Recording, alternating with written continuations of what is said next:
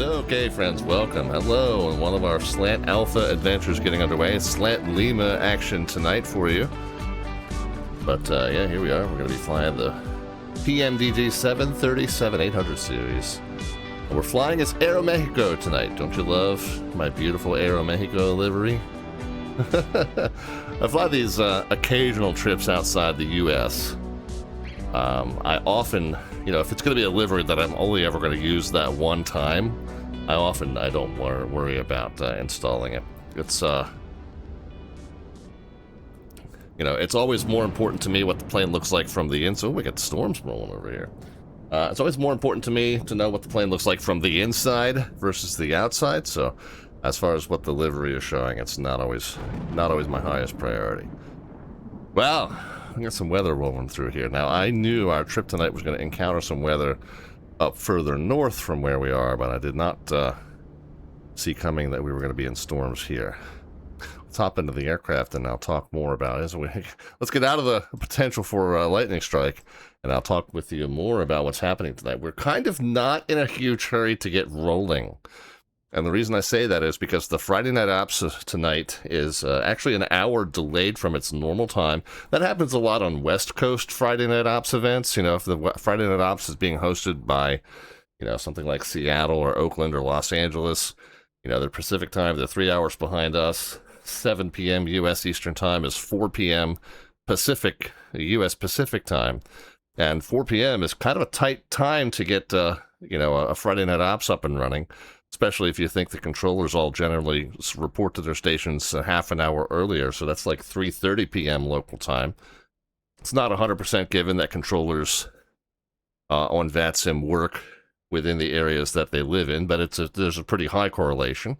So a lot of the controllers working on a West Coast event are going to be, scrambling to get started at 3:30 p.m. A lot of them are still in their workday. A lot of them, maybe still coming home from school at that time. So, so West Coast events typically get pushed back about an hour and start at 8 p.m. Eastern time.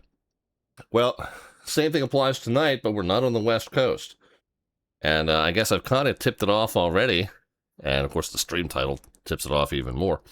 By saying Aeromexico. Well, we are flying in what they call the Golden Triangle Friday Night Ops event this evening, hosted by VATSIM Mexico Division. The Golden Triangle Friday Night Ops, Monterrey, Guadalajara, and Mexico City are the featured fields, and they are indeed starting this event at the top of the hour, midnight Zulu time. They always put 23:59 just because it's Friday, June 19th, 23:59. Technically speaking, it's a Friday Night Ops event that starts on Saturday, midnight Zulu. So in order to just disambiguate the date that it's happening, they push it 1 minute earlier in terms of what they publish. So that way it's consistent with the date of what the event is. Of course, the FNO stands for Friday, so it shouldn't be that ambiguous. But, just to dispel any confusion from anybody who might not be familiar with the FNO concept in VATUSA. VATUSA's kind of weekly event, when they publish these, they just push that minute earlier. That way they keep the Friday start time on actual Friday. We got a few folks that have stopped into the chat this evening. That first one was me. We got Liquid Dinosaur. We got Kitty Monster stopping in. So good to see you. Oh my gosh, Kitty Monster put a greaser down. That is going to be a tough one. Yes, indeed. All right, but anyway, so this is our event tonight, and it is like I said, it's being hosted by VATSIM Mexico Division in partnership with VATUSA for the Friday Night Ops event. Monterrey, Guadalajara, and Mexico City. We're going to start in Mexico City. We're going to head up to Monterrey, and then we're going to head west to Guadalajara. This is what it looks like on SkyVector. So see, now Monterrey is close enough to the Texas border that the U.S. weather radars, all have coverage throughout there. We can see that there's some vicious storms moving through Monterrey right now.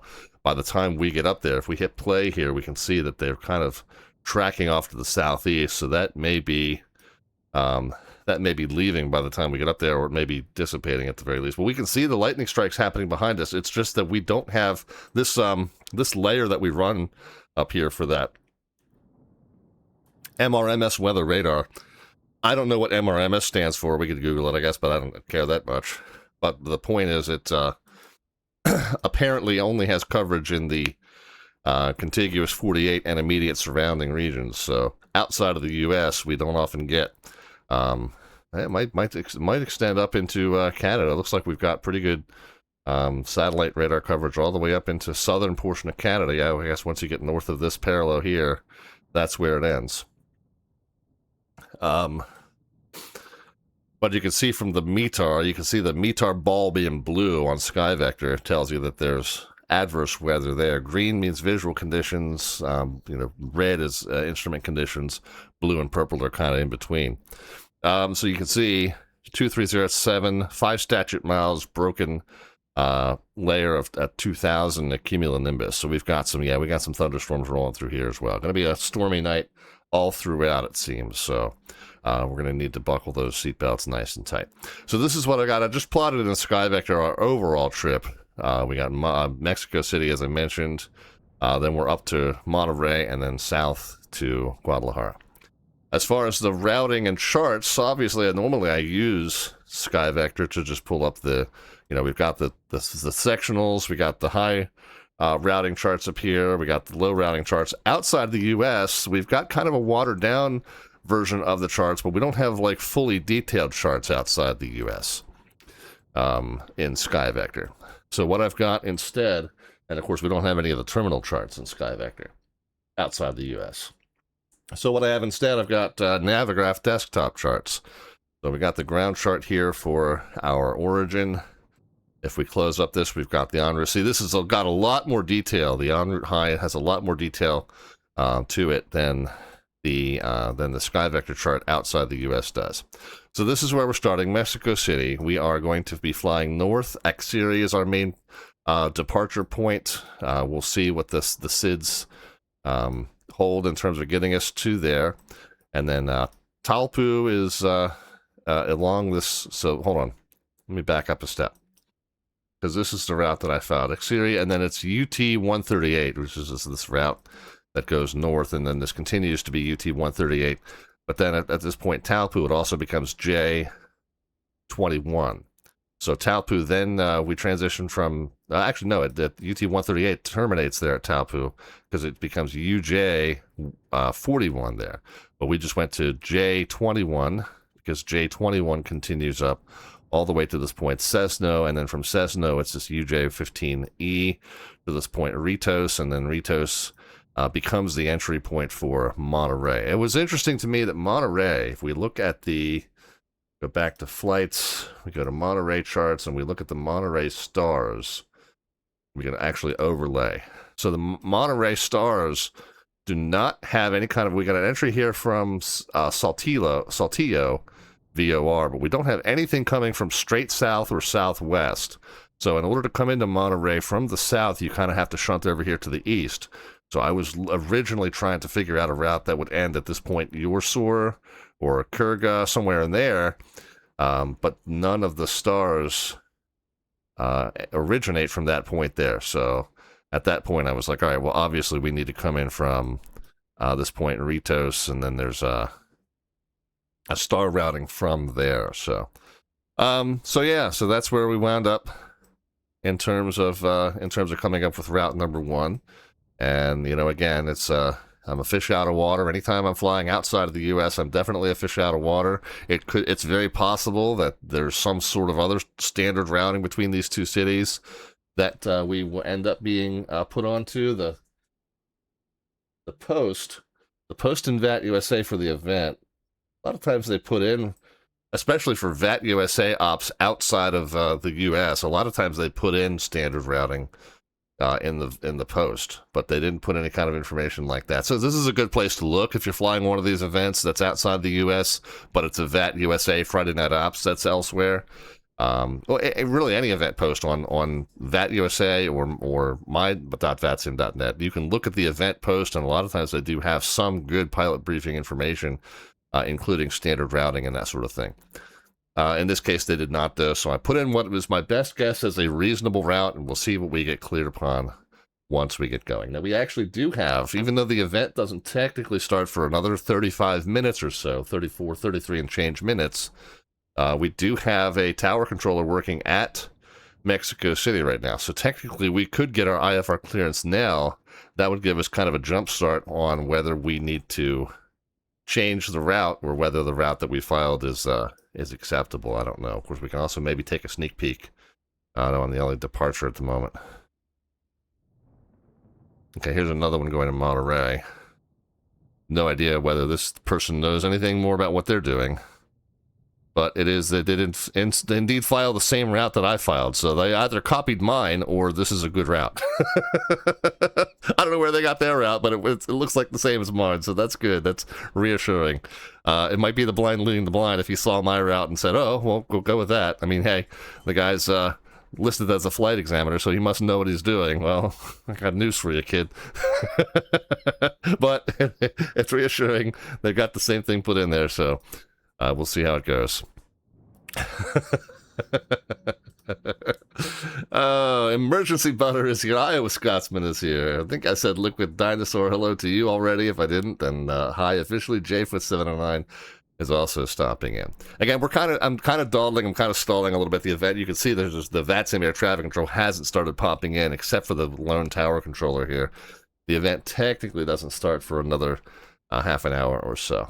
So that's kind of why I'm dawdling. I guess while I'm dawdling, we can go and talk about our slant artwork adventure for the evening. Our slant artwork adventure is a side project that we do on every single stream where we have ChatGPT generate an image that roughly represents what we are doing on any given day, and that ends up being the thumbnail when we upload this stream to YouTube later.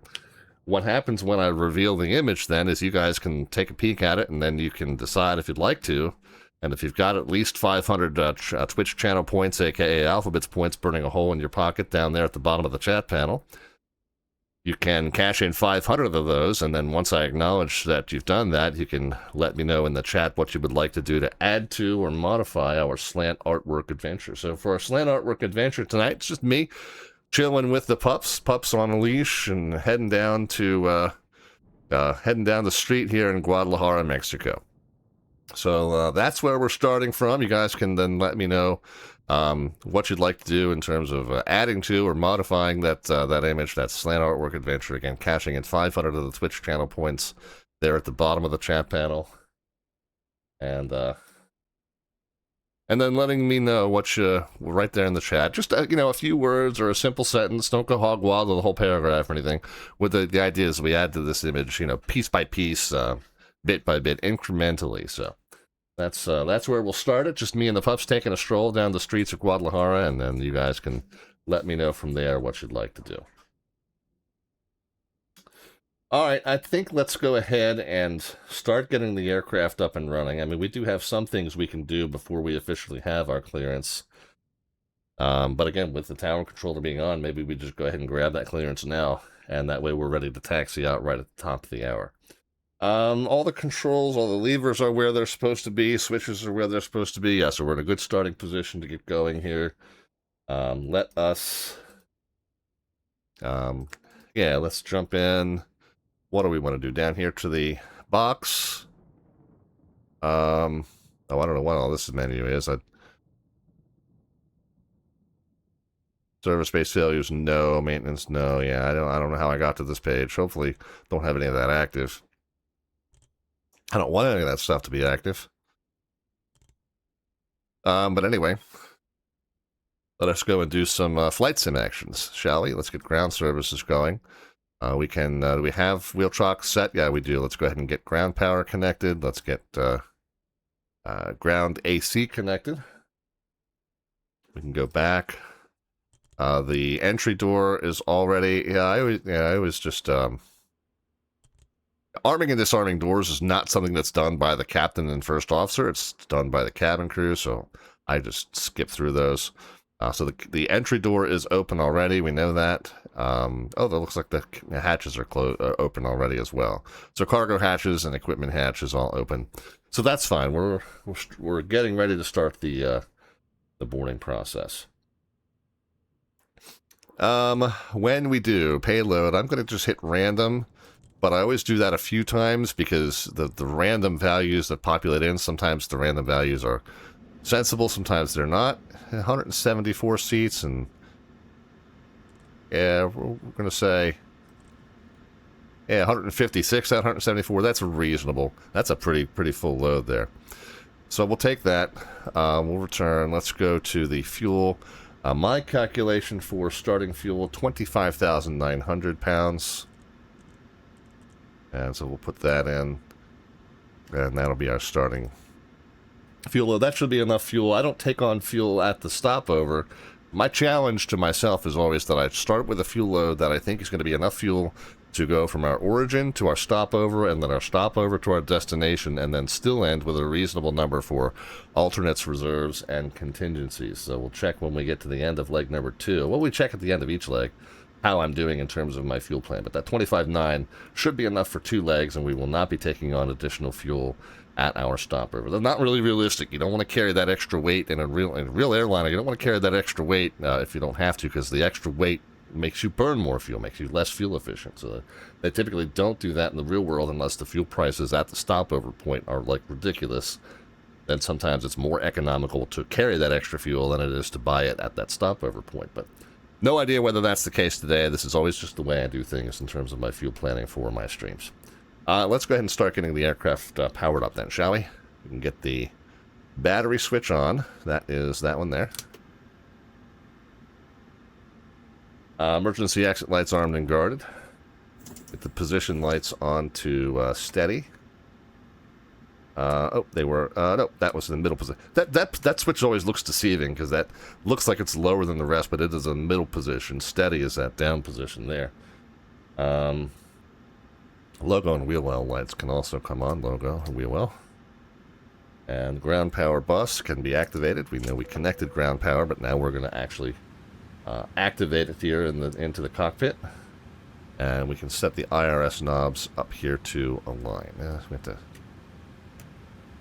Yeah, so we'll get those aligning, and that'll take, I think I still have it set on to where it takes 30 seconds to do that. Realistically, it's about 10 minutes coming up from cold and dark, but you really so rarely take over 737 cold and dark that it makes almost more realism sense for it not to take that long.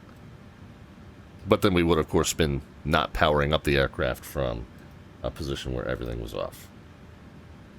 Let's go ahead and take a peek at the ATIS information. I think I must have done this. Yeah, I must have done this while the title screen was still running. But we'll see if it's updated. Oh, it's now reset to Alpha. 29006, 5 statute miles, broken layer of clouds. 2,000 is the bases with cumulonimbus. We've got a second layer, 8,000. Overcast layer at 22,000. Temps 21. Dew points 13. Altimeter's 3021. And they are landing and departing on the 2-3s.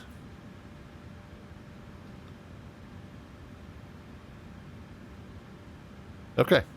All right, 18.7 is our tower frequency. We'll pop over there in just a moment. What did we say the altimeter was? 3021. 3021. All right, and yeah, so our IRSs are done aligning. We'll go ahead and kick those over to nav mode. They're still going to flash at us until we get it initialized in the FMC, but the align portion is done. And again, in the real world, that would take about 10 minutes. And of course, you would do other power-up activities, and then you'd come back and do that. But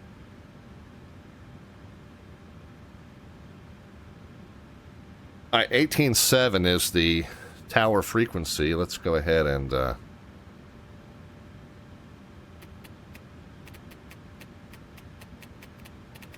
talk to them and get that IFR clearance going before the madness comes. If we've already got that step knocked out, then that puts us ahead of the queue a little bit.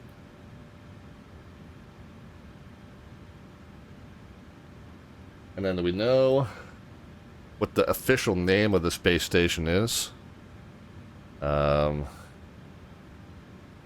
It's just Mexico Ground, Mexico Tower, etc. All right, nice. We're Aeromexico 5514. We got information Alpha. We're IFR to Monterey. Alright, good. Alright, just practicing my call there.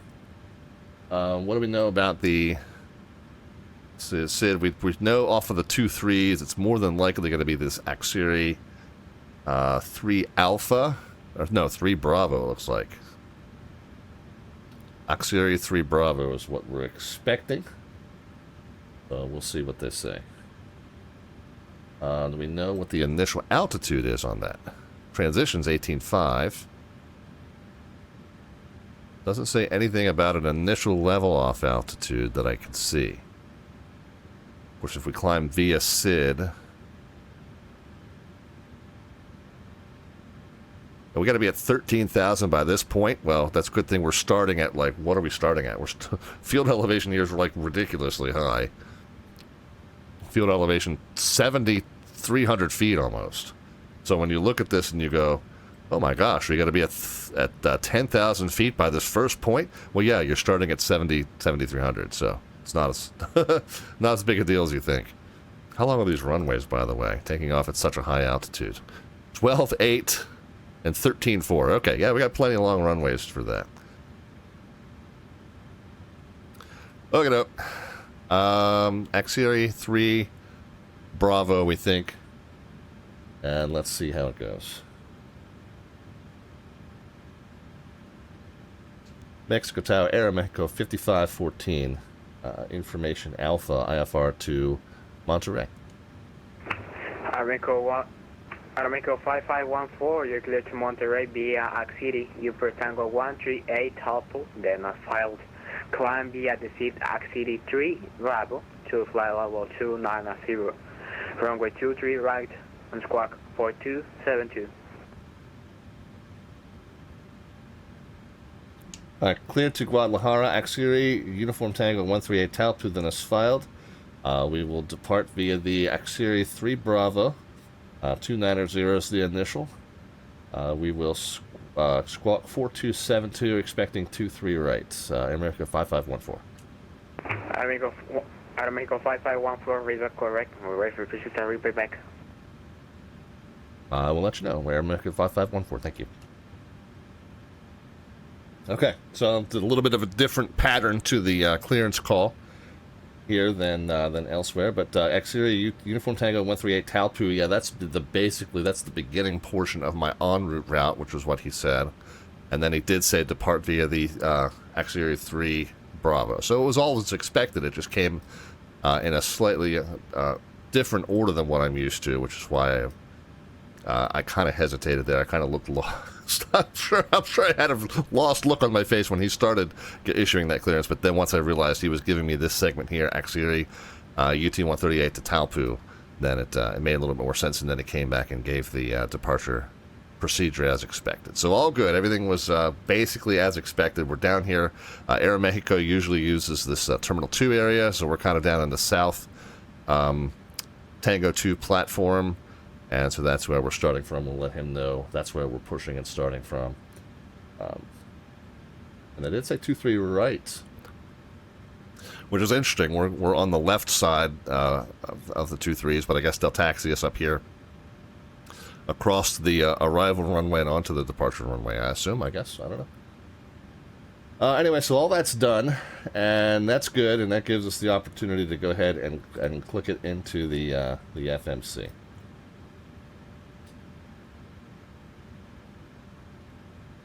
Yes, Monterey Center is on, looks like. So we're starting to get the air traffic control coverage.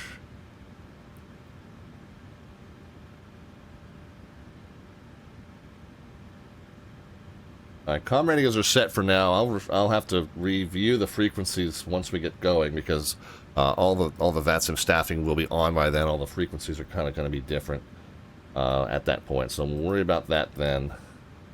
Altimeters 30, what was it now? 3021. So we'll get that set in here. Should get that set 3 times. Let's switch that over to inches. Yeah, boy, yeah, this is on a PC, and we're on the VATSIM network. So the people that you're hearing are all live humans. They are all on the VATSIM network, and this is on a PC. So 3021. No, I'm not trying to do that. Oh, I think I have to push and hold it to switch. No?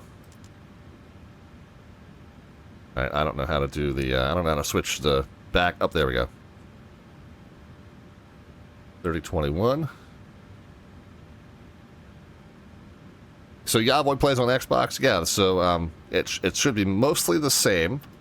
I don't know about the add-on situation, like if you can get the PMDG version of the 737 for the Xbox, I don't know. But I do know that you're not able to connect to VATSIM from the Xbox. That would have to be done through a PC.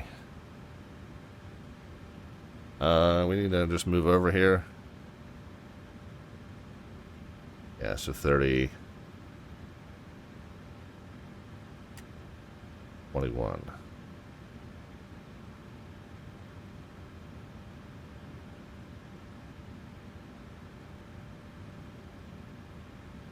Okay, so 3021 is set 3 times. CB Flyer stopped in as well. How are you? Alright, altimeter set. We should be reading 7,300 or thereabouts. Pretty close to 7,300, and that is indeed consistent across the board. So we're all. Oh, I did forget to change. We are going to use live weather, but I do usually back the time up so that we don't end up flying in darkness. So we'll back the 742. Well, we'll make it 142. I don't like flying in darkness. It's just, I find it boring. But we'll fly where we can see the scenery, but we are going to leave live weather up and running. Alright, so field elevation was verified. Let's come down here and let's get our route punched into the FMC. So we'll go over here to the computer. We do need to initialize it. So init ref. Let's go over to the next page. The GPSs both say the same, so we'll just grab whichever one, doesn't matter, paste it in there. And then we'll go over to our route. Origin is MMMX. Our destination is MMMY. And we are going to use the departure arrival page. We're going to choose from 23 right the, what do we say, Axiri 3 Bravo. Yep, that should be that one there. No transition. We'll put that into the route. Go to the next page, and then after that it is UT-138 to Talpu. So UT-138 Talpu, T-A-L-P-U. And then it's J21 to Cessno.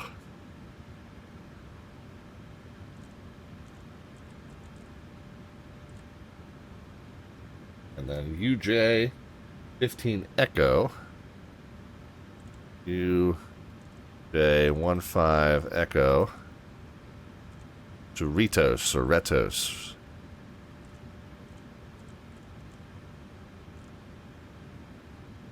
We'll worry about the arrival once we get a little closer up there and we know what runway they're using and all that. But for right now, we'll leave that as it is. We'll go ahead and activate and execute that. Performance initialize, the cost index is going to be 74 because why not? Cruising altitude, well, let's put in a bunch of this other stuff here. 8.6 is going to be enough reserves to get us to our filed alternate.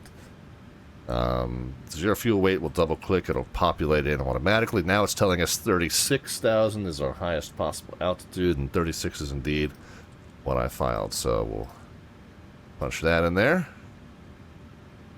Well, now it's saying 359. Well, you're telling me it's 362, and now that's saying 359. Well, okay, we'll just have to, we'll accept it, I guess. In N1 limit, you know, we would use max takeoff and max climb in terms of our power. A real airline captain, we would be duty bound to check our performance and see if it was safe to use a lower takeoff power or a lower climb power. Now, taking off from a very high altitude airport like this, you know, you kind of figure you're going to want full power. I don't know. I just leave it at full either way. I'm not a real world captain, so I'm not worried about fuel consumption. I'm not worried about maintenance, wear and tear, that sort of thing. I just leave it on fully rated takeoff either way. But if you wanted to just fully realistically, you would have your performance calculator. You can check and make sure whether it's safe to reduce power for takeoff, reduce power for climb, and still clear obstacles and all that stuff. So you can check that if you like. I skipped that. Flaps 5 is a standard departure. We're just going to go with the V speeds that the FMC spits out. 148 is our V1, so if we have any safety critical items happening prior to reaching 148, we abort the takeoff.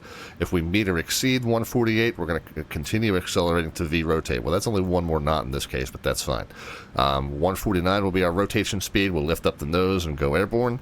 If we have one functioning engine at that point, we'll pitch to maintain 151 or better.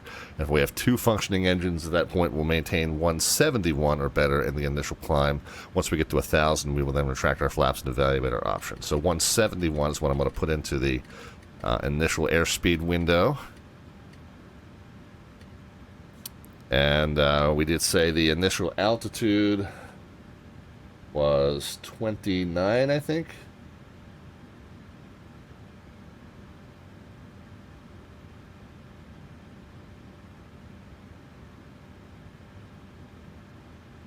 Why is that not in my page anywhere?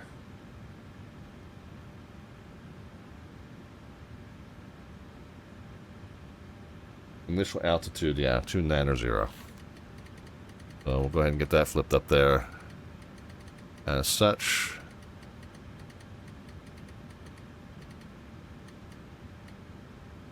We will go ahead and get our auto throttle armed. We'll get our flight director on both sides. And we are going to start this now. The departure procedure, does it have us fly a heading and expect vectors, or does it have us just join a route? The departure procedure just has us join a route instantly. So we're going to go ahead and put it into LNAV and VNAV mode. If you had a departure procedure where you were, told to maintain a heading and expect vectors, you would want to start it in a selected heading. But we are going to start the aircraft in both LNAV and VNAV in this case. Now, I am going to still dial in the runway heading as an initial heading, number 1 for just a sanity check, but number 2, just in case something happens and we end up having to circle and return to the airport, we'll start with the heading bug facing the direction we're going, which is a 235. So there we go. All right, what else then? I like to do traffic and data. Data, not... Okay, yeah, data's there. Let's set the range so we can kind of see... Yeah, I like the range, the initial range set so we can kind of see what we need to do initially, that northbound turn. So that's good, and I think other than that, we're good. Auto brake can be set to reject takeoff. Hopefully we won't need that, but in case we do, that's there. And then the transponder was, the transponder code was 4272. I'll come down here and dial that in.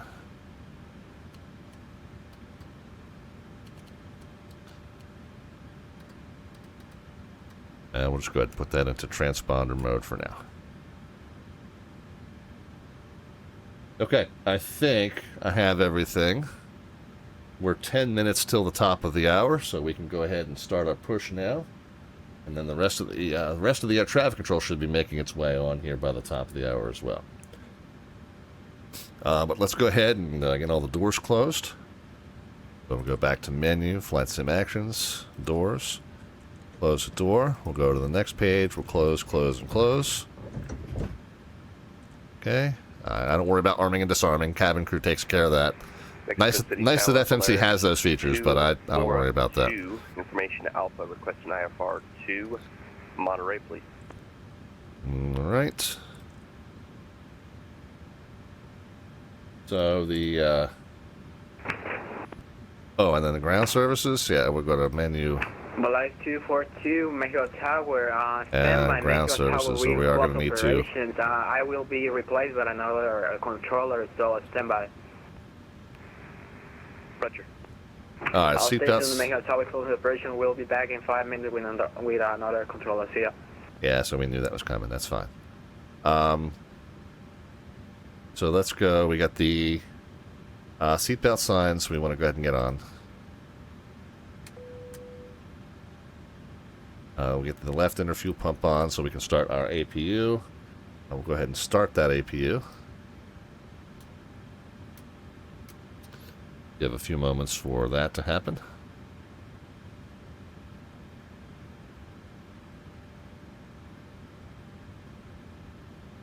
And we don't see any action there, but there it goes finally. Now it's starting to spool up. We'll monitor it, make sure that the temperatures don't run amok. If so, we'll abort that start. While we are waiting for that to happen, we'll double check that our parking brake is set, and it is.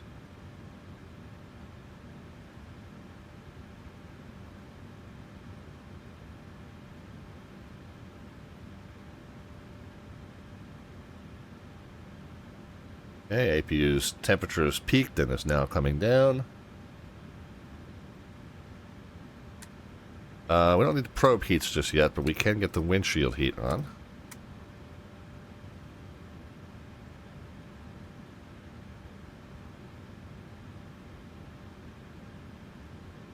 Okay, so now we are going to transfer electricity over to the APU, and then we're going to transfer air conditioning over to the APU. Let's go ISO valve open and APU bleed on, and then packs to auto. There they come.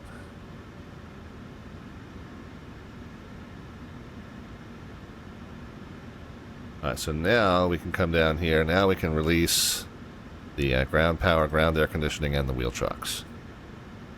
Now we can go to the legs page.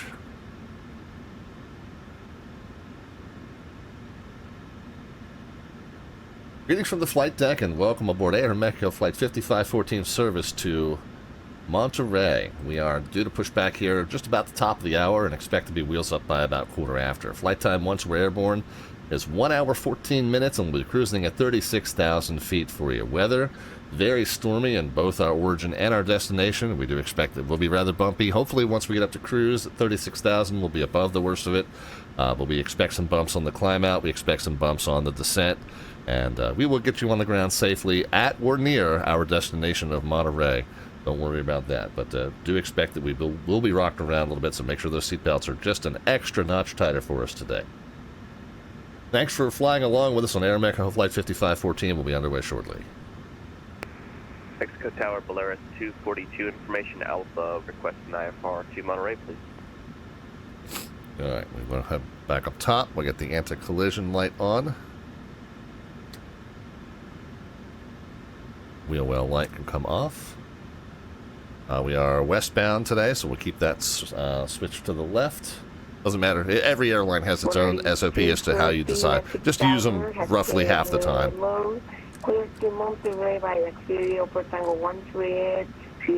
So whatever your company's SOP is, use that about halfway. I go, if it's a westbound flight, we'll go left.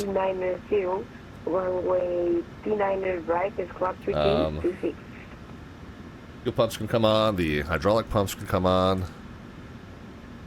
and we can commence our pushback. Now I got to get clearance to push. Roger, and Polaris 242, I might have missed the routing if it's different than what I filed, but we do have information Alpha. We'll expect the Xeri 3 Bravo departure 29023 right, squawk 29026, Polaris 242. Polaris 242, the clock is 3226, yes I confirm. 3226, sorry, Polaris 242. Polaris 242, the readback is correct. Okay, so we'll go to there, we'll enter. Roger, we are ready to push, Polaris 242. We're ready, we got our pushback ordered. Let's see if we've got anybody behind us. Standby.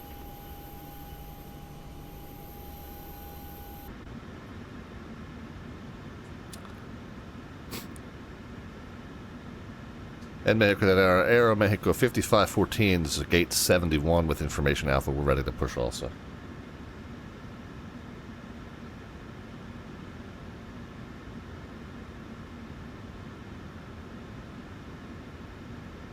Polaris 242, push Academia Star is approved.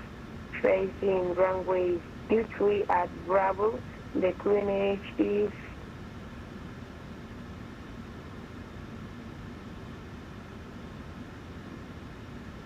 3021. Push and start on a Bravo approved. We'll face to the northeast. Polaris 242. Aeroméxico 5514, Mexico Tower, hello. The police recommend you start at your own discretion, QNH 3021. Alright, QNH 3021, push and start out discretion Aeroméxico 5514, thank you. Gotta keep remembering to say it individual digits and not grouped like I would in the US. Alright, we're rolling. Let's jump up top. Let's look at the number 2. Pack can come off. Ground starter come on.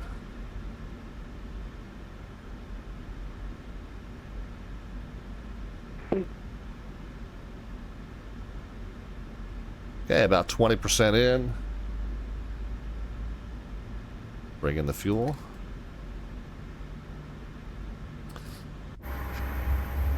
Make sure that we'll continue to be clear from anybody behind us.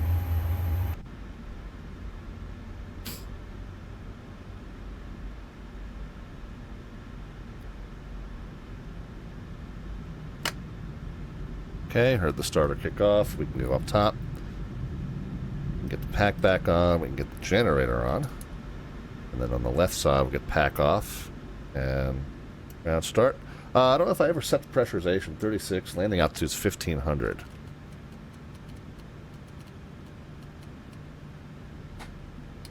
Parking brake back on. We're done with that. Got the ground start going on the number 1. We're about 20% in, so bring in the fuel.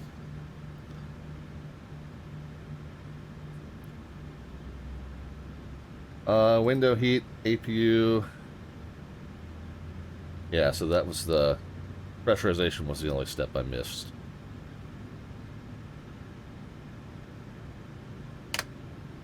Okay, that one's kicked off. Get the pack back on. Bleeds back on, or yeah, bleeds on, APU bleed off, ISO valve off. And we now got electrical switched over to the engines. Pack power switched over to the engines. We can now turn the APU off.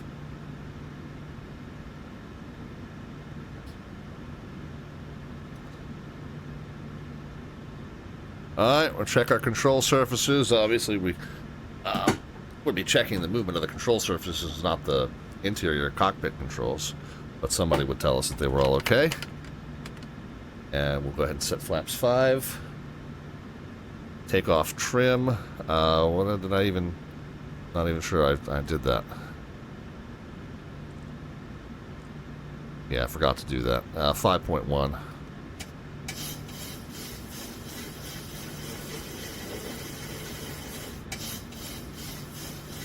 Okay, there we are.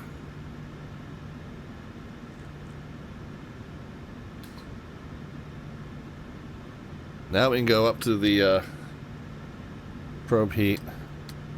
That should be the last of our warnings. Whoops. Polaris 242, ready to taxi 23 right.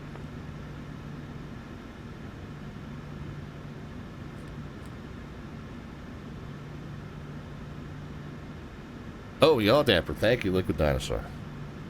Polaris 242, Roger, runway 23 right, QNH That did it. 3021, taxi via Bravo. Bravo 9er, hold 23 right. Okay, we'll Bravo, hold the Bravo brakes and 9er, spool hold up. 23 right, Polaris 242. And everything's good.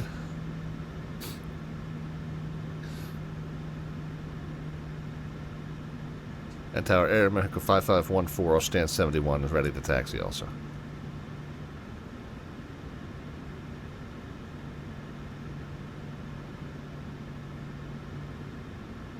Aeroméxico 5514, Roger, runway 23 right, taxi via Lima, Papa Hotel.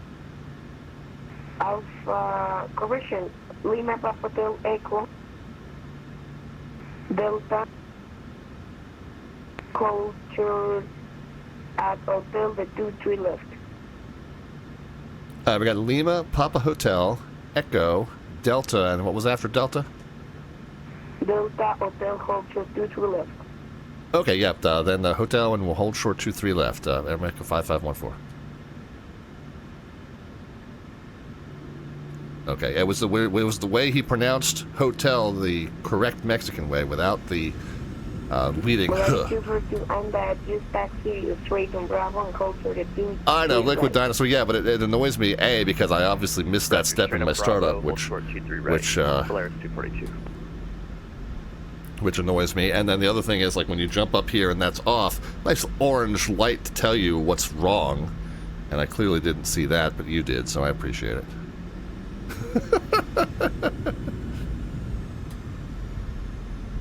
Alright, so we'll make the right turn on Lima.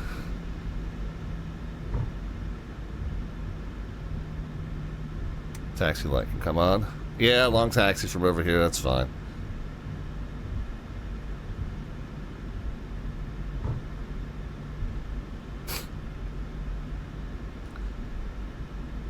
Beautiful day in Mexico City. Yeah, it's gonna be. I think it's gonna look like this all stream. I think. I mean, I haven't checked the weather at Guadalajara, but certainly for leg number 1, I think this is what we're starting with, and this is what we're ending with. Yeah, right. Well, that's true too. We got these 14,000 foot runways. We're already all the way down on the departure end. It is beautiful down here if you could see it, says Jfoot. Yeah, I agree. I don't think we're going to see much today. So we're on Lima. At the end of the ramp comes Pampa Hotel. We'll make the left, and then we'll join Echo and then Delta.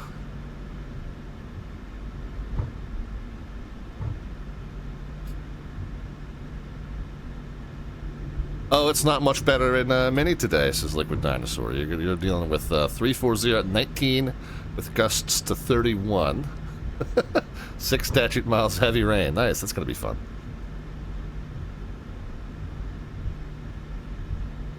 Alright, so here's Papa Hotel. And then we'll make the right onto Echo. Echo. Echo.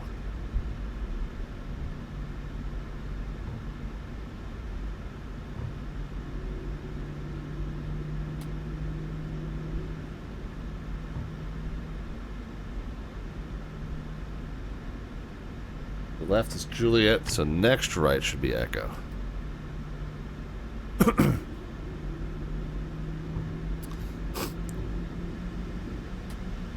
Since we're away from the terminal now, we can go ahead and get our weather radar on.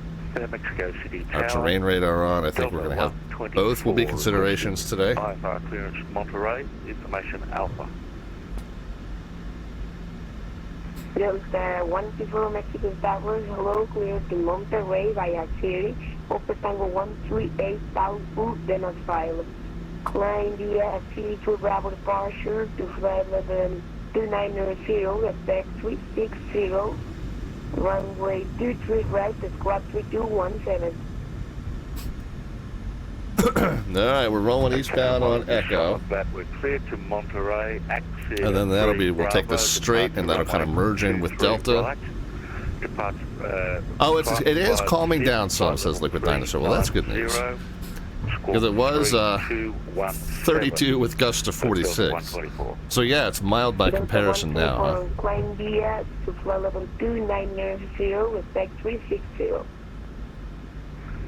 Climb to 290, expect to 360, Delta 124. Delta 124, the route that is correct, the bus ready to push back and engine start. Okay, Delta 124. Valerie, speed 42, runway 50 right, the winds 906 degrees, 16 knots, clear for takeoff, whenever contact departures, 120 decimal 5, bye-bye. 120.5 is departure. Takeoff and on departure 120 decimal 5. I'm gonna get that dialed in while we get a chance. Thank you.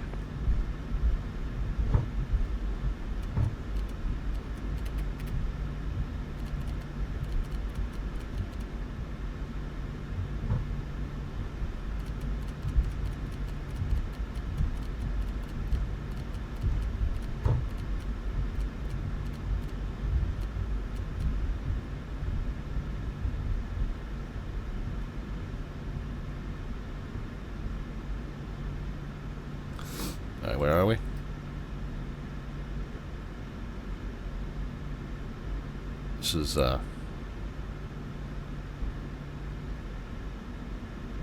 think this is where we're jumping over to Delta.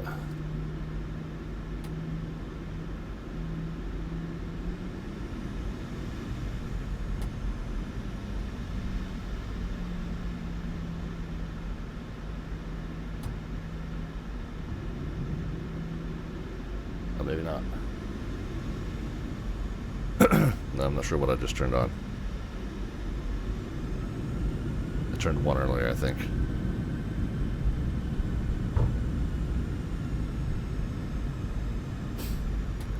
I think that's where I merge over onto Delta.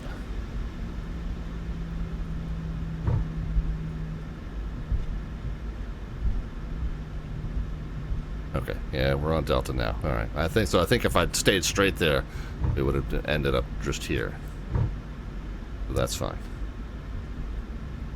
I mean, it's not technically fine, but for VATSIM purposes, it's fine.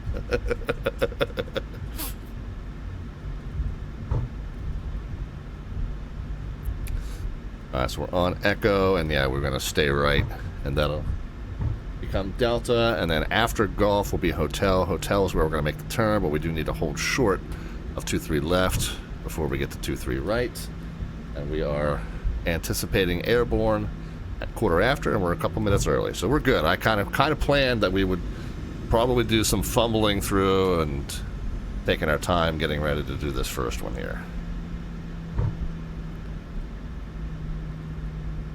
Fish out of water. Anytime I'm flying outside of the U.S., I am definitely fish out of water.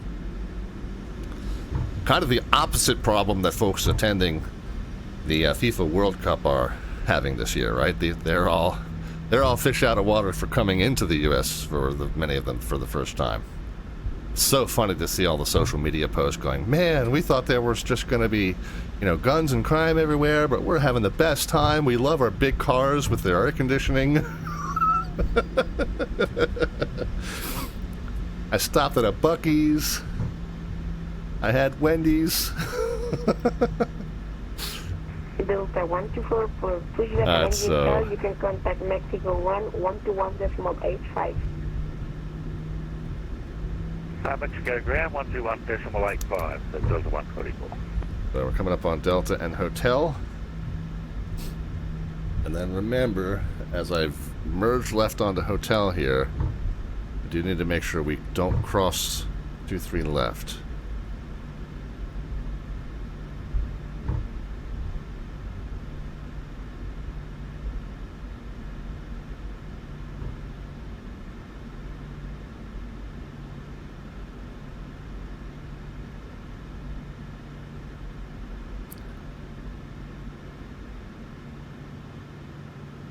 Next hour, Air Mexico 5514, short of 23 left on Hotel. Air Mexico 5514, Roger, clear to close the runway 23 left at Hotel. Continue Hotel, hold for the 23 right. I will cross 23 left at Hotel and hold short 23 right. Air Mexico 5514, 5514. I gotta train myself not to say 5514 today. It's gonna be a tough one.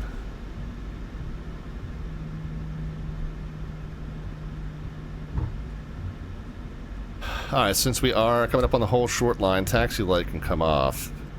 Let us go ahead and do a cabin call. We are basically first in line, so we'll let them know that. We will assume that they are reporting back that the cabin is secured. TA and RA can be set. And I think it's just the lights, right? Oh, continuous ignition. We like to do that. Okay, we got it. We're ready.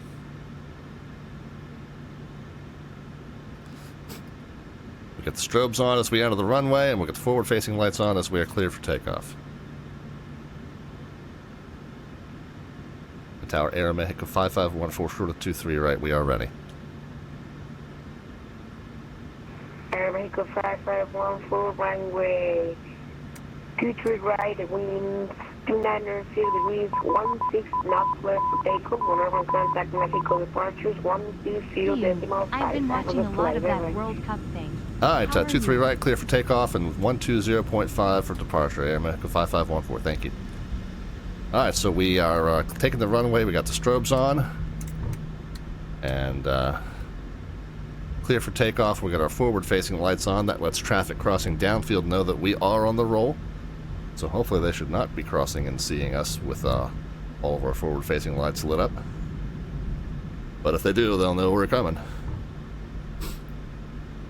Alright, lined up, spool up, no warnings, no vibrations, takeoff power coming at you.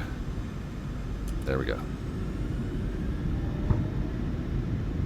Alright, we'll put some forward pressure on the yoke to hold the nose wheel down until we get to the 80 knot call. You see the airspeeds of life. Yep, I said the same thing there, sir. Okay, 80 knots. We can stop stop steering with the nose wheel, start steering with the rudders.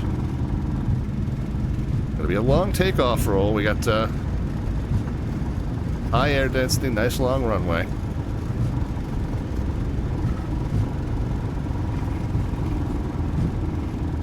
V1. Rotate. V2. Okay, we'll pitch to the Positive ring. pitch to the white bug there.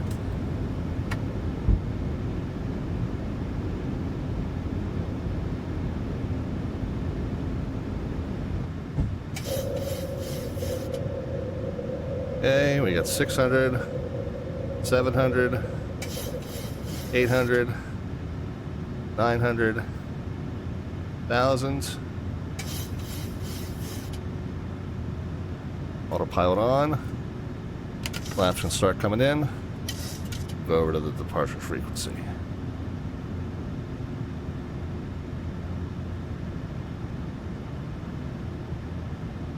Mexico City departure, Air Mexico 5514 is 9,000 for 290. Start Mexico 4414, weather contact, climb unrestricted, flight level 290. Unrestricted 290, Air Mexico 5514. Okay, flaps are in. We're going to go level change to 290 now.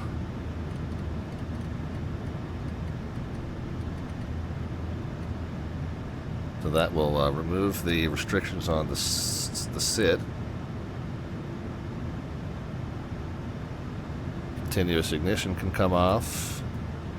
Gear depressurized. RTO canceled.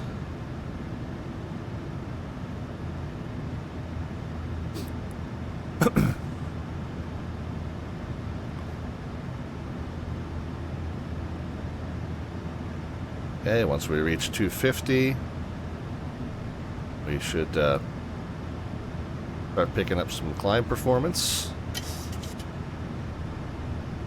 And we're almost to 10,000. So I'm going to kick this up to 320.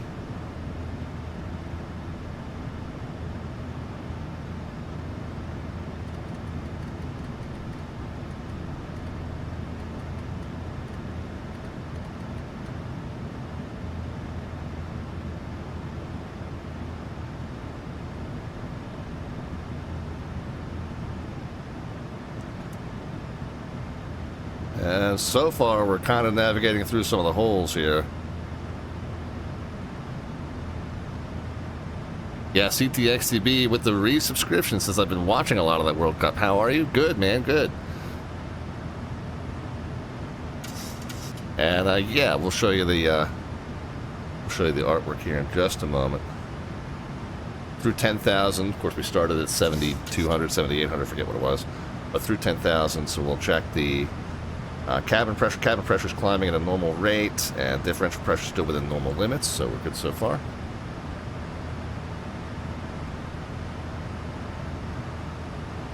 Oopsie, he's trying to tell us something. Unable next altitude.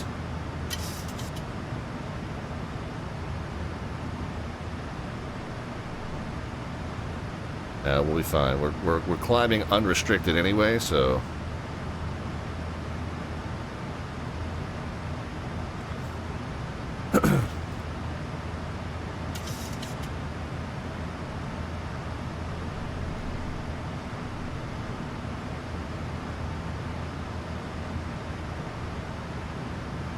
Yeah, 13 or above, or 18 or below, but we were told climb unrestricted, so Polaris 242, contact Mexico we're just in flight level change up to 290. 26 6 and Buenos noches, Polaris 242. So CT says, I know you're not big into sports. Messi gets better with age. First hat trick at the World Cup and beat Ronaldo's record for the oldest World Cup hat trick in the opening match. Yeah, no, you're correct in saying it's not something I really follow at all.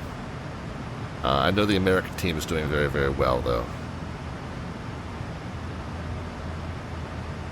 But I'm just fascinated by the sociological aspect of it, all the folks coming to the U.S. for the first time. Looks like we've got a little bit of hole in the weather. I mean, we're going through some of it here.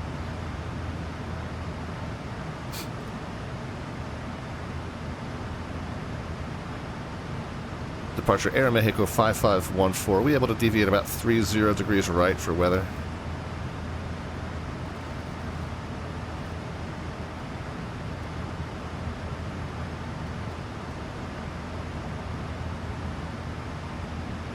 Mexico 5514 approved. When avoiding weather, proceed direct Mike X-ray 550.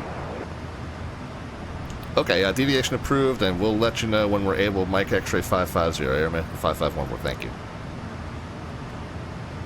All right, so I'm going to just steer for the hole between the reds there, and then he asks us to report when we're able to return to this point.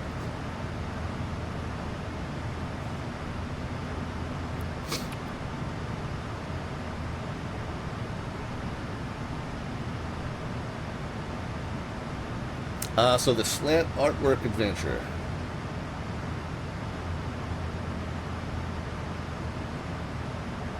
Starting out with the image of me just walking the pups down the streets of Guadalajara. So that's what we're doing with our slant artwork adventure, just me walking the pups down the nice bright sunny street of Guadalajara. So if you want to add to that image or modify that image somehow, just go ahead and let me know.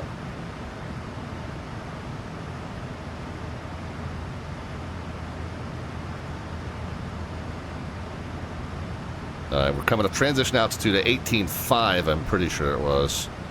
But I'm going to go ahead and just set the standard here. Do that across the board.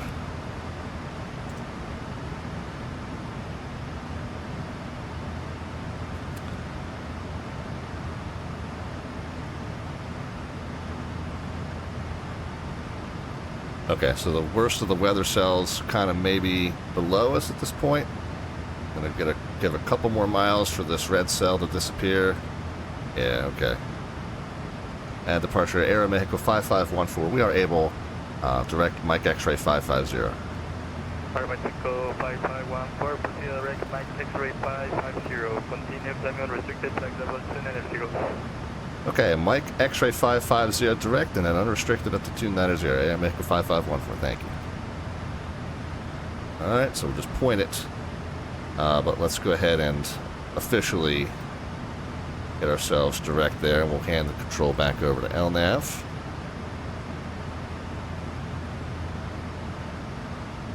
And through 18. So cabin altitude still climbing at a very modest rate, and differential pressure at like 1/3 of the way up at 10, 2/3 of the way up at 18, and then all the way up to cruise. Yeah, we're looking good there.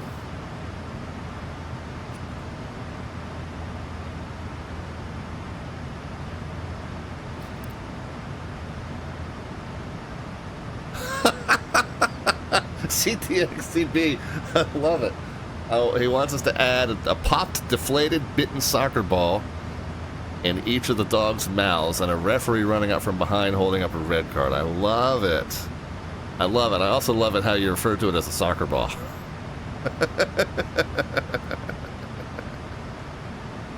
Alright, if we go into VNAV now.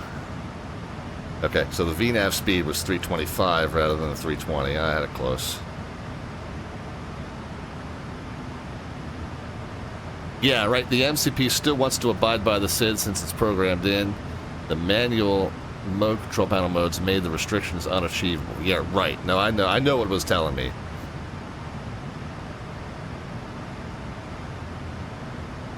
Oh, altitude intervention would clear the next restriction in the mode control panel. Okay, gotcha. Yeah, so the FMC was still trying to tell me about the altitudes.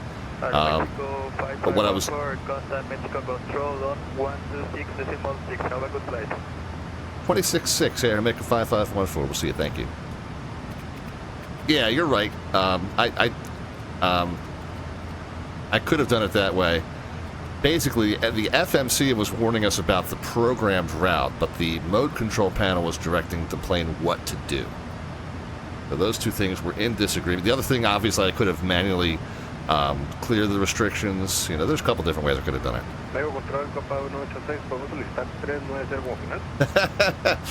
Yeah, CTXTB, no, you're not wrong.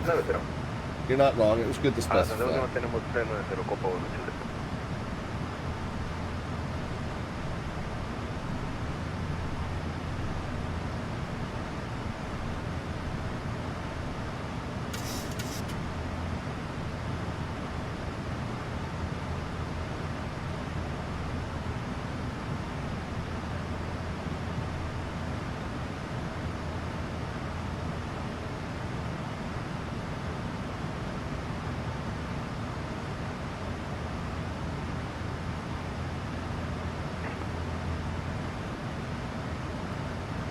Mexico Control, Air Mexico 5514 is 214 going to 290. Air Mexico 5514, ready to contact, climb and maintain the flight level 360. 360, Air Mexico 5514. Yeah, no, Liquid Dinosaur, no, I was only elaborating on your advice, not contradicting it by any means. I appreciate it. Always interesting to see how each of us do these things without actual training, right? Well, I think you'll also find that in the real-world cockpits, you know, there are different schools of thought on how to accomplish different things. And that's one thing that I say oftentimes when, you know, when there's discussions going on in the VATSIM community forum. Oh, my autopilot stopped working. And Mexico Center is going to be... My FMC is doing something weird. Oh, what you should have done was just disengage the autopilot and hand fly it. No, that's terrible advice. There's all kinds of different modes in the autopilot you can use to accomplish what you're trying to accomplish. If one of them doesn't work, you still got 3 or 4 others you can use, and that's, you know, and that the absence of hand flying then allows you to go and troubleshoot what you have in the FMC and what needs to change and what you need to fix in order to make it work the way you expected. But all that knee-jerk reaction of, oh, if it doesn't do what you thought it should do, hand fly. No, put it in a different mode. That's you know.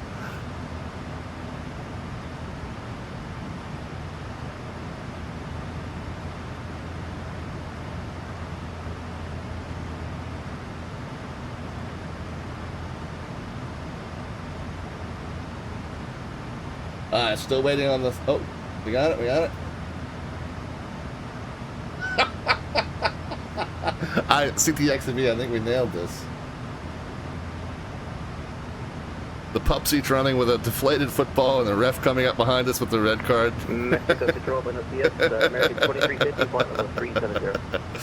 Very nice, very nice. Great suggestion.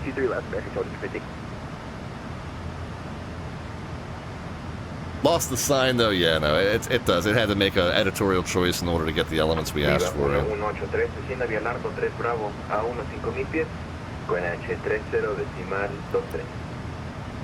Eso, para 1-5000 pies, Sierra 3 Bravo y altímetro 3023, 1183.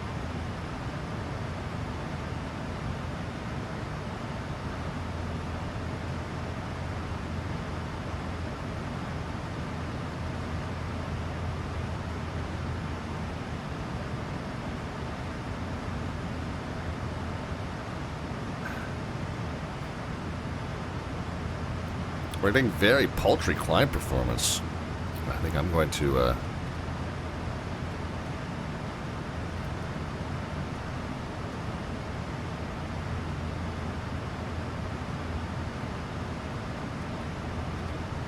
reduce the speed.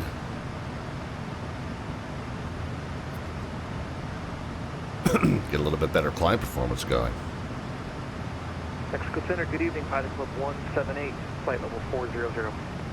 Flight Club 178, good evening, credit contact, level 400, we'll come and expect the pilot Zulu 23 left.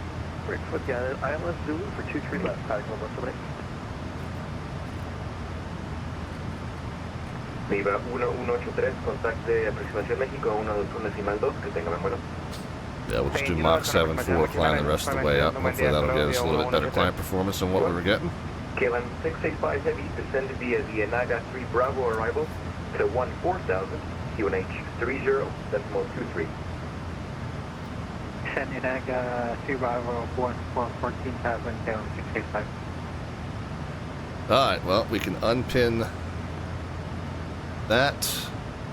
Don't need the gate locations. We don't need the RNAV departure chart anymore. We got the airport at our destination. We're coming from Ritos, so we know it's going to be either this one headed into runway 12, or it's going to be this one headed into runway 30. So we'll figure out which runway they're using.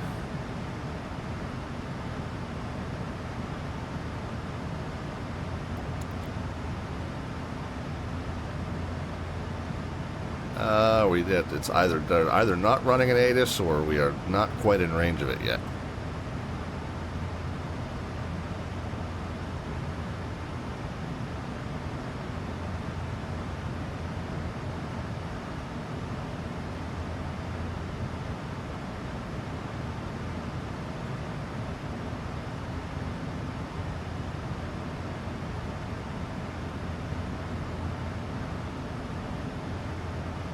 They are running an ATIS. 30. ILS Victor. So we can plan ahead. Runway 30, ILS Victor. Expecting ILS Zulu 23 left for left Sandri. Pilot Club 178, contact Mexico Center on 133.1. Have a big flight. 133.1. Arrivals. KLM 685 Heavy, contact Mexico approach on 121.2. Have a great flight.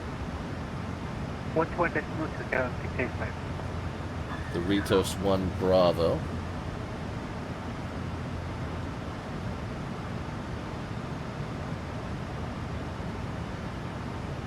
ILS Victor.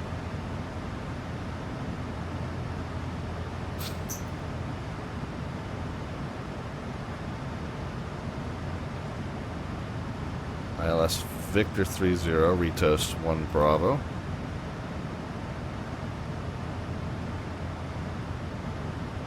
So Ritos 1 Bravo puts us at Okoto, and we have an Okoto transition onto the approach, so it seems logical that we would expect to include that transition. We'll put that into the routes and execute.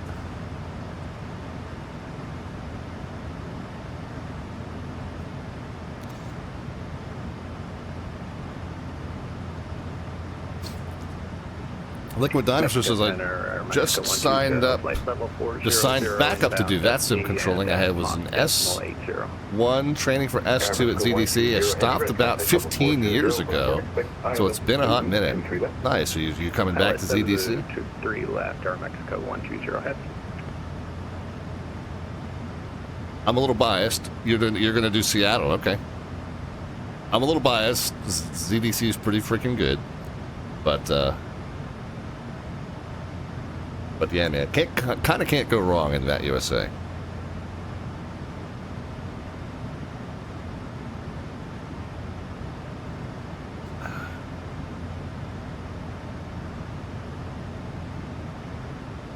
I used to live in the ZC area, says Liquid Dinosaur, but I now live in the Seattle area. So that makes sense. Yeah, that makes sense.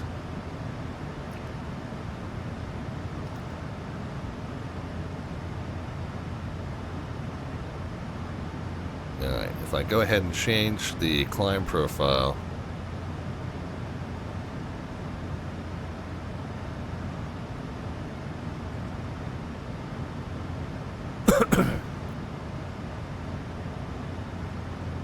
it looks like it's automatically just going with what I've got dialed in at this point. So we're good.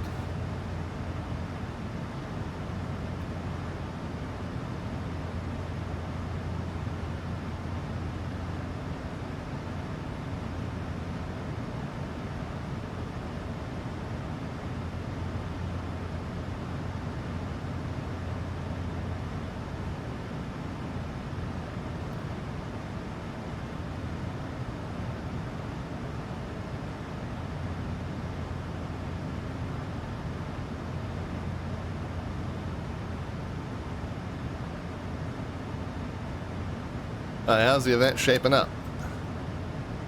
Got a nice group flight coming in from north and east. They may have come from Houston, headed down to Mexico City. Oh, that's Dallas-Fort Worth. So they all came out of Dallas-Fort Worth, headed down to Mexico City. A nice big Congo line there. Mexico Center, UPS 169. That one from Houston, that one from Dallas, that one from Dallas. Few of these from Houston, few of these from Dallas. Heavy, good evening, contact level 34. Expect island to Zulu. Looks like Houston Center had to do a little sequencing with these guys too. Island Zulu for runway 23 now. México, bueno, el access es 411370 directo Tampico. But well, I'm glad they're getting some good traffic. Looks like it's busy, but not too crazy where we're headed.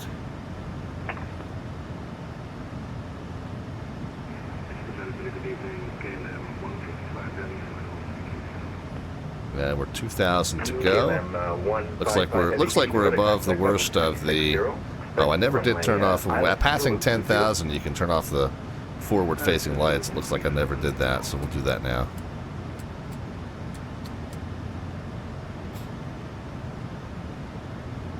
And we would have released the cabin crew at that point as well, but we can now turn off the fasten seatbelt signs also. I mean, we're 1,600 feet to go until we get to cruise, but looks like we're above the worst of the weather, so we'll go ahead and release them.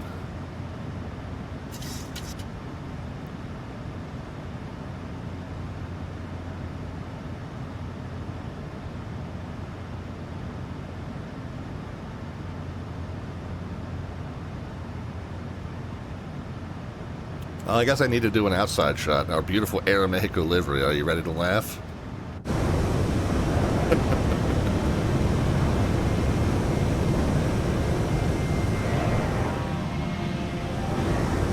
Yeah. I've got liveries installed for the ones that I fly very often, but for these one-offs, we're outside of the U.S. just for one night. You know, and it probably will be ages and ages before I fly an Aeromexico call sign again.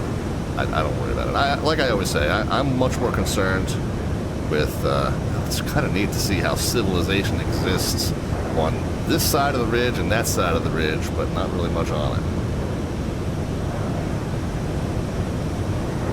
Kind of reminds me of the area around Martinsburg, West Virginia. There was east of 81, there was a nice, around the 81 corridor, there's a nice set of civilization, and there's this ridge, this mountain ridge where there's some really nice, vacation-style homes kind of built into the side of the mountain, but very sparsely populated, and then population again on the far side of the ridge. But yeah, no. So it's once a blue moon do I fly Aeromexico, so I didn't bother installing livery. Like I said, at the outside of the street, I'm always much more concerned with what it looks like on the inside of the cockpit versus the outside. Good fixings here. American 2233 checking in 350. Alright, so we made it up to cruise. There's 36,000 feet. We can hear the engines throttle back. We can unintervene the speed. And go ahead, and it's going to crank up to our cruise speed of Mach 0.8. 508, say Mach number.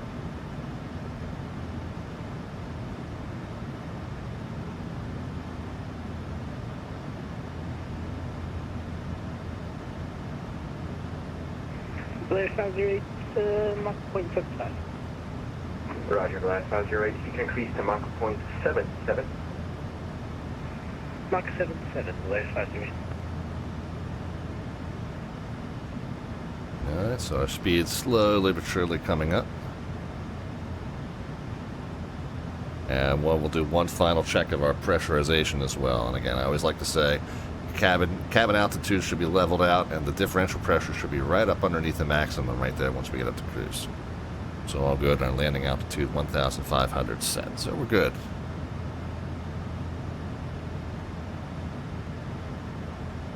Again, guys, our slant artwork adventure side project that we run during the stream to create a thumbnail image roughly representative of what we're doing on that night's stream. Started with me walking the pups down the streets of Guadalajara. We have then added the pups stealing some soccer balls and a FIFA referee running after us with a red cup. A red card, rather, red cup. I got the red cup. He's got the red card. Cheers, my friend. But anyway, if you want to add to that slant artwork adventure, you can cash in 500 of the Twitch channel points, aka the Alphabets points, there at the bottom of the chat panel.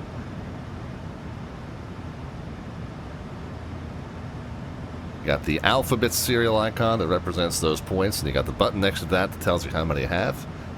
And you click on that button to give you the option to cash in 500 for your chance to add to or modify our slant artwork adventure. And once I acknowledge that you've done that, of course, if I'm busy, in a busy phase of flight, I might not be able to acknowledge that right away, but typically I get to you as quickly as I can, or sometimes you can use the exclamation point art command to remind me that you're waiting. Don't make mistakes. We have happy accidents. But once I acknowledge that you're, waiting to give me your modification or addition, then you go ahead and do that. And the idea is to do something incremental. Don't give me a whole paragraph, but a few words or a simple sentence to let me know what you would like to add to or modify about our slant artwork adventure.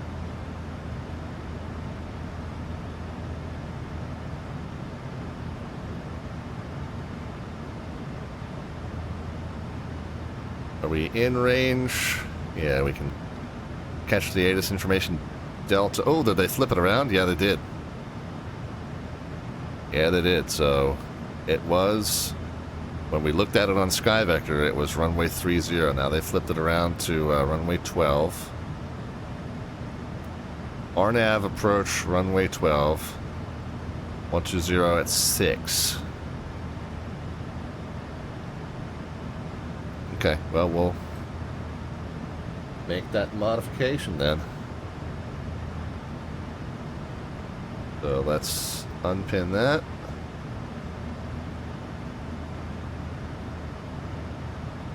Unpin that. It is now going to be the Ritos 1 Alpha to runway 12.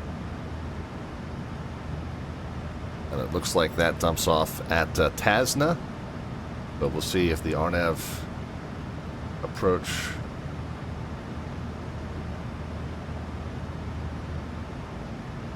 runway 12 comes off of Tasna. Yeah, indeed it does.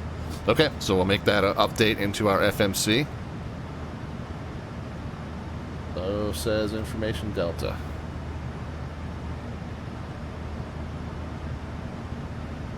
Alright, so departures and arrivals. Arrivals into Monterey. Let's get to the next page. We'll unselect that. Oop, nope. Erase. It's the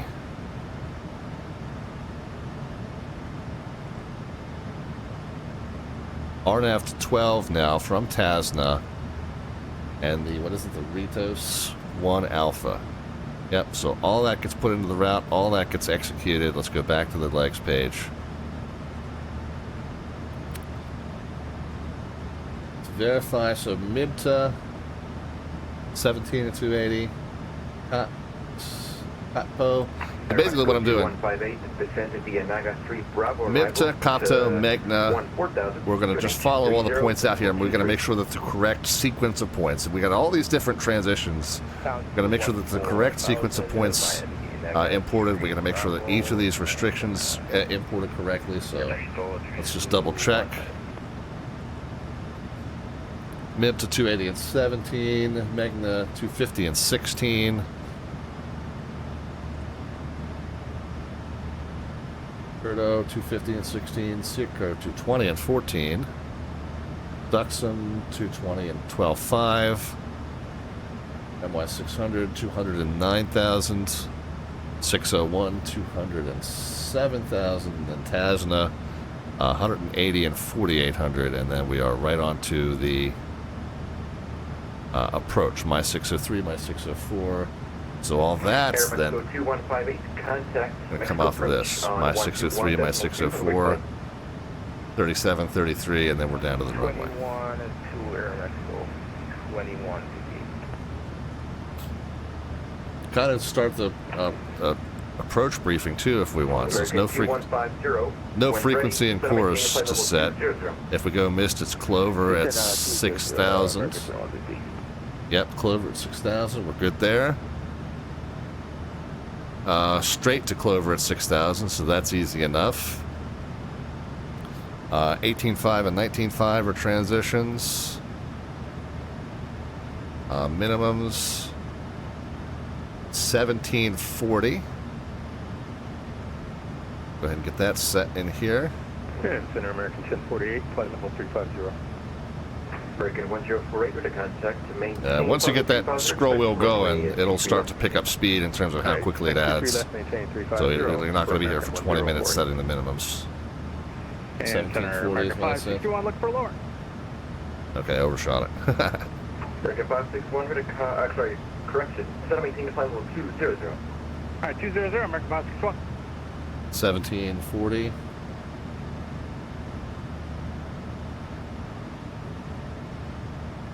Polaris 242, contact Monterey Center on 125 X7.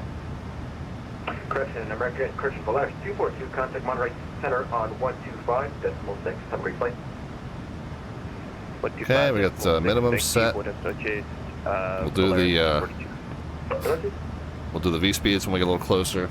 American 2150, descended via the Naga 3 Bravo arrival to 14,000. QNH 30.23. This is a E.3 Bravo, down to 14,000 and QNH 30.23. I work for okay. At Mexico Center, Delta 124, passing flight level 240, climbing 290. Delta 124, good evening, we're at contact, climb maintain flight level 360. Sorry, I got distracted. Climb maintain flight level 360, Delta 124.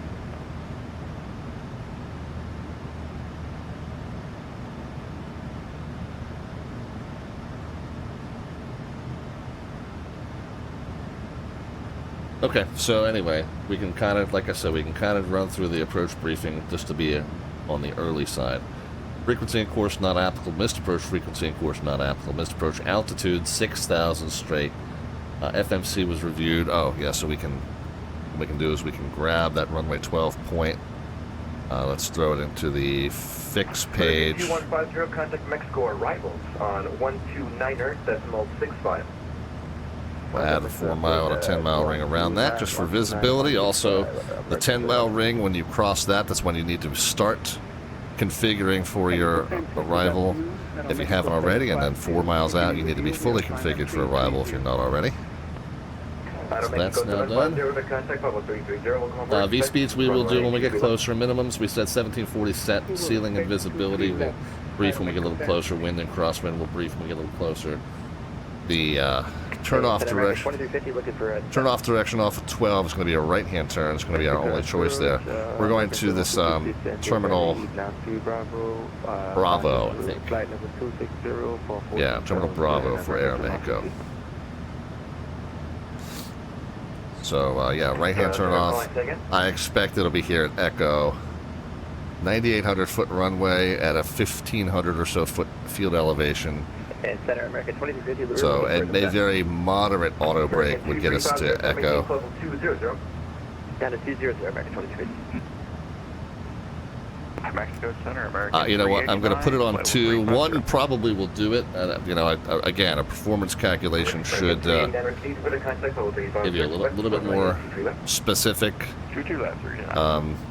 parameters on which auto brake you need to set, but I'm just going to go with a 2. A 1 should probably be sufficient. A 2 would just a lot for the fact that I'm likely to float this a little bit. Good evening, hello. Radar contact, climbing at for level 330, expect Atlas Zulu. Kenny Monster's back. Yeah, not going too bad. Leg 1 going fairly smoothly so far. We're just trying to account for our approach briefing. We're trying to be ahead of the game. They did flip from runway 30 configuration to runway 12, so we kind of had to go back to square one in terms of our programmed route. Air Mexico 5514, contact Monterey Center on 125.16, have a great flight. 25-6 Air Mexico 5514, we'll see you. Yeah. But we're well ahead of the game. 561, descends via So, the 3 Bravo arrival to 14,000, QNH 30.1. Yeah, we're well ahead of the game, so no worries there. Monterey Center, Air Mexico 5514, flight level 360. Air Mexico 5514, Monterey Control, radar contact, maintain flight level 360. Maintain 360, Air Mexico 5514. Control, Monterey Control, not Monterey Center. Oh well, sorry.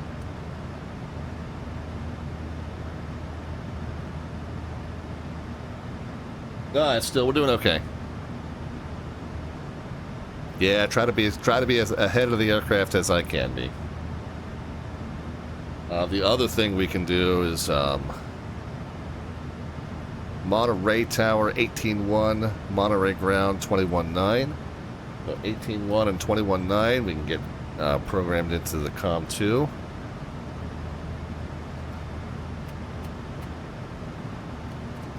Monterey Control, Buenas noches, Tiger 683, flight level 22. I know that voice. 230, climbing 310. Our very good friend Mustafa. Tiger 683, hello, Monterey Control, radar contact, climbing, maintain flight level 310. 310, Tiger 683. Monterey Center, Jet USA 641. 18-1 and 21-9, is that what it said? Request descent. 18-1 and 21-9, yep, okay. Jet USA 641, descend via the Noble 1 Bravo arrival to 12,000, altimeter 3010.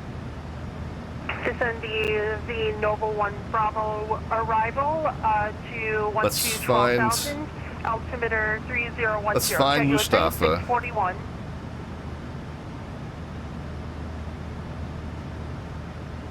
What was I knew it was Tiger, but I don't. That's correct. Expect the RMP approach runway 17.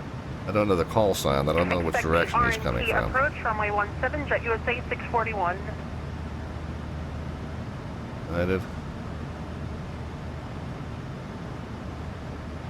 Anybody know the call sign for Tiger? I want to send Moose a private message.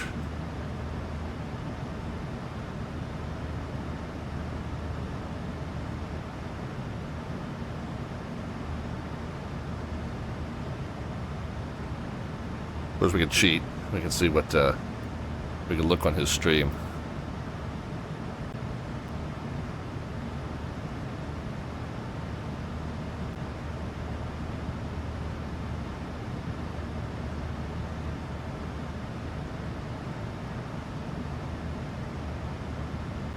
Does it say? Doesn't say.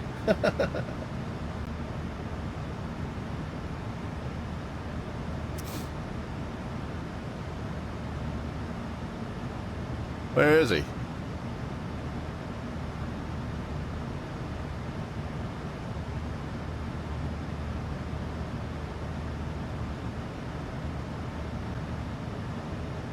That's him, FTL 683. I found him.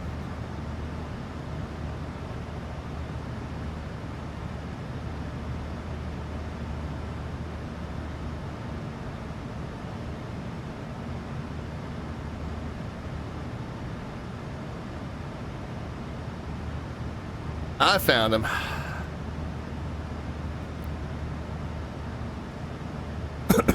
We can knock our map range down one. That's just getting a little too cluttery there.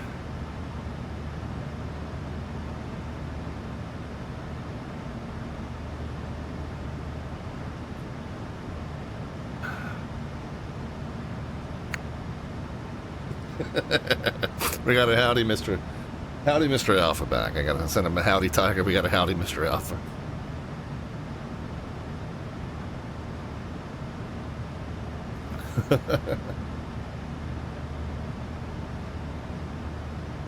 Alright, what's the name of this star? The Ritos 1 Alpha. Autorización Monterrey, Bravo Mike Tango, listos a rodar. And we're coming up on top of the sand, about 45 miles from top of the sand. Yeah. QNH 3010, rede por Delta Alpha, posición y mantener piso 17. What he said. Still Delta, still runway 12. 1206, so there's Bravo Mike Tango, rede vía very Delta Alpha, light wind right down the center line, 5 17. statute miles, thunderstorms and rain, so we got definitely adverse weather. Rodamos vía Delta Alpha. Adverse weather, heavy downpours, but light wind. Overcast at 70, temperature is 23, which is mid-70s.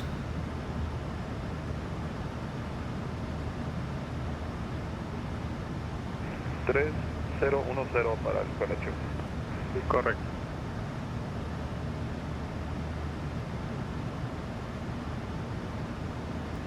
Jet USA 641, you are clear for the RMP approach runway 17. Cleared for the RNT approach runway 17, Jet USA 641. All right.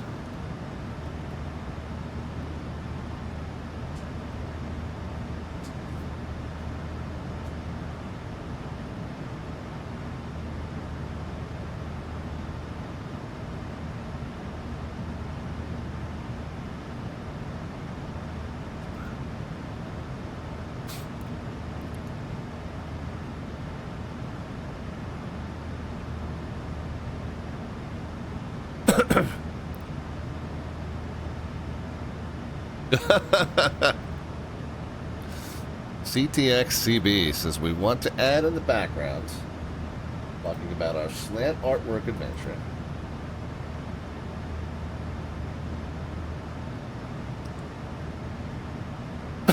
Two teams, 22 dogs, 2 teams of 11 each, wearing their nation's jerseys, sitting around waiting for the game to restart.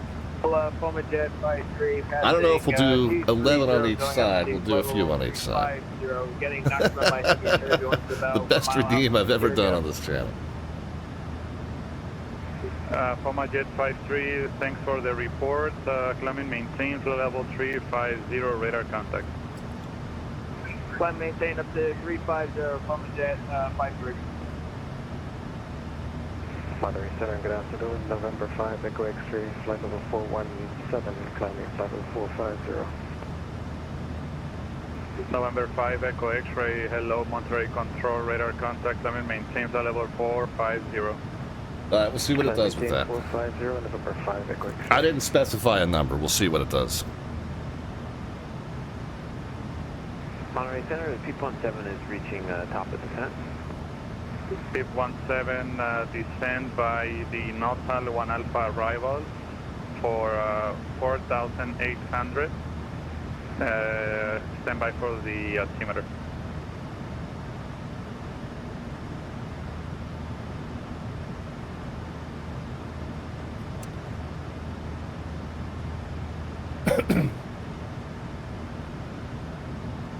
All right, we'll see how it does. So CTXCB says, in other news, oh my goodness, I'm working on a jazz, funk, soul, and blues album of covers of other people's music. When it's done, I'll definitely provide you with a CD. I'll tell you what, you guys. Yeah, some of you know that I'm a little bit of an amateur hack musician on the side also. I discovered... so obviously there's a classic song called "The House of the Rising Sun," and you know it's a classic, it's iconic. You know, there's very passionate delivery. Musically speaking, it's not the most technically difficult song, right? But it's kind of iconic, and it's It's just one of those things that most everyone has heard at some point. I stumbled across on YouTube a couple weeks ago a cover of that, and it's not called that. It's called Double or Nothing, and I forget the name of the performer, but it's a jazz pianist and a drummer. But it's called Double or Nothing, and it's being played in. It starts in ragtime style, and then it shifts to kind of like a double down ragtime style. 650 checking in flight level 4. And it's so good. American 650. It's the most. It's really the most compelling improv piano that I've heard in a long time. And the fact that it's set to House of the Rising Sun, it just gives you this familiar chord progression, so you kind of know where it's leading, which I think gives it a little bit more like credibility as you're listening to it for the first time. But it's so good. Anyway, I forget the name of the performer, but it's called Double or Nothing. Silent Paradox. There you go. That's the one. Jet USA 641 report on... okay, it wants us to reset the mode control panel altitude. We're up at our top of descent here. India 090, but we can't do that until we've been cleared to do that. We'll go ahead and get our seatbelt signs on. Runway 17, wind calm, clear to land. Greetings from the flight deck with an update. We've turned on the fasten seatbelt signs. We asked you to return to your seats and fasten your seatbelts, as we are just getting ready to start our descent into Monterey. Weather there is very stormy. We've got storms moving through the area. It's mid-70s temperature-wise, light winds, but overcast and heavy precipitation moving through. So we do ask that you buckle those seatbelts one notch tighter. We do expect to be on the ground in just about 30 minutes. Thanks again for flying with us on Air Mexico Flight 5514.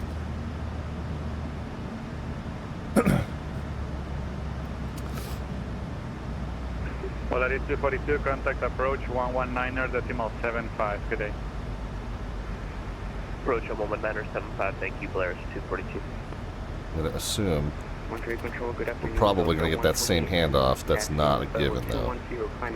Just dial it in just to be ready. 128 heavy, hello, radar contact, climbing, maintain, flight level 3. Oh, we don't want it to slow down. We don't. No. It's automatically slowing down because it knows we're past our top of descent. I don't want it to do that, though. We haven't been cleared to slow down. We haven't been cleared to descend. We haven't been cleared to do anything. Control Air Mexico 5514 is past top of descent. Air Mexico 5514, Roger, descend via the Retos 1 Alpha arrival to 4,800. I'd send via the Retos 1 Alpha 4,800, Air Mexico 5514. Correct, altimeter 29993. 29993, Air Mexico 5514. We do have information Delta. Thank you. All right, 4,800. We'll kick it out of VNAV and then back into VNAV.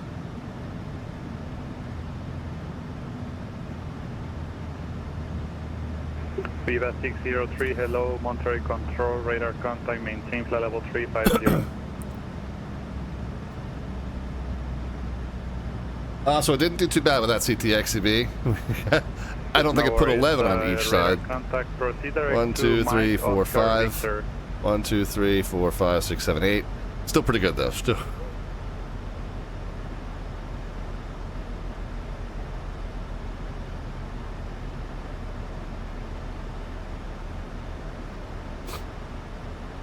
All right, so we're 4,000 feet above profile, but it is catching up.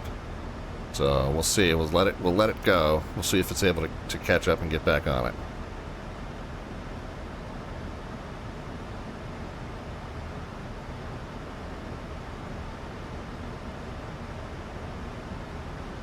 So descend via the arrival, yeah, 4,800 is the bottom end of that arrival.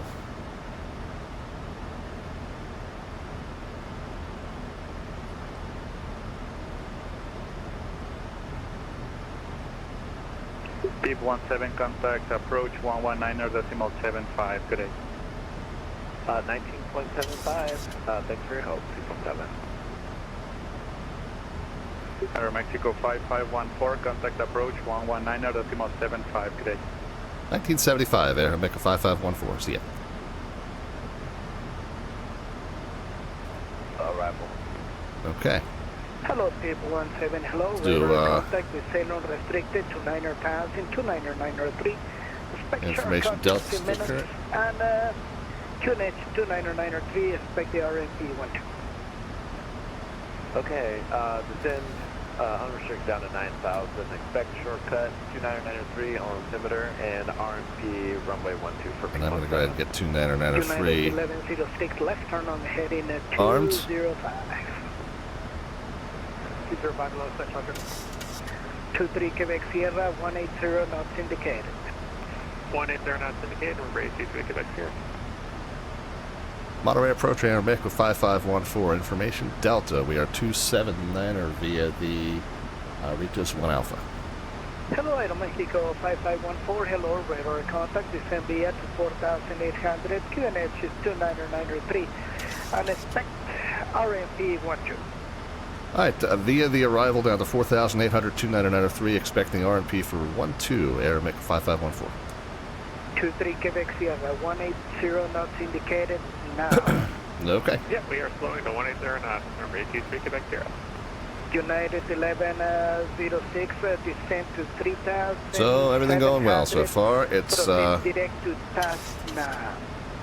2,400 feet above profile and struggling to make any progress on that.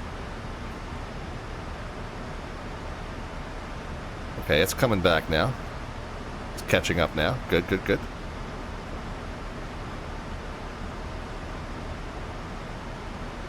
But yeah, Silent Paradox is the one I was referring to. I was thinking in my head it was Silent something, but I didn't want to say. Silent Partner is a group that does copyright-free music tracks, and Silent Partner is actually the artist that does one of our 4 rotating Slant Alpha Adventures theme music pieces. So I kept kind of getting into my head it was that, Silent Partner, but no, Silent Paradox is the one that I'm referring to here. But Silent Paradox, Double or Nothing, you guys should check that track out, it's hot. Super, super hot. So he's playing it in a ragtime, what they call stride style, which is where the left hand plays the bass and then a chord, and then a bass and then a chord. Boom, chick, boom, chick, boom, chick, that's all happening on the left hand. When he shifts from that about a minute and a half in to kind of a double down stride, boom, boom, chick, boom, boom, chick, and then at that time the improv in the right hand really takes off. That's when the track just really goes insane, and I bopping my head down the road to it.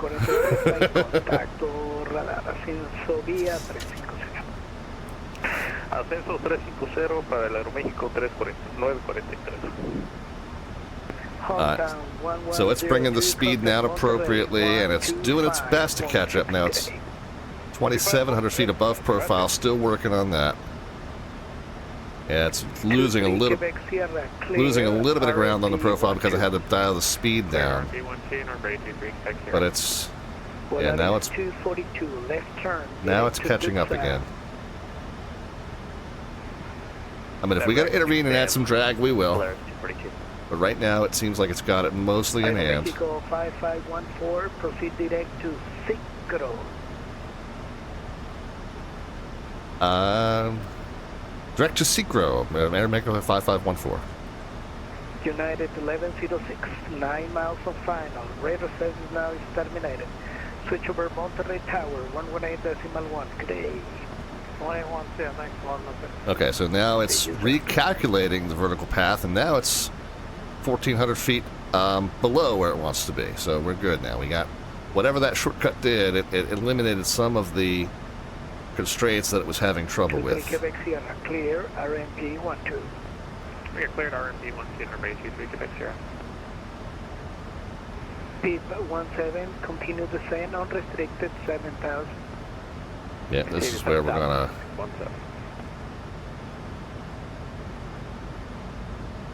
This is where we're gonna hit some really rough weather.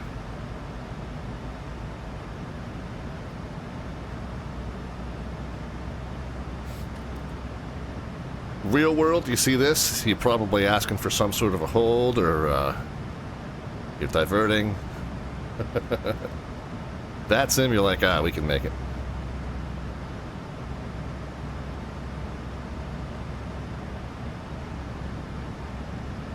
Quebec Sierra, continue slow down. You are following United. Is Airbus, 12 o'clock, 6.5 miles.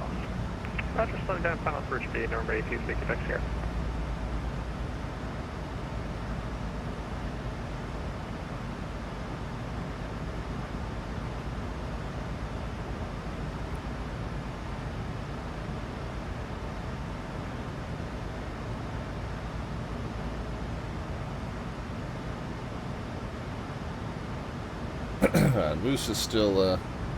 Moose is still descending as well. 23 Quebec Sierra, 10 miles from final. Radio service now is terminated. Switch over Monterey Tower, frequency 118.1. Good day. 118.1, number 18. Okay, 18.1 is our next handoff, we expect as well. Got that set up on COM 2, so that'll be a one-touch switch here.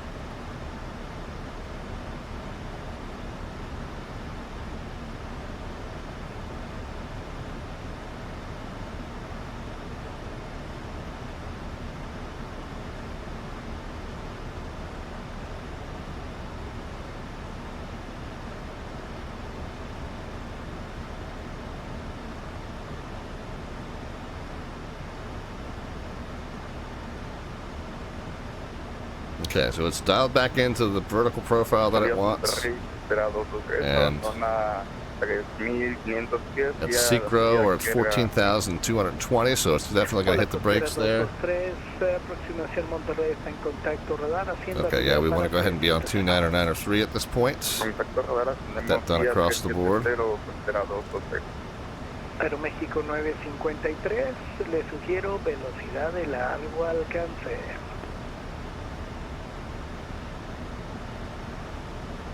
Aeroméxico 943, Monterrey. 943. Proceda para el Aeroméxico 943. Aeroméxico 943, hay patrones de espera antes de entrar al centro. So it looks like this downwind is going to kind of put us right in the hole. And then as we turn to final, we're going to get rocked. Ok, tiene una aproximación de cuánto tiempo. Esa información sería un poquito más adelante, o si quiere cambiar de destino hacia Guadalajara, full staff también en Guadalajara, a su discreción, usted me informe. No se preocupe, iremos a México y tratamos de aquí de no meterle toda la chancla al max. Speed 17, continue descend 4,800, clear, RFP 12. Okay, down to 48,000 or 4,800. RFP 12 for P17. Costera 223, velocidad de largo alcance. Velocidad de largo alcance, costera 223. Aeroméxico 943, contacte control Monterrey en 125, decimal 6, excelente vuelo. A Monterrey 125. I love, oh, we got a little lightning strike there. I love hearing the other languages on the frequency when we fly outside the U.S. It is really neat, and I pick up enough Spanish to kind of catch bits and pieces of it. I don't know it well enough to speak it, but I remember I took 3 years of it in high school and a refresher semester in college. I also took a year of Latin in 242, contact, high school, so you are clear, RFP 12. I pick up keywords here and there and can kind of figure out the gist. But yeah, it's so fun to hear the other languages. And there are people that say, well, it kind of ruins situational awareness that way. Yeah, to some extent. It's a trade-off. It's easier for the folks for whom that is their first language. They gain situational awareness by not misinterpreting their instruction because they have to translate them in their head. But, you know, there is a trade-off there of overall situational awareness on the channel. But it is really cool to hear. I think it's beautiful.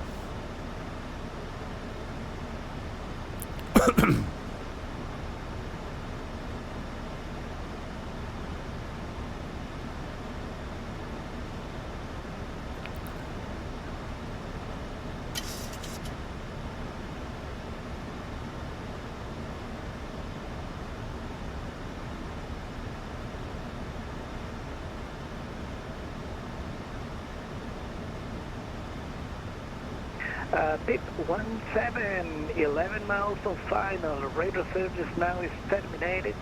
Switch over Monterey Tower, frequency. So, very interesting kind of little bit of phraseology going on here.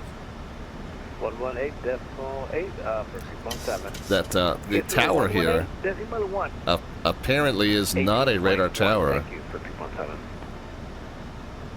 And so the approach controller is needing to... Aeromexico 5514, clear, RFP 12. We're clear for the RNP 12, Aeromexico 5514. So we're basically... Our path is already programmed to join it, but what it's telling us is when we get to this point, TASNA, we can go ahead and do that. What that means for us is then we are able to set the selector down to basically the minimum. So we don't want it to stop descending when we get down to 48. We want to continue down to the set it down to minimums. By the time we get to that altitude, we should be captured on approach mode, so at that point it will blow through that selected altitude, and we'll have set that back up to the missed approach altitude of 6,000 anyway.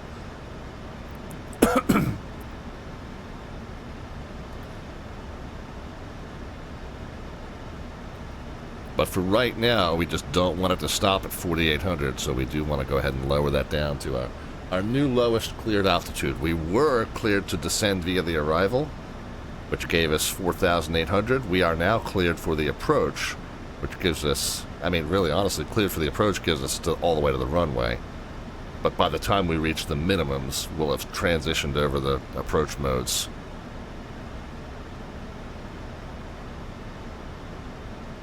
So technically, we're cleared to 1 foot AGL at this point.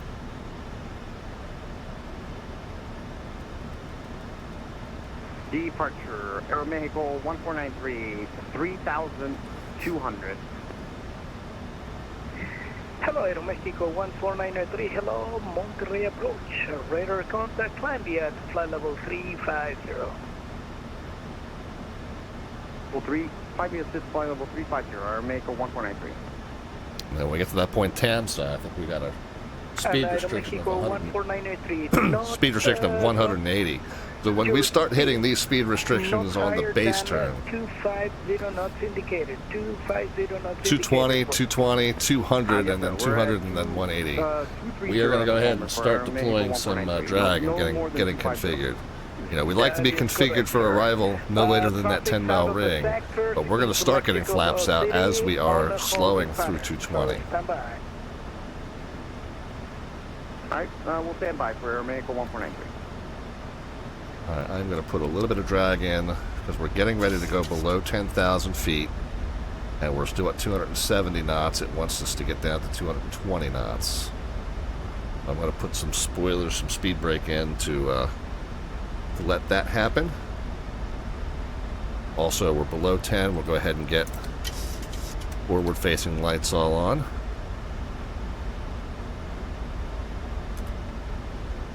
And bring our cabin crew. I'm keeping my hand on the speed brake knob. Remind myself that I've done that. Okay, we're below 250. I'm going to actually go ahead and start getting flaps out. So spoilers are coming in. Flaps are coming out, and we can actually we'll get the gear out. I know this is early for that, but we feel like we need it for the speed control, so I'm going to go ahead and do it now. Below 250, we can actually go to flaps 5. Aeromexico 5514, your speed 180 knots indicator. Yep, we're slowing to 180 now. Aeromexico 5514.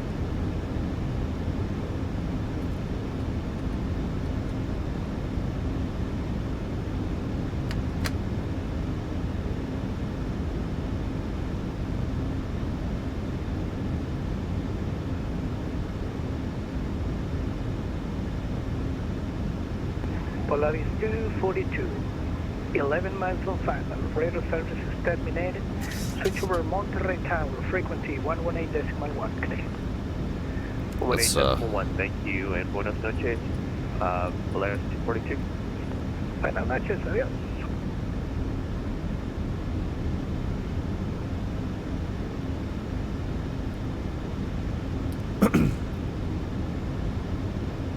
It got way above the vertical profile doing that, but now we're going to catch it up.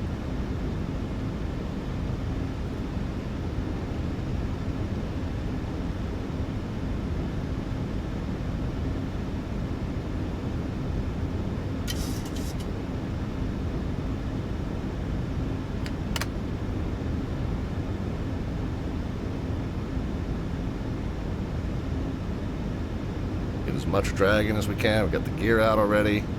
You guys can start putting some predictions into the chat as far as the vertical descent rate at the moment the wheels touch runway surface. No bot command necessary for that. Just a number into the chat, positive or negative. We'll know that you mean a descent rate either way. And the closest predictor will get an automatic entry into our landing rate raffle, which will be drawn on June the 24th.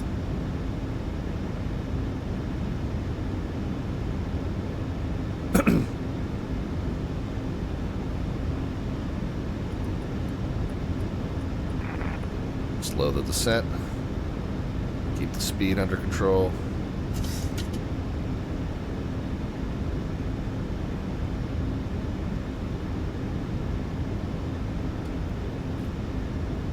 Wait for the approach.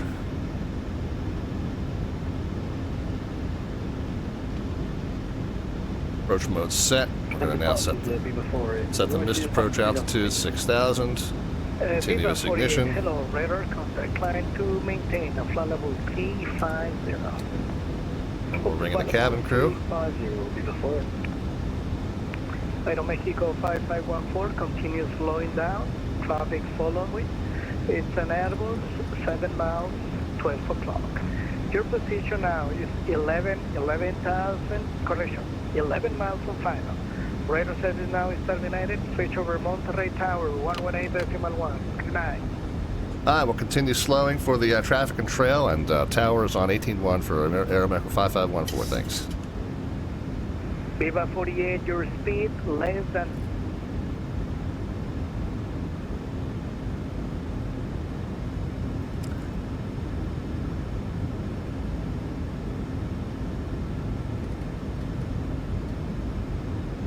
Oh, I don't know if I ever did the V-speeds. 42 is on the go. We have a messed up airport scenery here. We're going to need to divert.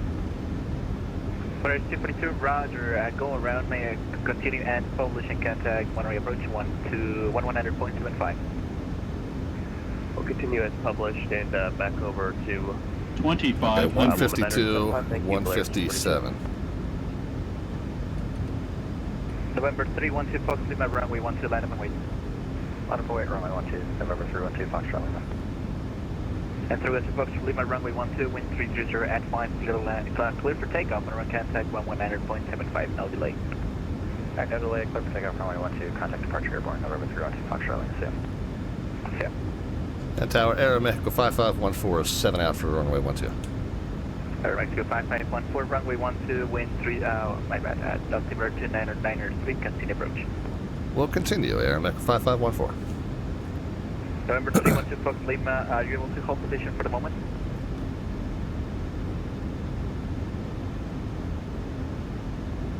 Alright, I got the throttles matched.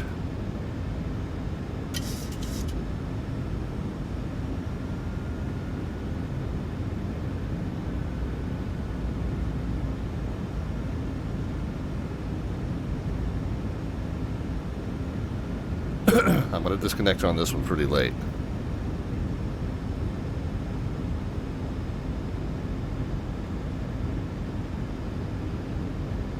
Well, let's do it.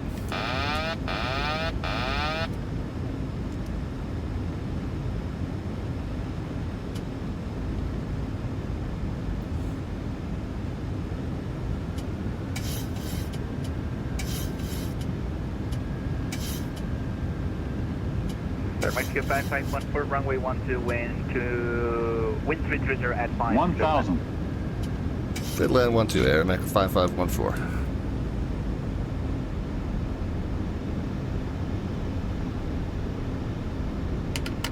It's geared down in green, landing flaps set and checked, and we do have our landing clearance. We got the runway in sight. Coming back down to 500. The nice lightning strike there. Approaching minimums. We are continuing. We're landing. 400 minimum. We're way off the center line, but we're going to get that fixed. 300.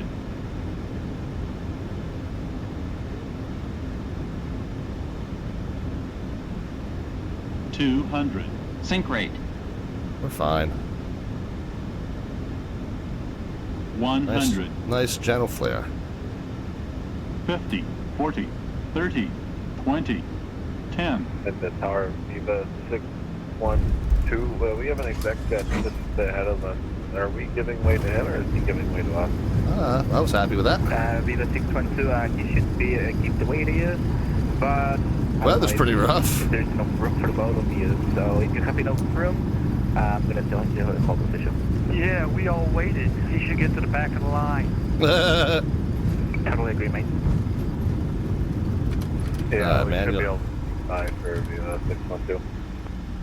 Manual Right, braking. so if you have enough room, you can go ahead and continue straight ahead in front of the exit jet. If not, we're gonna have a problem. You can do the 180 and join the queue like the rest of us. That is correct. Let me talk to him. Oh, flap stowed. Spoiler stowed.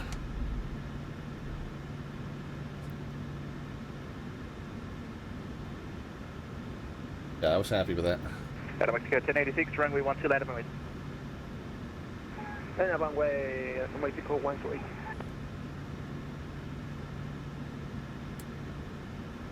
Lights off.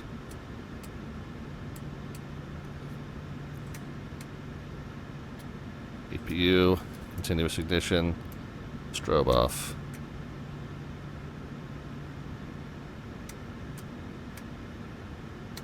Windshield. Mexico 1086, runway 12, wind 330 at 5, clear for takeoff, and run contact, Monterey approach 119.75. 12, clear for takeoff. After contact 19.75 from Mexico 1286. Go ahead, executive jet 372. Exit 372, monitor tower 118.1. Second for exec jet 372. Monitor tower 118.1. Have a good one. Over to tower 118.1. See you. Monterey ground, Mexico 5514 is off of 12 Echo. We're going to Terminal 2, Terminal Bravo. Order Mexico 5514. Continue via Bravo, full short runway 1634. Alright, continue via Bravo and hold short runway 16, Mexico 5514. Ground, good evening. Here's Aeromexico 1003. Okay. Is ready to push up and start up. I was very happy, so I got the speed got a little out of control. The speed went low. I throttled up to compensate. The speed went high. I pulled it back to idle, and we kind of did a power off glide the rest of the way in. So the speed was a little bit higher than the book numbers, but felt like I had the approach otherwise under control, and we kind of glided it right to a nice flare. Didn't over-flare it. Came right down on the aiming blocks for the most part. I think it's going to be a pretty good scored landing. Wow. The descent rate that registered was on the high side, but I was happy with it. So.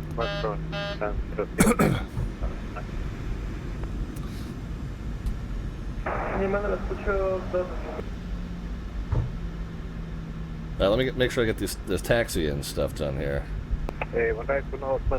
Flaps and spoilers, probe heat, windscreen, continuous ignition. I think I did, yeah.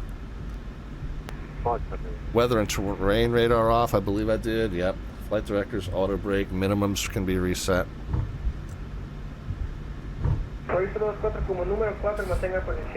Transponder TARA. Lights and APU, yeah, I got everything. Mexico 22, ahora sí, disculpe la espera. Arranque muy preparado sobre Bravo, ya listo a rodar.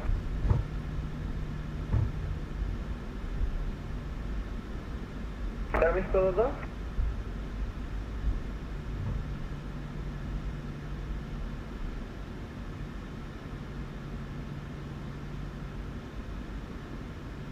Miami 352.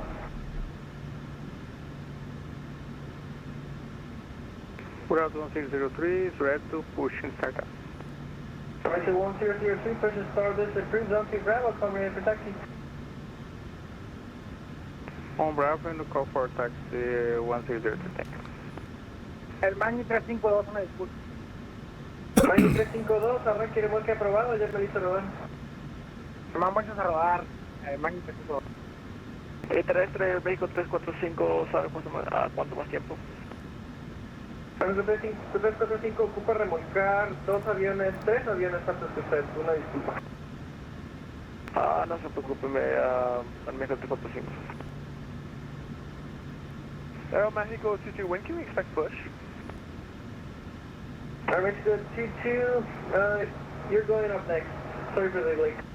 All good, thank you.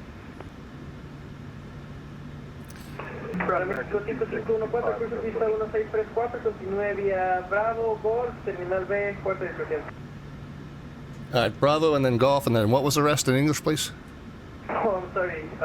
Mexico 5514, cross runway 1634, continue via Bravo, Golf, and to Terminal B, gate of choice. No problem. I caught enough of it to figure out you were talking to me. We're going to cross 16 at Bravo, then Golf, and Terminal 2. Airmec 5514, thanks. Grand American 2625. I heard the numbers. I heard the numbers. I heard Bravo and Golf. Like, I'm pretty sure that was for me.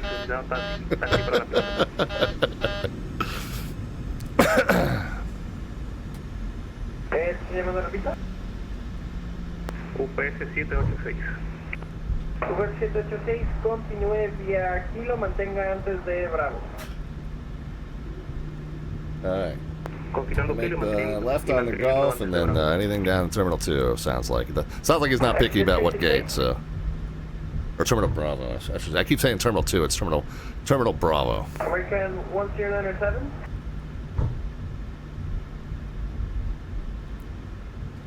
Viva 70904. Alright, so down. So left here on to Golf. And then a left Terminal 2. 18-1, hasta luego, Viva 394. D6297. Yeah, D6297.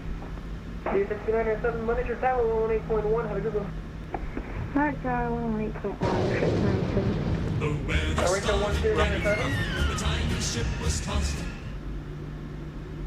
Ground 1003 is ready to taxi.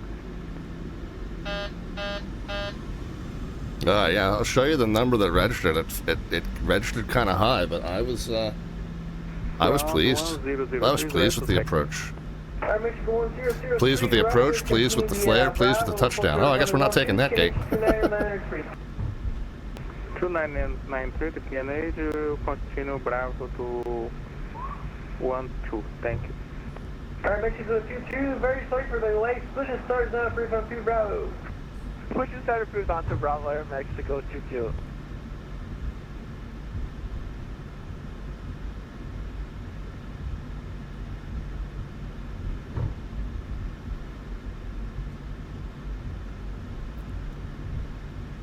Alright, we'll grab this next gate on the right.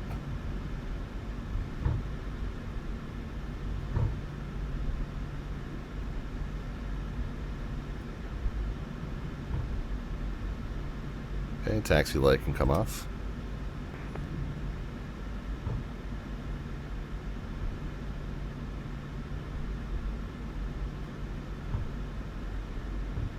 And Mexico 982, could we get an estimate time on when we can push? Captain, repeat call sign? Aero Mexico 982. Alright, Mexico 982, maybe a minute or two. So I'm ignoring the markings on the pavement a little bit, kind of making up the parking position here, but American 2625. based on what makes sense for the gate position. Alright, let's make sure that the parking brake came on. It did. Let me get the turnaround checklist done real quick, guys. And then we'll talk about predictions. We'll get the APU buses. Get the APU valve and bleed. Engine bleeds can come off. Tower 1 on 8.1. Thank you. Have a great day. MMX-1003. Engines can be shut down. Our Mexico 982, hold position for a minute. After that, We can jump up top here. We'll get all the fuel pumps off except for the left inner. We can get the electric hydraulic pumps off as well. Whoops. There we go.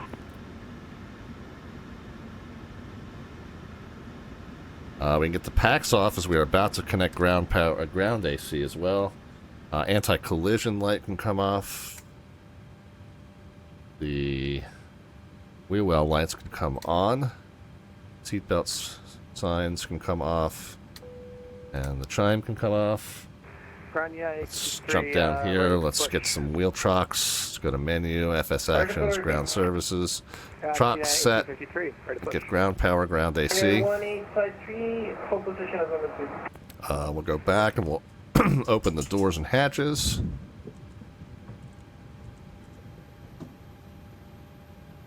We can come down here and turn off the transponder. We can dial that back to 2000.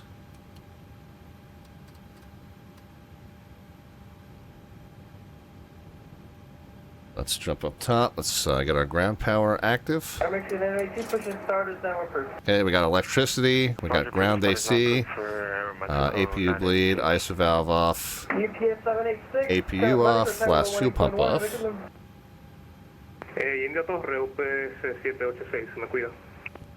Alright. So, first things first, let's look at my predictions, and then we'll look at your predictions. I can already tell you, whoever guessed highest, you're in the front running here. The number that registered was shockingly high for as good as a touchdown I felt that it was. We are expecting to be on the blocks at 9:34 Eastern. Well, we got that pretty much dead on. And we're expecting to have 17.1 left in the tanks. And we got 17.5, so timing and fuel, perfect. I'll take that as a win any day.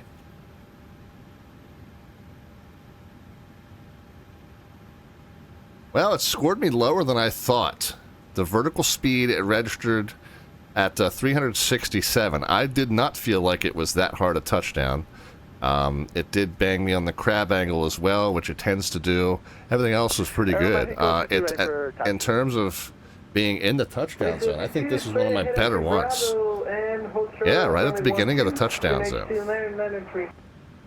Bravo, hold short, 1-2, and then QNH, 2993, so yeah, we were catching up. Yeah, we were chasing glides up a little bit, and you'll see the indicated airspeed 170. I was struggling to get that down, and then by the time we touched down, it was 150, so it was closer to where we wanted it to be. So we got it back under control, but it was just, yeah, the speed did kind of run up on us, and then we got that fixed. But overall, I was pretty happy. And even though it's registered at 300 some odd still, I felt like the flare timing was good. I mean, you could see the descent kind of smooth out before the touchdown. So, you know, it's okay. I'll take it. I mean, like I said, the numbers are what they are, but I think overall the execution was pretty good in terms of my own expectations. So 367. Who had the highest number? I think probably, right. 152, 111, 173, 125, 132. Null pointer 3 comes in with a 225, so that's, I think, going to be our winner. Unless there's somebody higher that I've missed, I think that's it. Null pointer 3, welcome back. Good to see you. Let's go ahead and get your ticket. And this is at MMMY on, what is it, 6/19. 19th of June already. Holy cow, friends. All right, we got another leg to go. I'm going to go ahead and get it filed. And then we'll start looking at it once I get back from a little intermission. So we can kind of pop outside of this. Again, my lovely Aeromeco livery there. And we'll do the vantage point from the top of the building. Watching the operations at the airport. And 1853, sorry, pushing start with the bridge, call ready for taxi. for sure, for call taxi. Let's just take a peek at it. Leg number 2. Mexico 16, monitor 10, 18.1. 118.1, have a great night, Aero Mexico 22. See ya. The flight plan. We found an existing flight plan. Do you want to save some typing? Yes, we do. 118.1 for Aero Mexico 982C. So that's the same, that's the same, that's the same, that's the same, that's the same, that's the same. This is going to change. Departing from MMMY off block time. 0135. Altitude 36,000 doesn't change, actually. This is going to change. We're going to Guadalajara. MMPR. What is that? Puerto Vallarta is our alternate. Almost rather go there. Now we're at 5 at 0255 left in the tanks. Katie Monster's heading to bed. All right, good to see you. Urtab. UJ11. Mizka. Everything else down there is fine. We'll file it, and we'll let them take a gander at it. In the meantime, I'll plug it in here just so we can start looking at it. Let's go to flights, unload. Let's do a new flight. We'll select Monterey. We'll select Guadalajara. And then up here, I'll type in that route that I just put in. Your Tob.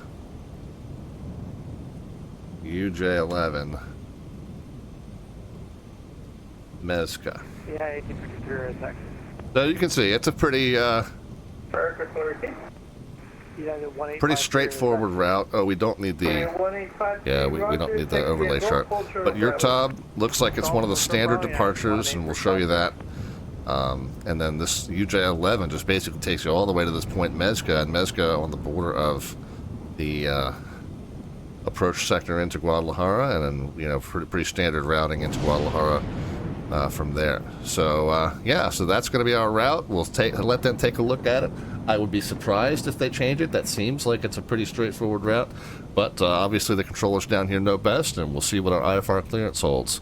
We're going to take a quick break out of the cockpit for a little liquid recycling first, however. So let's do that while you guys can hear the sights and sounds of the Monterey Airport and the storm that is rolling through it at the moment. Back with you in just a moment with lots of flying left to do, so sit tight, friends. We'll see you in just a bit.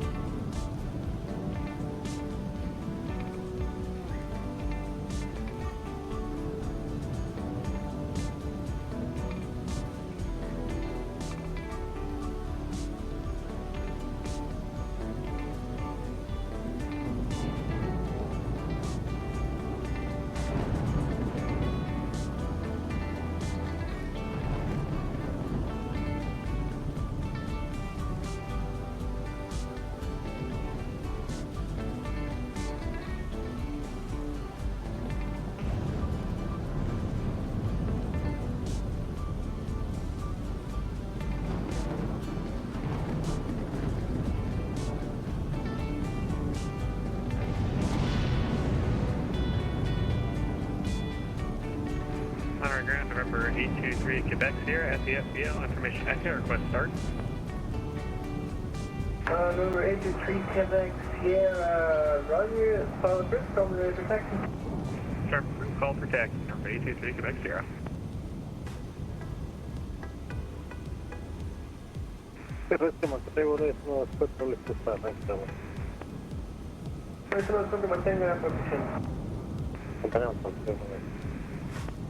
Magnitud 52.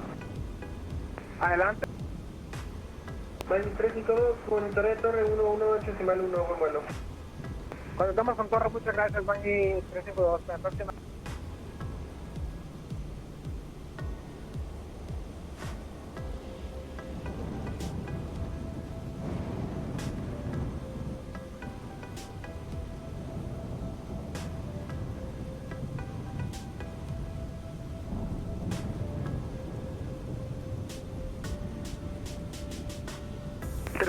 México 345 listos para rodar.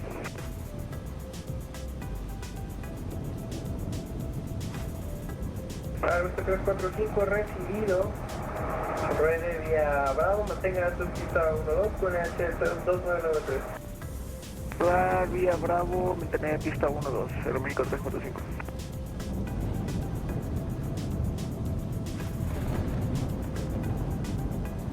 Unit 1853, continue taxi via Bravo, full short of runway 12, Unit 29 Manor Street.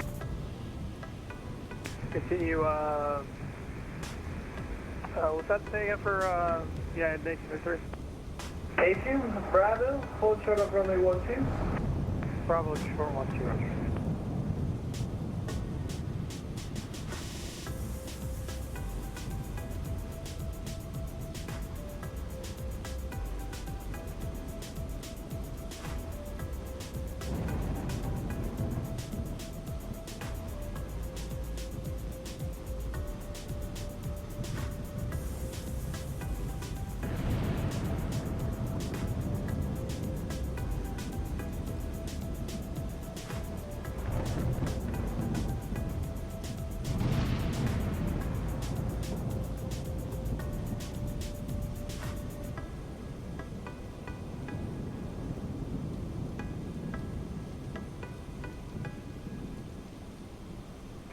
Monterey ground, Viva 1121, ready for push and start with Echo.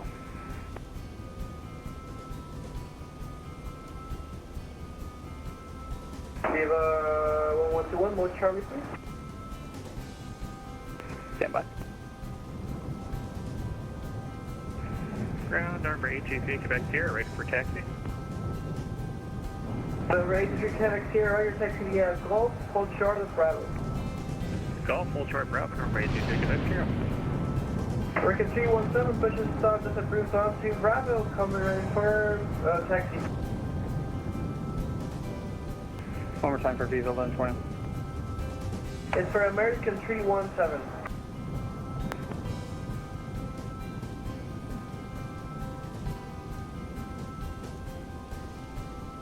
American 317.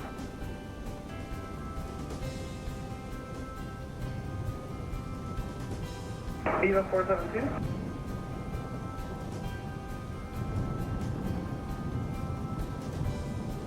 Viva 472. Viva 1121. Viva 121, push and start approved onto Alpha 4, come ready for taxi. Alpha 4, call for taxi, Viva 1121. Polaris 94. FNO 4. Polaris 94, arranque el marcha parado sobre Bravo, ya me listo rodar. Arranque y la marcha parada sobre Bravo y Ground American 1671, request push and start on the Bravo. So 16671, stand by, traffic pushing back. Roger. Monterrey, Viva 472 solicitando arranque remoto. Viva 472, mantenga posición, traffic por remolcando. Mantenga en posición, Viva 472, gracias.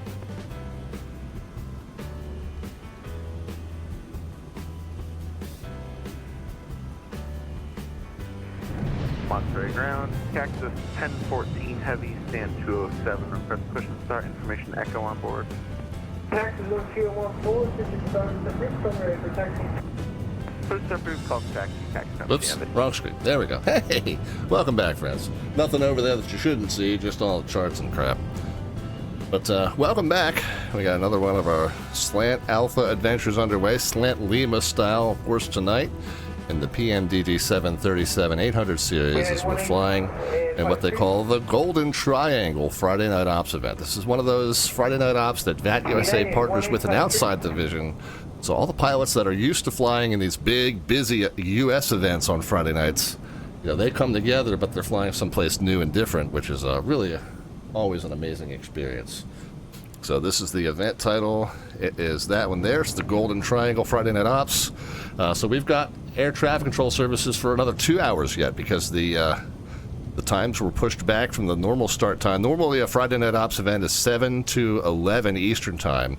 We were talking earlier about how when they're hosted on the west coast of the U.S., they get pushed back to 8 to midnight Eastern Time just because the West Coast controllers, not all of whom, but many of whom live in the area that they control in, probably need that extra hour to get home from work and school and get set up because they're 3 hours behind us. We're 1 hour pushed back from our normal time here as well, and the Mexican division, VATSIM Mexico, is our host this evening, and the airports in question, Monterrey, Guadalajara, and Mexico City. Well, we started in Mexico City. We're up here in Monterrey. We're going to finish in Guadalajara. This is VATSIM Radar. That was Moose earlier. This is me. And we are headed down south and west for leg number 2. Our slant artwork adventure has me walking down the streets of Guadalajara with the furry co-pilots. However, they then stole some soccer balls, or should I say football balls. We've got a FIFA referee running after them with a red card for that, and we've got two teams. I was thinking of this while I was walking around. It's not the World Cup, it's the World Pup. Yeah, 1853, go ahead. I said World Pup. Oh, I couldn't spell it right. 1812. World Pup. Anyway, there they are. They're getting ready to come in and do their thing, and we got the referee chasing our pups with the stolen soccer balls, and all happening on the beautiful streets of Guadalajara, Mexico. All right, we've got our route filed. Let's go ahead and get back into the aircraft. Whoops, we were in the aircraft. Now we're behind the aircraft, and now we're inside the aircraft. Okay, there we go. All right, so we're good to go here. Let's go ahead and grab. So we got the tower frequency in the standby. We got the ground frequency in the active. That's on COM 2. On COM 1, we can set the clearance frequency, which is 2165, it looks like. Crossroads 34, Juliet and General Aviation Apron. So we'll pop over, we'll switch from COM 2 to COM 1, and we'll see what they think of the route that we filed. We expect your TOB.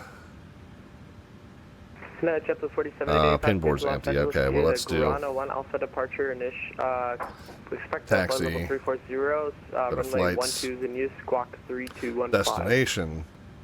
Blue 4781, reverse correct, when ready for push and start, contact ground 121.9, good day.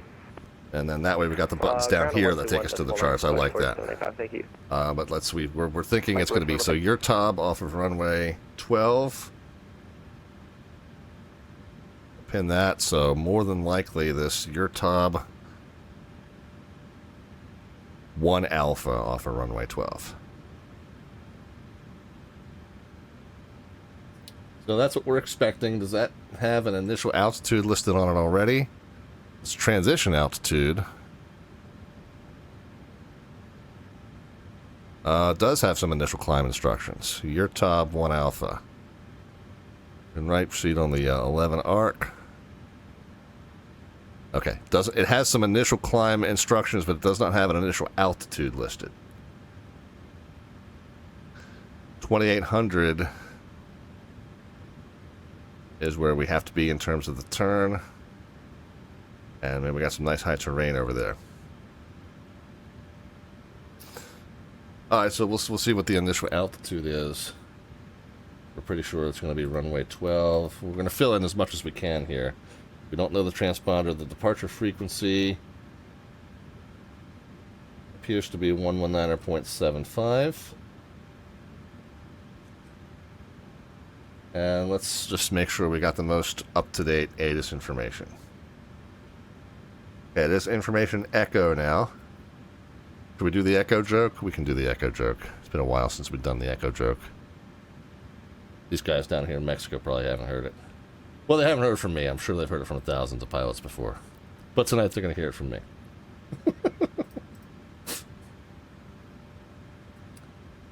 Monterey clearance, Sierra Mexico 5514. Information echo, echo, echo. IFR to Guadalajara.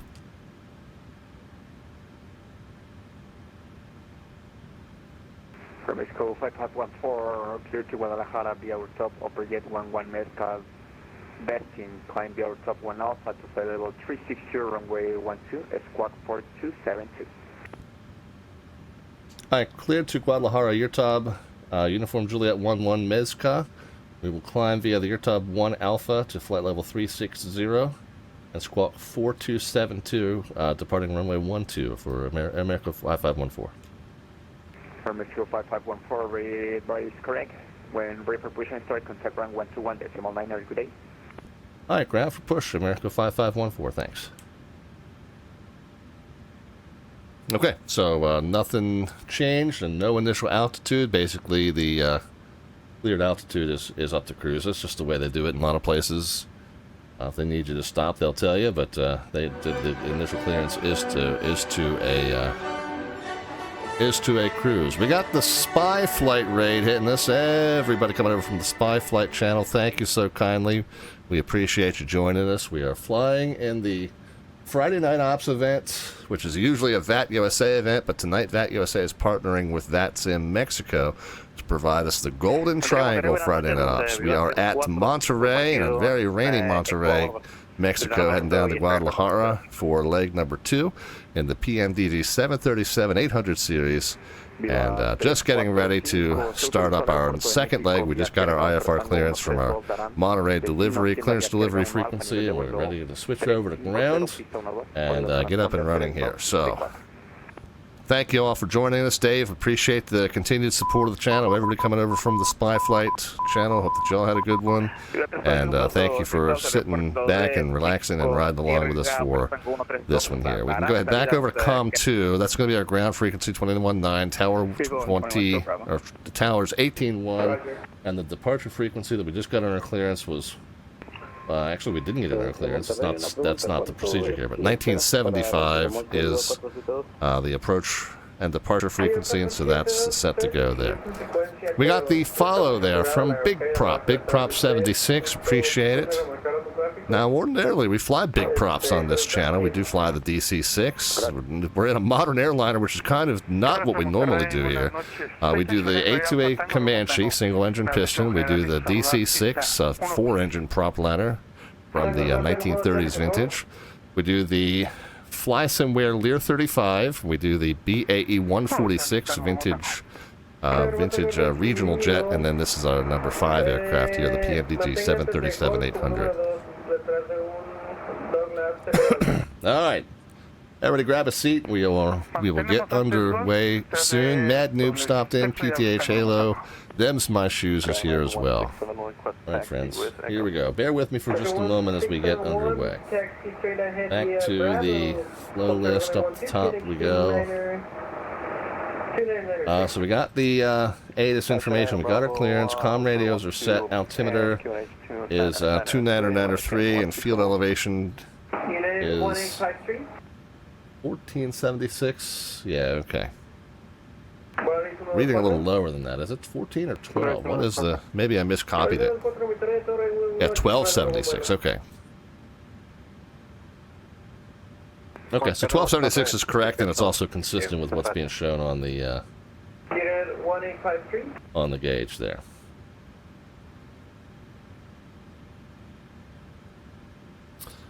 Let's hop down to our FMC. We'll get the menu. Let's get to the FMC. We're going to put in our...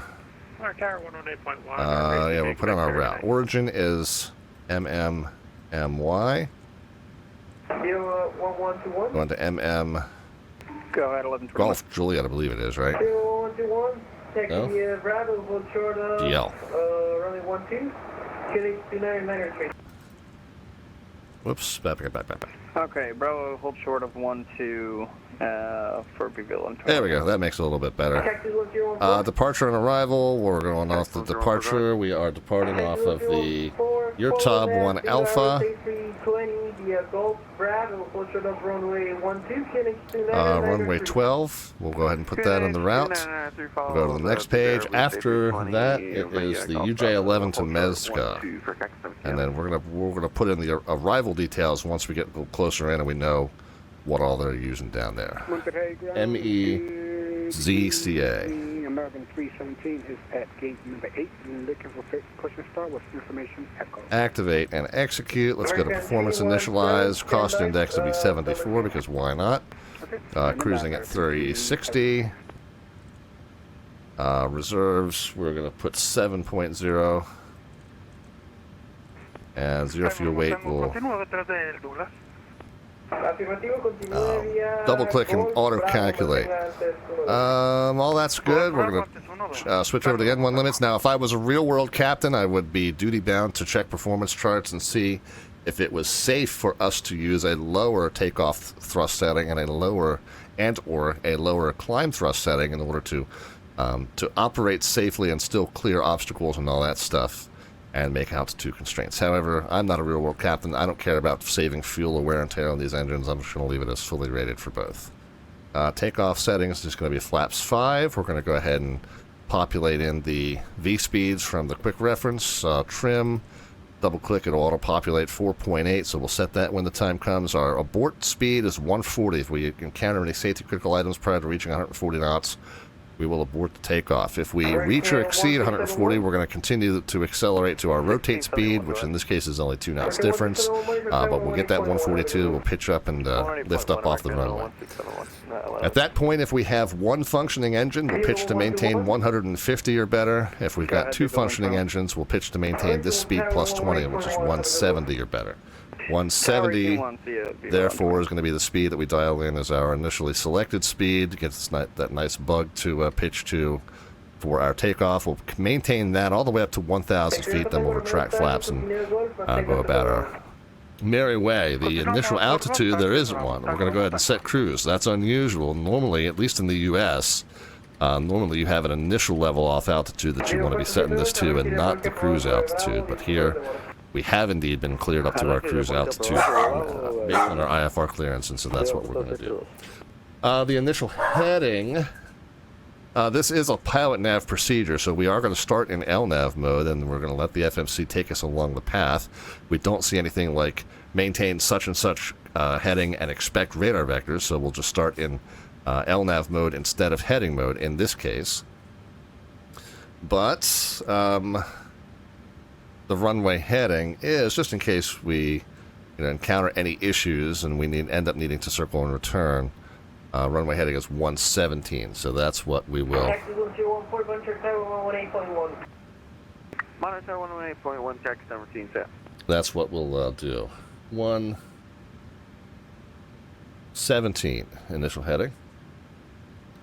Puck the fins. All right, hang on one second. Let me come back and look at that. Oh, yes, so first of all, yeah, no, I don't worry too much about which carrier uses which dashboard layout. I'm not a 737 purist like that. I leave it the same dashboard setting for regardless of which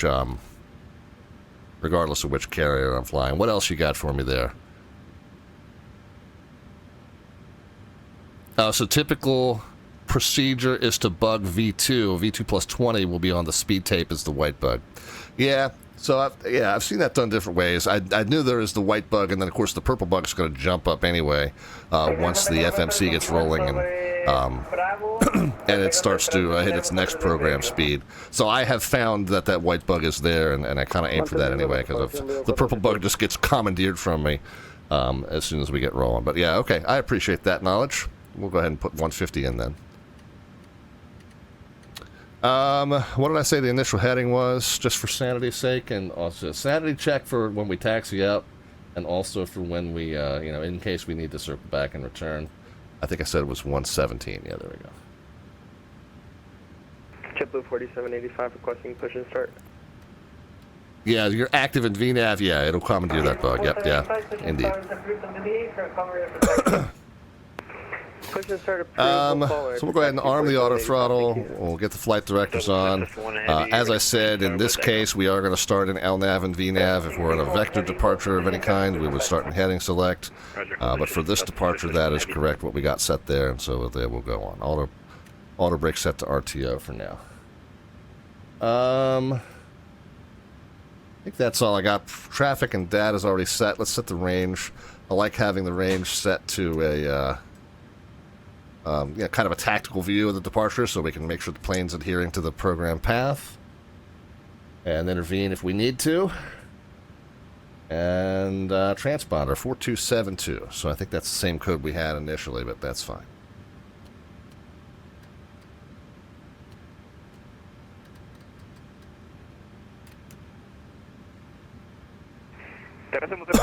Buenas noches, Viva 345, posición 4.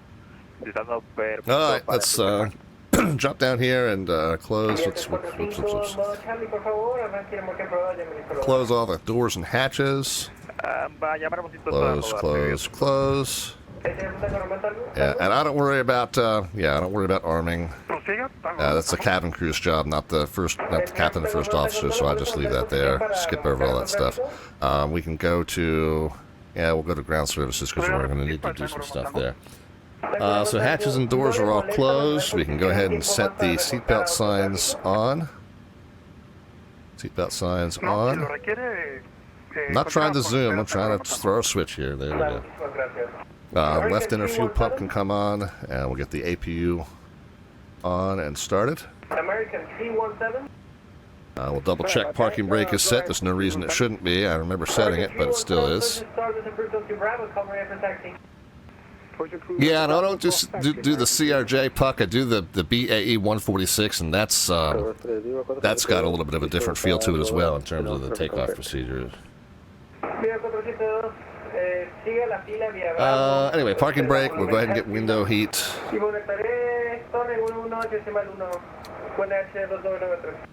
Pressurization. We're going to cruise at 36. Landing is going to be 5,000 at Guadalajara.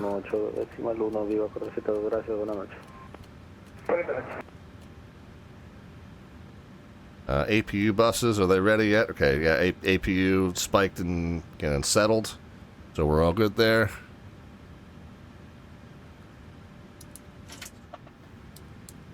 All right, APU power switched over. Let's get the APU bleed on and packs on. Technically, you're not supposed to turn the packs on until you disconnect ground AC power, but we'll go ahead and do that now. Nobody's looking. Get down here. We can go ahead and release all that stuff. I think we can go to the legs page there now. All right, and we're due to push back 6 minutes. We're good. We're on time. Greetings from the flight deck and welcome aboard Air Mecca Flight 5514 service to Guadalajara. We are due to push back in about 6 minutes. Wheels up expected to be 20 after the hour. Flight time once we're airborne, 1 hour 5 minutes. We'll be cruising at 36,000 feet for you today. Origin weather is mid-70s, light winds, very heavy precipitation. We do expect it to be kind of bumpy on the climb out. So we do ask that you fasten that seatbelt 1 extra notch tighter for us for the departure. However, on our way in, we were cruising at 36,000 feet and we were above the worst of the weather. So we're hopeful again that once we get up there, we'll find some nice smooth air to cruise on for you down to Guadalajara. So sit back, relax. We'll be underway shortly. And thanks again for flying with us on Air Mexico Flight 5514 service to Guadalajara. Anti-collision light on, wheel well light off. Igniters, we'll leave that left for a westbound flight. Whatever your company SOP is, it uses this about 50% left, 50% right. It's fine. We'll go ahead and get the rest of the fuel pumps on. I check. I think we still have fuel in the center tanks. At this point, probably a little bit. Yeah, hardly any. But yeah, we'll go ahead and get the center tanks on for now. It's one of the first things we'll do is shut those off when we get the warning that those center tanks are depleted. But for now, we'll go ahead and turn those on. Hydraulic electric pumps can come on, and we can go ahead and set up our pushback here.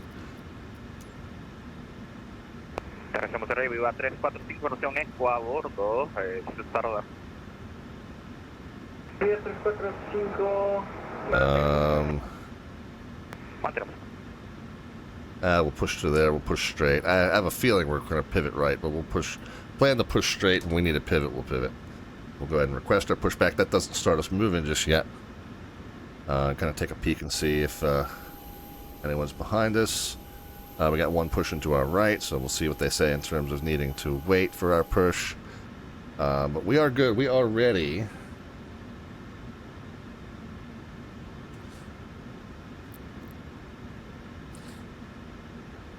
Let's do one more update to make sure we got the latest information.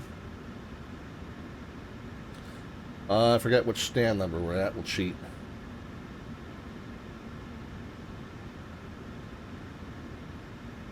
Just to be sure, because I'm not even sure which one I pulled up to. I know that we're down here in Terminal Bravo. Oh, that's our destination. No, we're at Terminal Bravo, but I don't know exactly which stand we wound up parking at. So there we are at 2:15. Mad Noob had it for us. Thank you. Monterey ground, Air Echo 5514, information Echo, stand 215. We are ready to push. I will call you for the taxi. Push approved. Air Echo 5514. Parking brake is off. I said parking brake is off. There we are. Hold is off. We are rolling. Go with the number 2. Pack off. Ground start off. Yeah, we got blades turning. Delta 661 heavy, ready for taxi. About 20 in, we'll pull in fuel. There we go. JetBlue A321 traffic. Follow the JetBlue 21 traffic, Delta 661 heavy.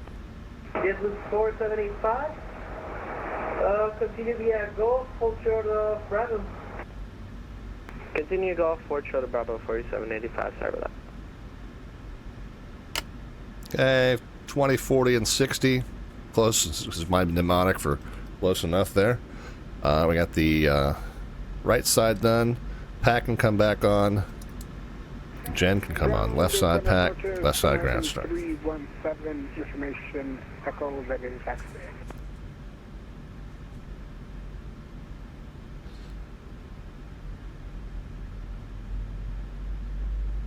%20 in. Here comes fuel.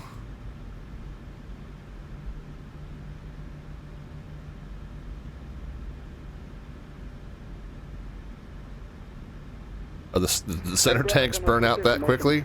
We'll check on that once we finish the start procedure. Might be time to turn the center tanks off already.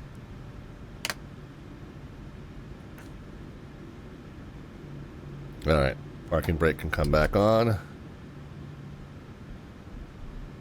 Was it not done? Via 472? Yeah, American 372. I think we were done. Okay. So pack on. Generator on. Bleeds on. APU off. Bleed off. Sorry, American 317. APU off. American 317. Center tanks, yeah, we can go ahead and shut those off. And 90% around 1821. Probe heat's on. I think we're done. We can do our control check. Of course, we don't have the indicator screen for whatever reason. I think it's because I have the wrong setup here, but we would just manually check the control surfaces, make sure they all work. Flaps 5 sets. All the warnings are off. Golf Bravo, detrás de compañía del Salvador. Trim was 4.8. Go ahead and set that. Yeah, pretty close to that. There we go. Probe heat we did. Parking brake off. We'll hold the brakes. Advance the throttles. And no warnings.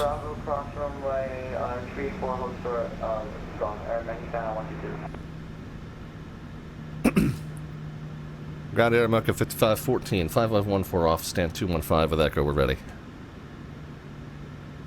Mexico 5514. Yep, ready to taxi. Mexico 5514, continue, hold short of Gulf and follow Viva Airbus A320. We just pushed back. Which way are we going? To runway 12, just taxi straight ahead and hold short of Gulf and follow Viva Airbus A320. Okay, straight ahead, short of Gulf, and we'll follow the A320, Air America 5514, 5514. Siga el Boeing 737 de América. Ya estamos siguiendo el tango, no tango. Okay, so Jet 4785. he said straight ahead. I don't think we're. Challenger. I don't think he knew we were facing the. Follow the aviation traffic at your left via Bravo. Facing the terminal. That's okay. We'll follow traffic on Bravo 4785.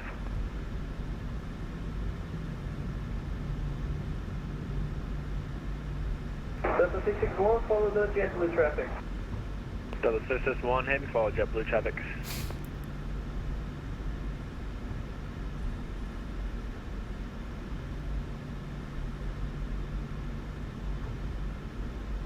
American 7025, hold short, we're literally clogged up. We're sorry. Alright, so I am gonna. We're holding short 12 Air Canada 7025. I think he's.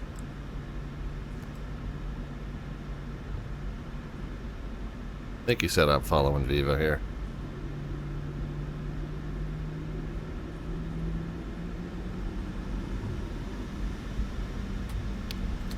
Alright, taxi light can come on.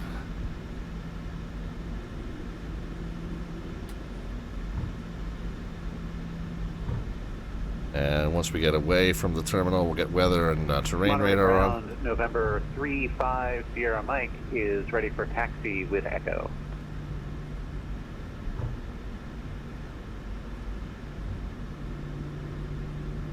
Another 35 Sierra Mike, hold position. I think we're having a little bit of trouble parking 80 with Taiwan.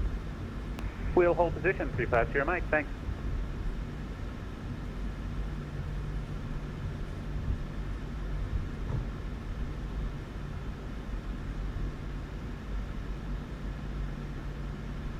Okay, we're in line.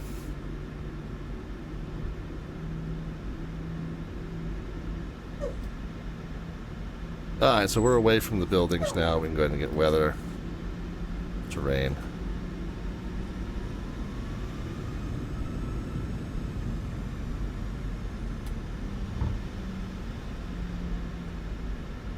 Expected to be airborne by 20 after, I think we said. Yeah, we're looking good here. We're about 4th or 5th in line, but other than that, I think we're looking good.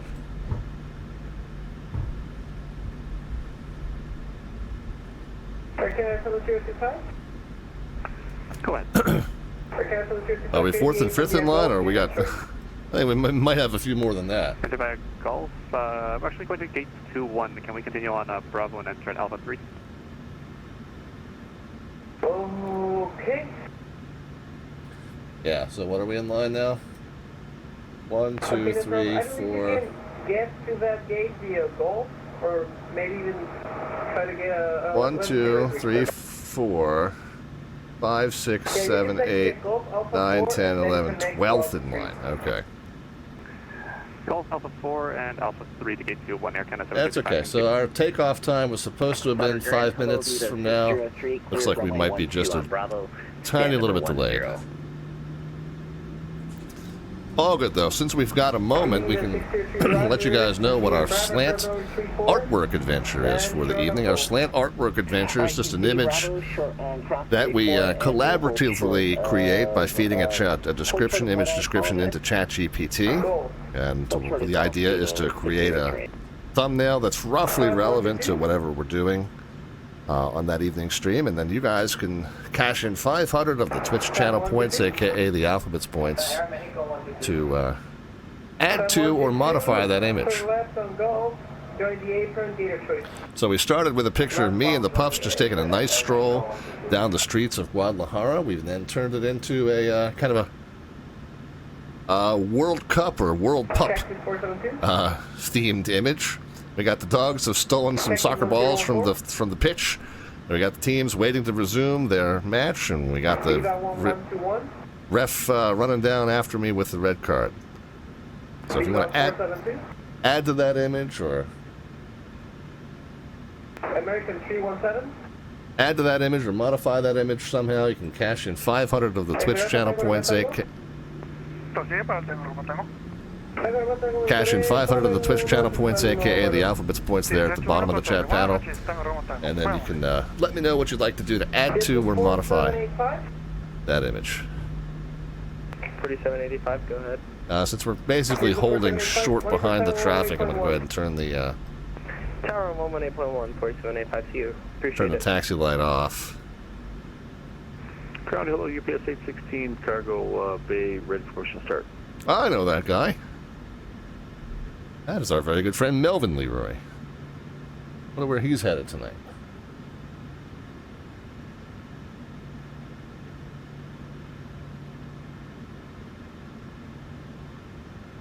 Ground UPS 816, they're requesting push and start.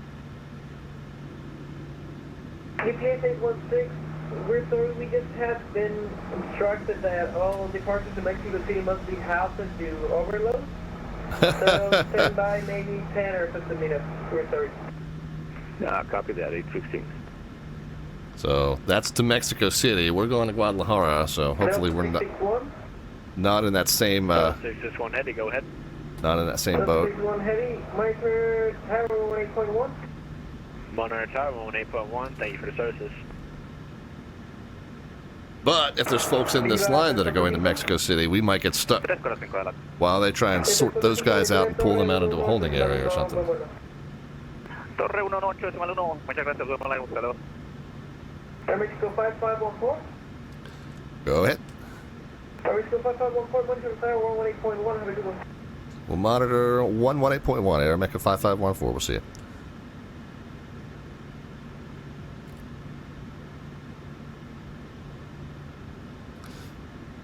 So I guess everyone in this line is going somewhere other than Mexico City. Either that or we're just stuck waiting anyway.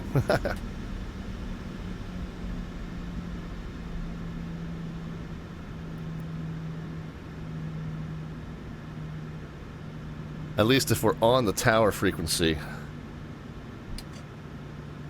we can kind of hear when they've still got 53 arrivals waiting. Yeah, so now they still have an hour 45 in the scheduled event, right? We said that normally Friday Night Ops is 7 p.m. to 11 p.m. Eastern. Runway 12, wind calm, clear for takeoff at our Lieutenant Cambridge, 19.25. Clear runway 12, Parking brake didn't release when I released it. Okay, there we go. American 1671, you up? So normally a Friday Night Ops is 7 to 11. It's 8 to midnight for tonight. American 1671, runway 12, line up and wait. Line up and wait, 12, American 167. So there's still some time here for us to finish this last leg with ATC services. Fingers crossed. So, Mad Noob says when Spy went in, it got up to 78. Yeah. Well, he brings a posse with him.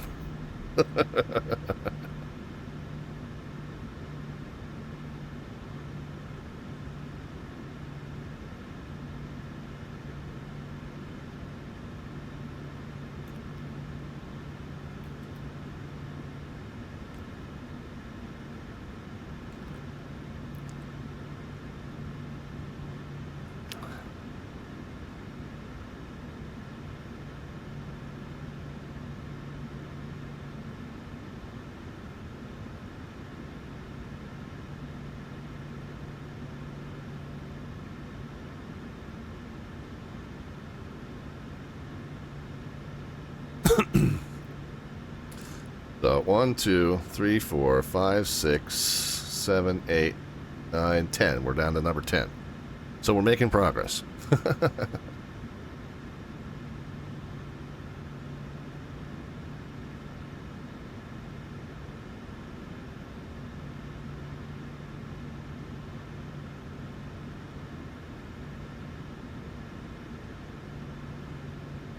So Mexico City still has 51 inbounds. How are we doing with Guadalajara? $12 inbounds. All right, so that should be reasonable.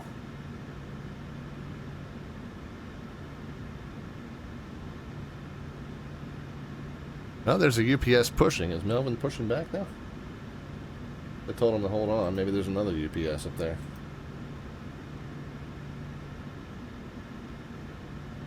American 1671, runway 12, wind calm, clear for takeoff, and a run contact approach 119 airplane 75, see ya.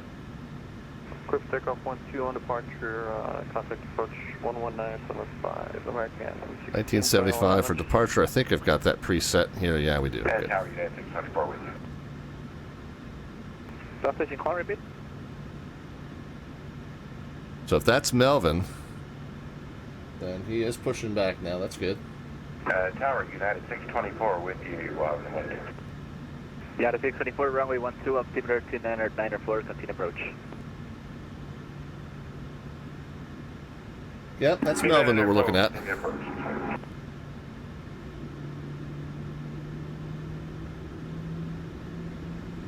United 624, if you could start reducing to your final approach speed. Over you, 624.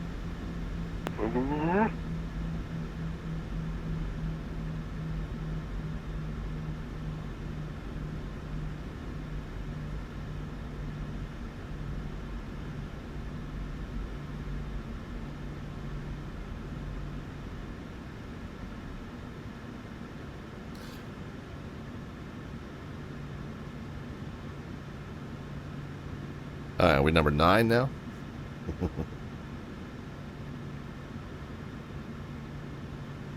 Hey, American 1671's launched.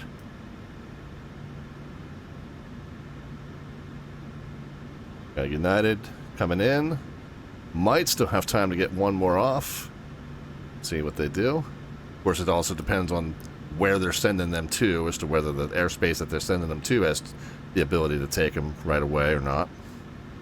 But we are. We're 1, 2, 3, 4, 5, 6, 7, 8, 9. We're number 9.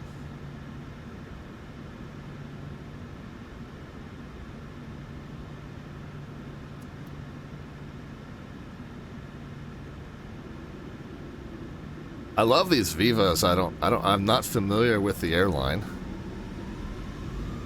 but I love the colors here. You know, we love, like, when we get to do these Friday Night Ops events outside of the U.S., I love hearing the languages. I love seeing the liveries that we don't normally see. Such a cool thing.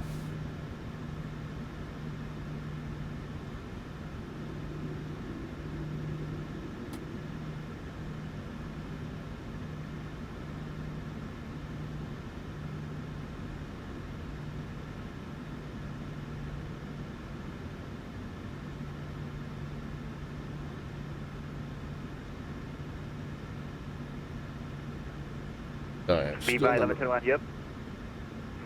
Yep, go. Viva 1121. 1121, are you ready for immediate departure? Oh, he is going to try and squeeze one out. Yeah, actually, no, he's not going to be able. 1121, he was going to try it. 12, 1121. He was going to try it. How much time? Oh, that would have been close. That would have been very, very close.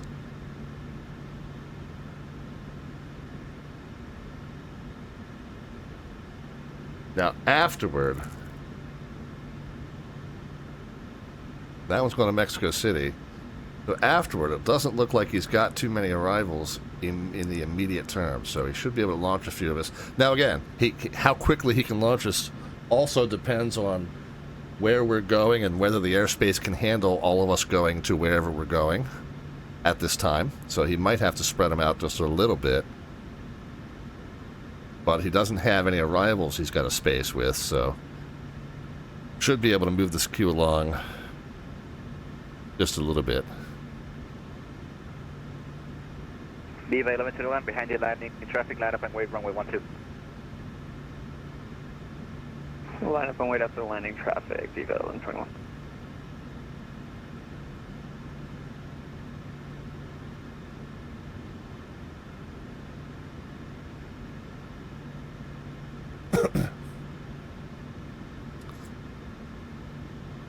So we got that United in. Number 1's taking the runway. Everybody's moving up one.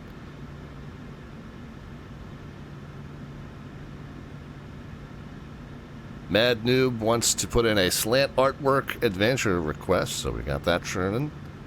We'll see how we do with it. United 634, welcome to Monterey, back at right when able.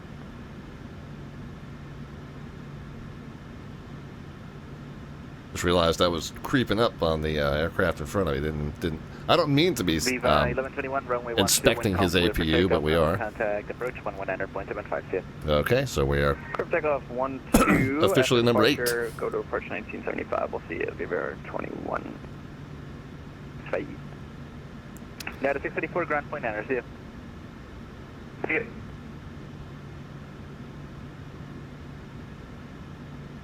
And away he goes. Ground United 624 with you, clear 12.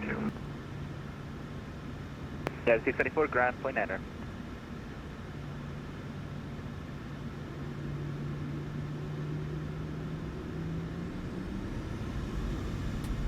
Alright, well, instead of moving up, I'll just sit back here at a more respectful distance. Cactus number 2, we're up. Cactus at 14, runway 12, line up and wait. 12 line up and wait, Cactus number 2, have it. Alright, still number 8.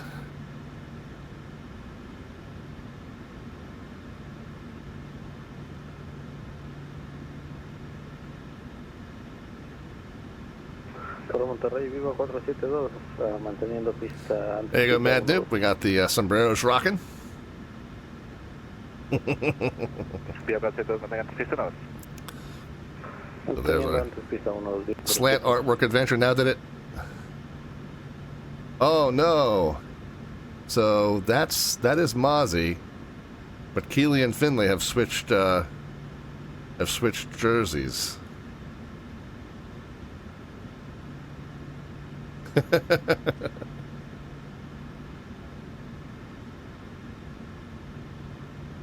And they lost their soccer balls that they stole too.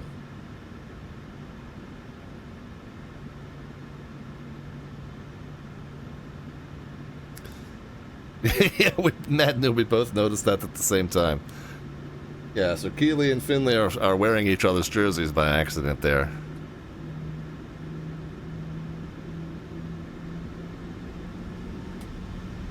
I may try to fix that. That's a freebie. I'll do that one without a request.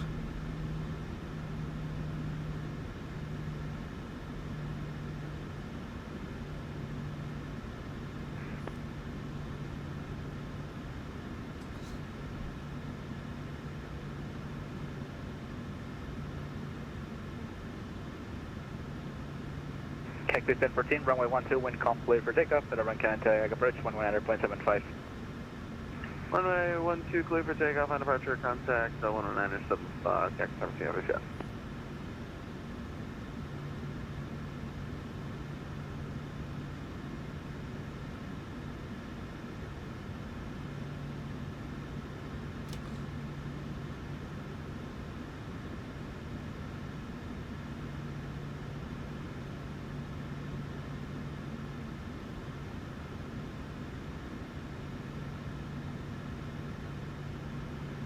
Alright, so we got that correction going in. We'll see if we can get their jersey switched and get the soccer balls back in their mouths, because I really did love that they were running down the street with stolen soccer balls, and that's why they were getting the red card. So without the stolen soccer balls, the red card doesn't make as much sense. although you can imagine whatever other transgression they may have committed. But we'll see if we can get them back and see if we can fix the jerseys there.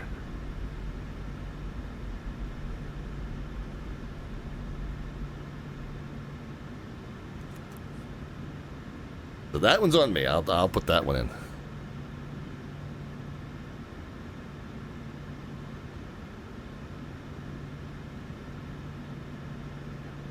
All right, there we go. There we go. All is right with the world. Finley's that one. Keeley's that one, and we got the soccer balls back.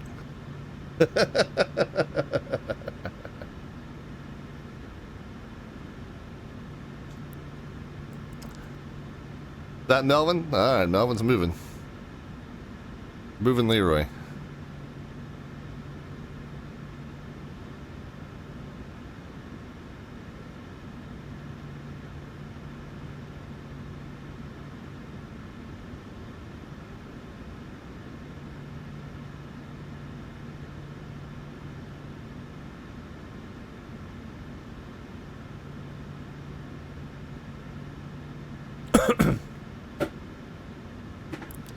Are they going to cut us in front of us?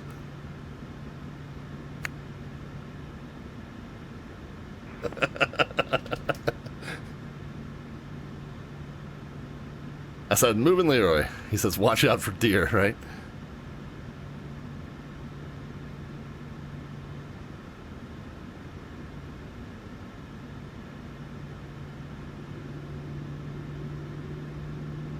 I lost count. They got a couple. They got a couple launched. Again, you know, you think if there's no arrivals, they should be able to just fire the departures off as fast as they want. Well, that would be true if all those departures are ultimately headed a different direction. And the airspace, the approach and departure airspace that they're all launching into is capable of handling that many planes at once.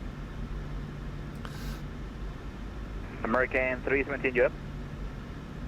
A firm, Holding Shuttle 1-2. Again, 317, behind the departing Viva 320, line up and wait, runway 12.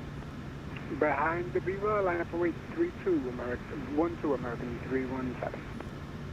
Alright, so Americans lining up.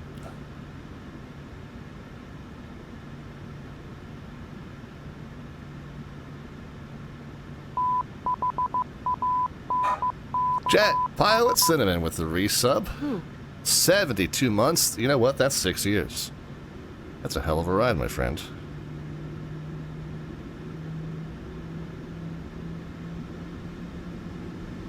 Mike. What day is it, Mike? JPC. Thank you so kindly for the continued support. Guys, we often like to say, and we talk very often about our landing rate raffle that we pull at the end of the month, every month. Of course, we've got our 8th anniversary stream coming up a week from Monday.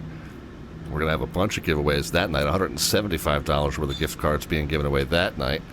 It's the continued support of the channel in terms of the subscriptions and the cheer bits and the gift subs and the donations that keep that channel coming and keep that channel funded and keep those prizes coming. And we truly appreciate it, guys. All that support just allows us to keep these contests going, keep the fun, interactive parts of the stream up and running. So we really appreciate it.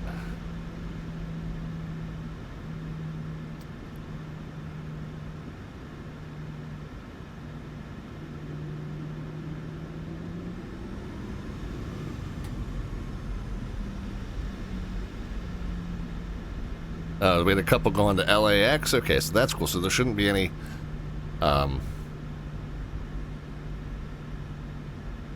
delay on those, hopefully, fingers crossed. Yeah, it's me and Melvin in the same frame. We've been kind of teasingly talking to Melvin over there. We've been DMing with him over V-Pilot. Partially my fault he's in the A300 tonight, says JPC. So what are we now? So we got 1, 2, 3, 4, 5. So we're number 6 unless they cut Melvin in front of us. Approach 119.75, see ya.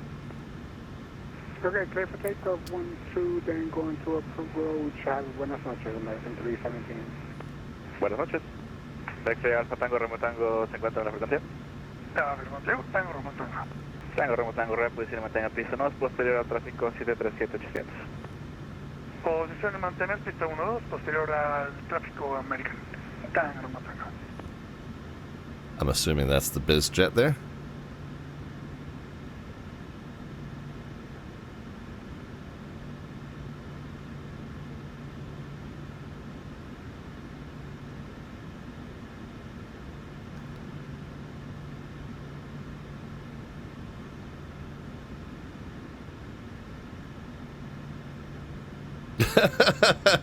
Jet Pilot Cinnamon says, I asked him if it was good.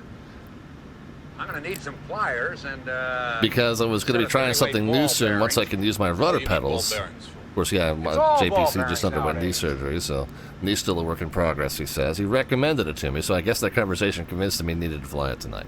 Well, there you go. You put an idea in the man's head, he just runs with it. Of course, then he stops in and says hi in the channel. Melvin says he's watching you. Yeah, I know. We've been watching him for the last half hour as well.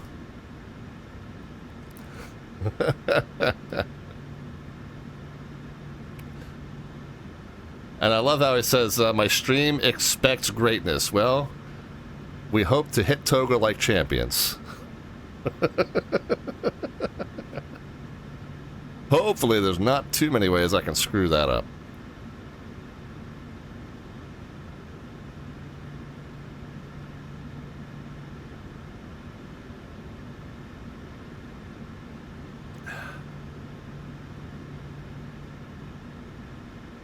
What's our minimum departure fuel, by the way? 140908. 16.7 in the tanks. We're good.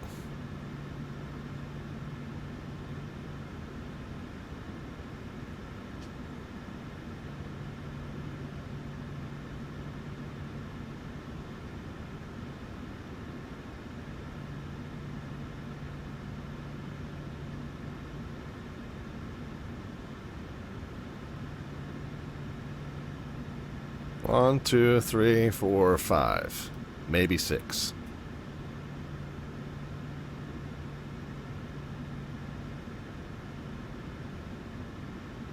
You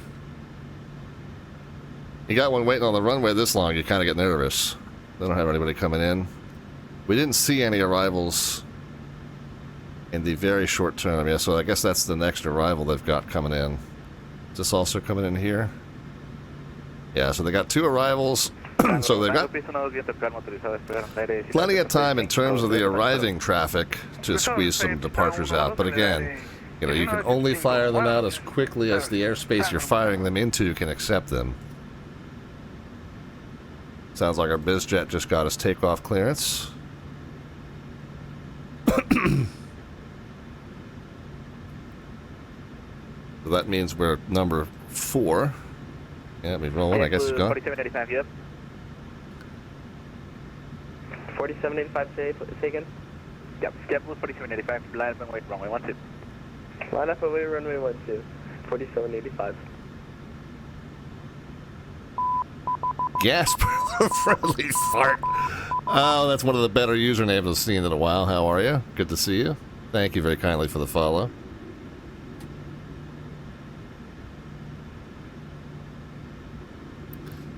Yeah, so Mad Noob says that part of the reason we're slowing the departure queue is because some of those are going to Mexico City, which is of course heavy traffic, heavy weather there.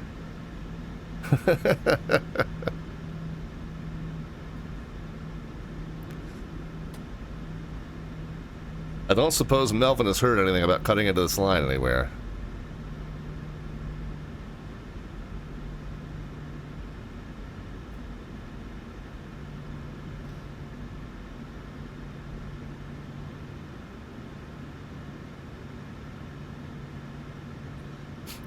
We had said 20 after was our scheduled, and you know, of course, it's just based on my turnaround times and whatnot. There's no schedule that we have to keep per se.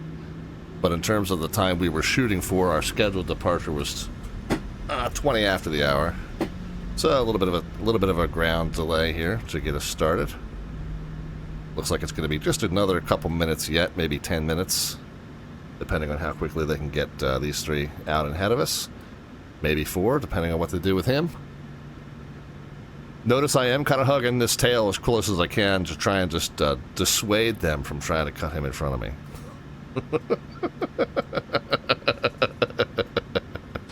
Love you, buddy.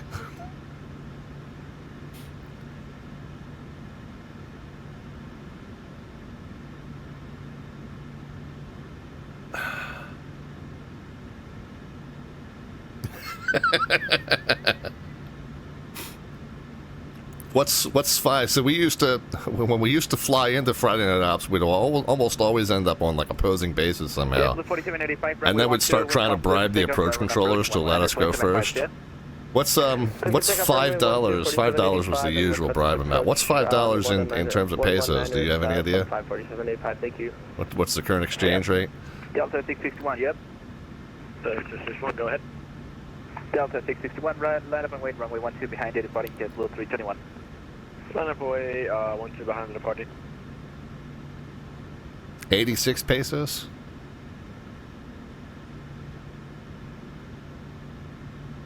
So if we hear a UPS chime in on the tower frequency and say, "Hey, I'll give you 86 pesos if you let us cut in front of that Aeromexico."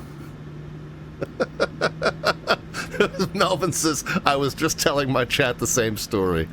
Yeah, man. Yeah, we haven't had that happen in a while. It used to be we were on a roll, like at least 2 Friday night ops a month. We would just end up on approach to the same airport at the same time, unplanned. Right? I mean, other than the fact that they were the featured fields, but I mean, you know, it wasn't like we coordinated. It was just there we were.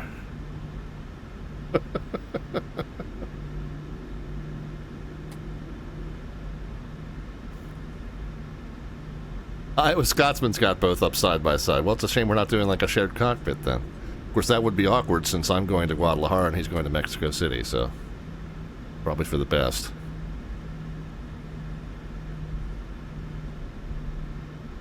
Well, sun's starting to break through, too. That's nice.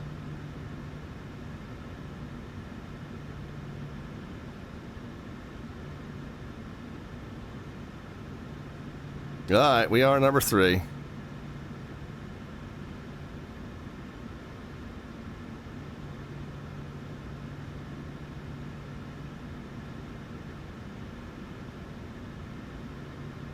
Número 3.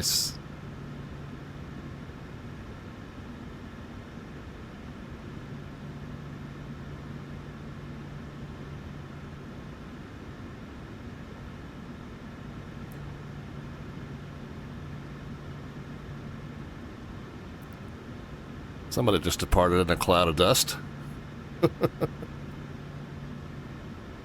Delta 661, runway 12, wind calm, clear for takeoff, and run connecting approach, 119.75, yep.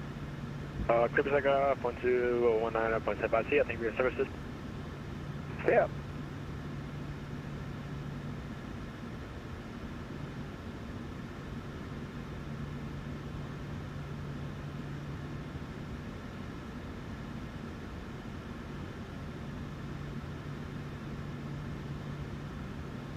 Getting antsy. He hasn't been clear to go anywhere, but he's just like, come on, come on, come on, come on, it's my turn. Let's go.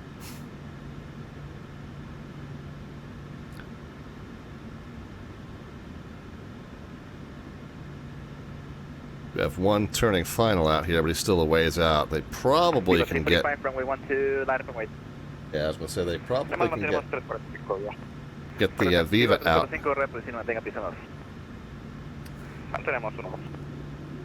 I don't know if they're getting me out ahead of the Air Canada.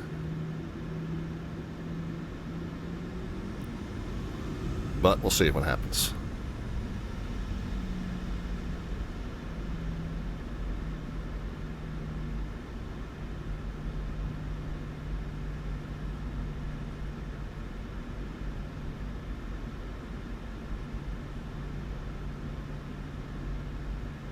I don't see a whole short line here at all, but we'll stop at the beginning of the hold pad here, I guess.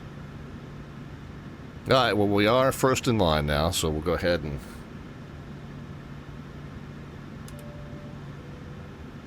let our cabin crew know. We'll get TA and RA on. Continuous ignition on.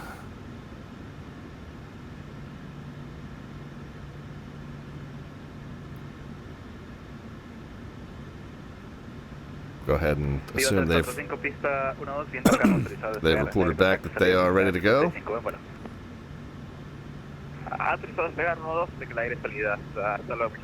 Okay, he's got his takeoff clearance. I'll wait to pull up because I know that they've got that one arrival. Hopefully they... Good evening, Canada 613, established with our nose 12.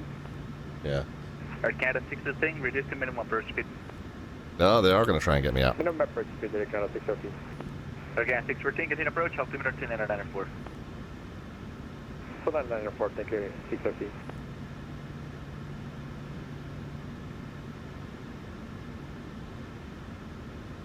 They slowed him to final. He's got plenty of space. We are here. English, please. My bad. Air Mexico 554, runway 12, line up and wait. Line up and wait 12, Air Mexico 5514. Again, heard enough to know he was talking to me.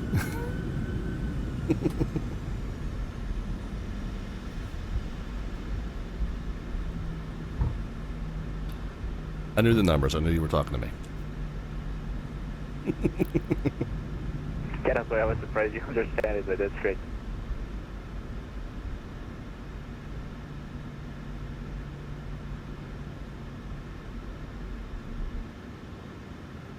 So strobe's on. Forward facing lights off just as we get.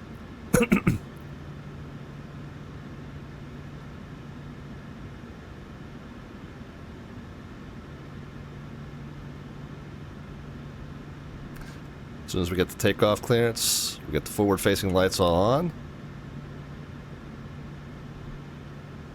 Get the engines spooled up. Check for warnings and vibrations.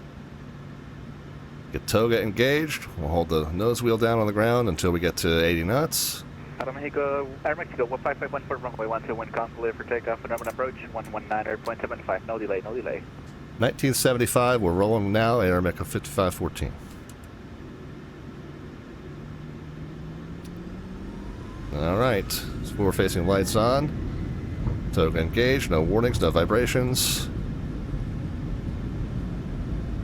Airspeed live. We're going to hold the nose wheel down until we get the 80 knot call. Canada 613, runway 12, wind calm, clear to land. Left on runway 12, Canada 613.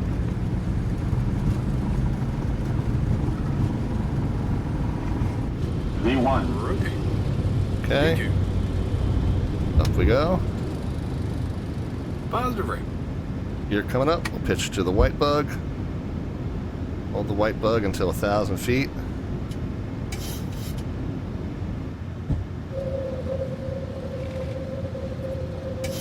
Oops.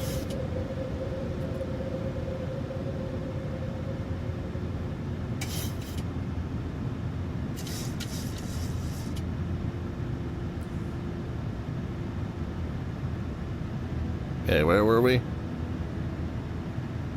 Monterey departure, Air Mexico 5514, we're 4,000. Hola, Aero Mexico 5514, Monterrey approach, hello, radar contact, climb to maintain flight level 360. 360, Monterey, yeah, Air Mexico 5514. Yeah, no, I let the pitch kind of run away there. I was trying to pitch to maintain the white bug there. And 5514, when leaving 6,000, right turn, direct to Veros. Veros is Bravo, Echo, Romeo, Oscar, Sierra, Veros.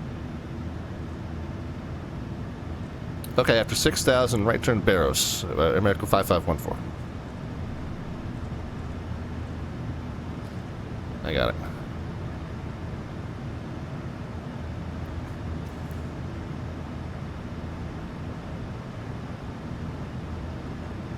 So Barros.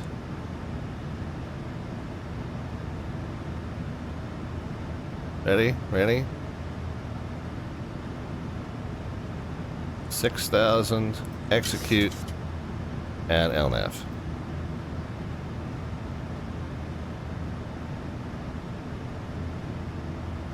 Yeah, performance takeoff.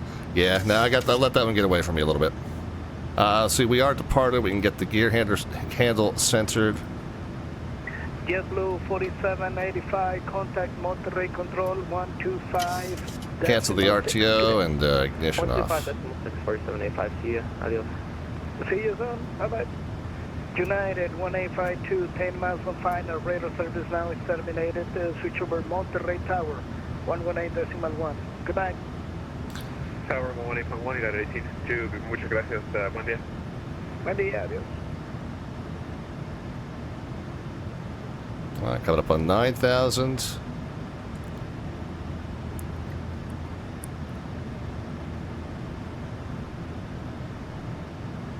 Bet it looked cool from Melbourne. Yeah, right. I did say, hey, there's not too many ways I could screw this up, and lo and behold, if I didn't find one. All right, so 10,000. We can go ahead and bring the cabin. Forward-facing lights can come off. November 35, Sierra Mike is climbing through 1,600. Pressurization check, cabin altitude climbing at a normal rate. Differential pressure, I always like to say, about a third of the way up at 10, about 2/3 of the way up at 18, all the way up at cruise, so everything looking normal there. Maintain flight level 380. Climb and maintain flight level 380, November 35, Sierra Mike, thanks. Okay, we got the automatic acceleration happening, everything is good.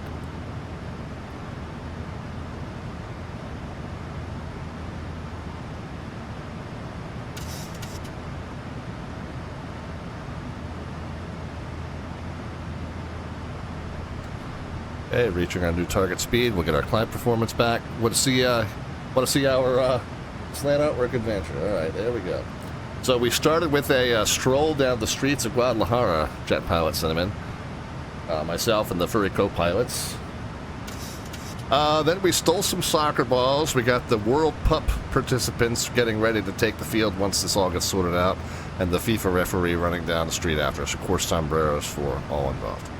So there we go, our slant out work adventure. No, yeah, I know, Jet Pilots and them in no notes, right? It's a pretty good one.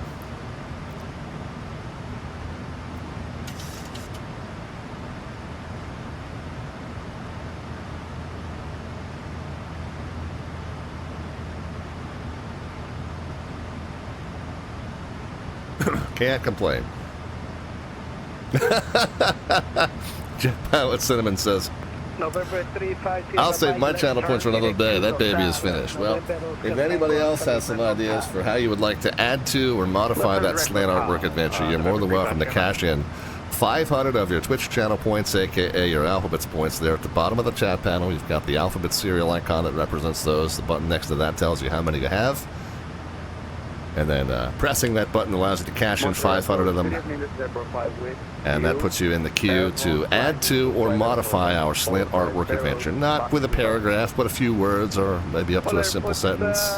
Anything that you'd like to add to or modify about that image. Climbing to 450, maintain runway heading.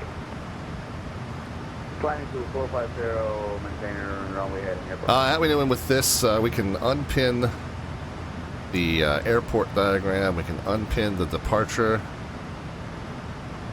We do see the mountains that we're going over though, don't we? So this is parking gates at our destination, and we are headed to where are we headed?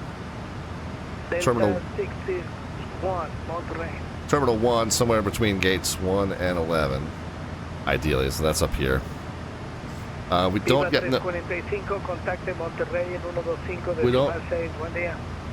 we don't yet know which approach they're using there. Once we get up to cruise, we'll take a peek. Aeromexico 5514, Aeromexico 5514, contact Monterrey control frequency on 125.6 grade. 25-6, Aeromexico 5514. We're going to try and answer you anyway, but thank you very kindly. We'll see you. Adios, amigo. Bye-bye. Gracias. Okay, thank you. Mexico 419er, contact Mexico control 126.6. We're through 18. I think technically transition altitude here is 18.5, if I recall. But we can go ahead and switch over to the standard altimetry across the board. We'll do another climb check here. Okay, differential pressures still within normal limits. Again, 1/3 up at 10, 2/3 up at 18, all the way up at cruise, and cabin altitude still climbing, but at a very reasonable level. Everything good so far. Delta 661 Heavy, would you Oops, I was just about to jump in. 04370. Yeah, Jet Pilot Cinnamon. That is our friend CTXCB, our British friend. CTXCB that added the ref running down the street with the red card after us. 250 to 661 Heavy. Control, Aeromexico 5514. We're at 195, going to 360. American 317, fly direct to Otaka. Direct Otaka, American 317. Viva 472, contacte Control México 133.1, buenas noches. Yeah, we got some real mountains down there, yeah, indeed. Say again, Jim, good to see you. 123.9. 133.1. We might have gotten stepped Viva on. 472, contacte 133.1. 133.1, Viva 472, gracias, buenas noches. Buenas noches. Control Aero Mexico 5514 is at 206 going to 360. Air Mexico 5514, Monterrey, radar contact, I'm in maintain flight level 360. 360, Aero Mexico 5514. American 317, contact Mexico, control 133.1. 133.1, have a buenas noches. Yeah, it's beautiful scenery that we're over top of here, and weather's starting to clear up as well. Monterey Control, November 350 Mike is passing flight level 210 for flight level 380. All right, well, let's... November 350 Mike, hello, Monterrey, radar contact, Lemon, maintain flight level 380. Let's take a peek. Do we have... Are we in range of Guadalajara yet? November 350 No, we're not. I mean, we just did get over a few minutes ago. Good evening, this is Airport 5 with your climbing 450 pulse in 190.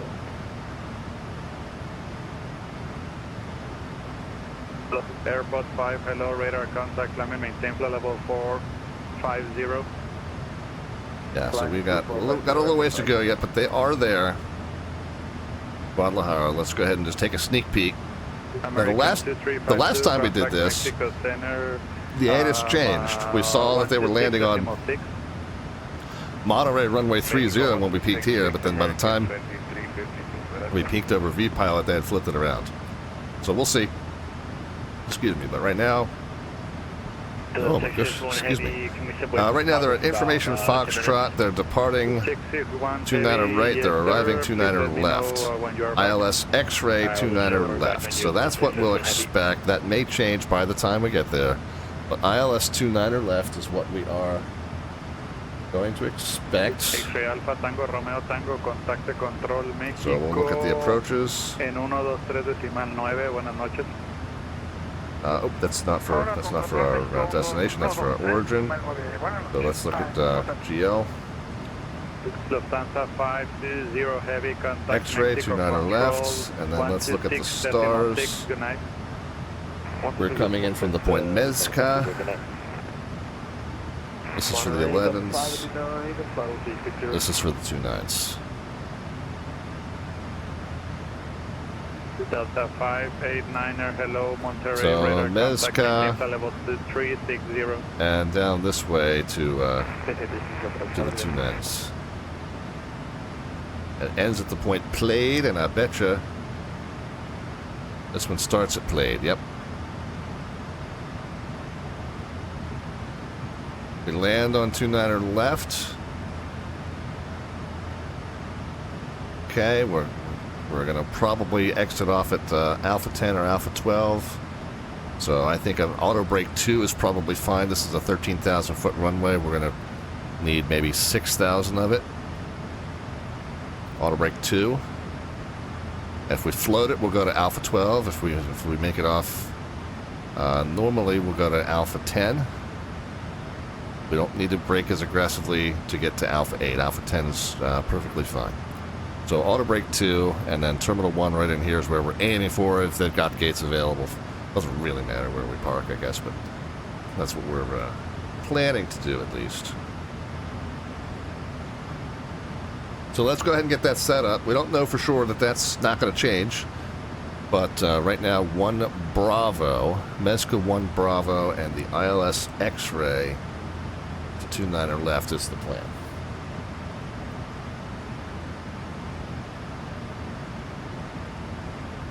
So let's get to it, guys. Departures and arrivals. Let's go to Guadalajara arrivals. The ILS X-ray 29er left from the Mezca 1 Bravo with the Played transition. Put that into the route. We'll execute it. We'll go to the legs page. And essentially at this point, we're just going to verify that all the correct points, this fork, And this branch came in with these restrictions. So let's just double check. Oh yeah, big drive 2907, stand by. And so after Mezga, 230 or above, livery ICBAN, 840 at 16, Lucosi at 13 exactly, and 824, all those at 13,000. Yeah, that whole loop at 13,000.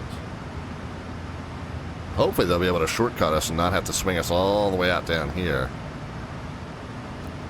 Now, I guess it's probably designed to have all these track miles added just in case they're busy, but then if they are not busy, they can cut you in from any one of these at 13,000 feet because they take you to Plate at 9, and then they can take you in from there. So yeah, we'll see what the traffic situation is when we get there, but I bet you we don't fly this whole thing.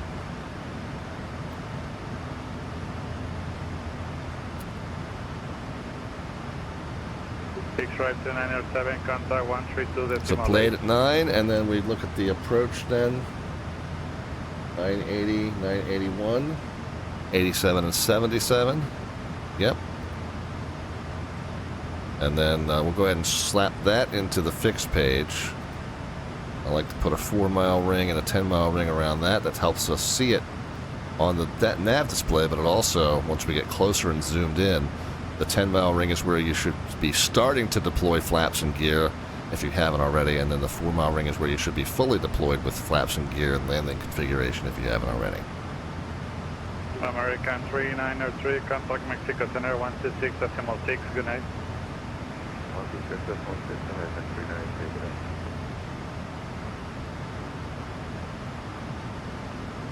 Alright, so, and then we can take a peek here. There's an ILS, we're going to have to tune some radios as well. We'll go ahead and do that now just so I don't forget. 111.3 and 288.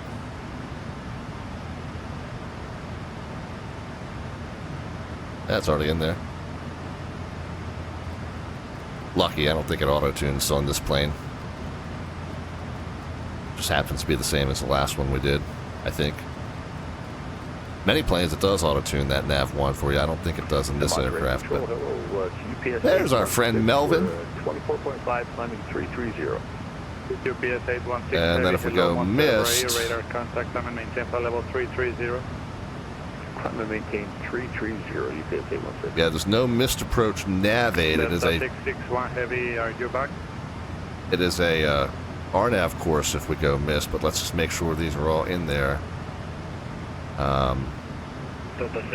Back to Sekis. They take you on a nice path around the mountains. We'll be coming around the mountain when we come. Yes, and it is. Yes, you can step away. Alright, appreciate it. For Navy. 11,000 it looks like.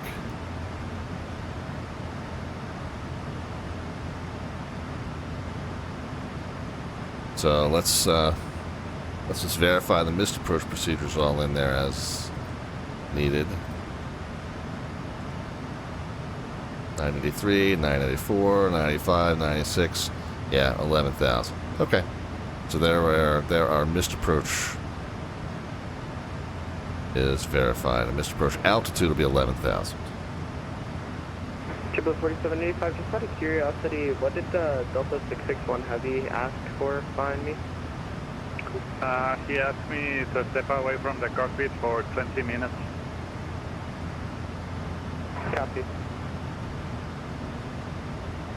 He asked to engage missiles. Why do you need to know that? He asked for a big cup of nunya. Triple 4785, requesting a step away for 5 minutes. Yes, sir. Please let me know when you are back. Copy, we'll let you know when we're back for 785, thank you. Viva 345, contacte Control México 133.1, buenas noches. 133.1, Viva 345, buenas noches.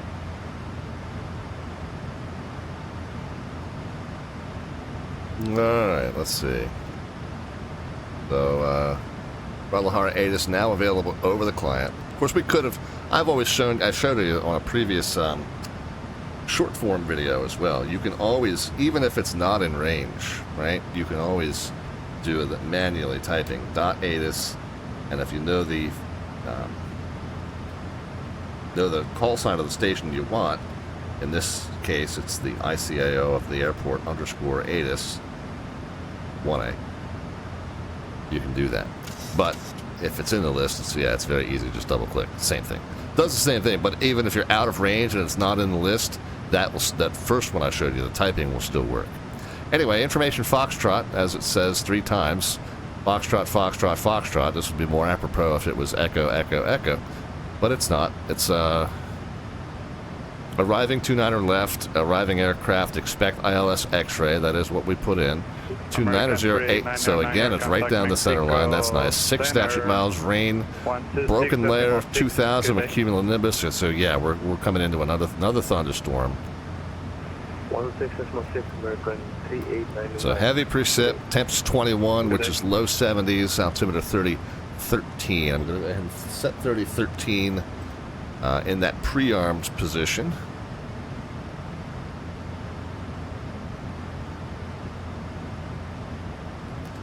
Of course, it may change by the time we get there, but we'll go ahead and have that preset and shouldn't need to adjust it too much.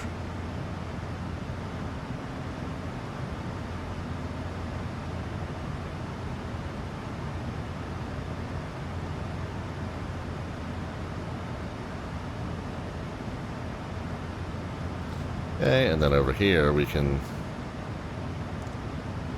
set 3013, but then we'll pop it back to standard. Okay, so as ahead of the aircraft as we can be.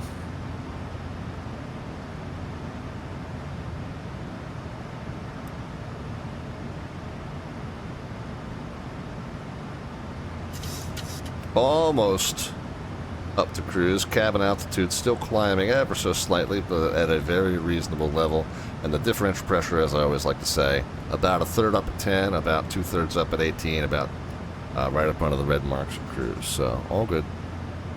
Everything happening according to spec in terms of pressurization. Of course, when you're at 33,000 plus feet and you can still breathe normally without the use of an oxygen mask, that's a pretty good sign that pressurization is still working as you expected. But it's always good to have the gauge to double check with. I mean, if not, I would have to smash down a few of these to simulate the hypoxic effects. But I'm not above doing that. I'll do that. I'll take one for the team, all in the name of realism.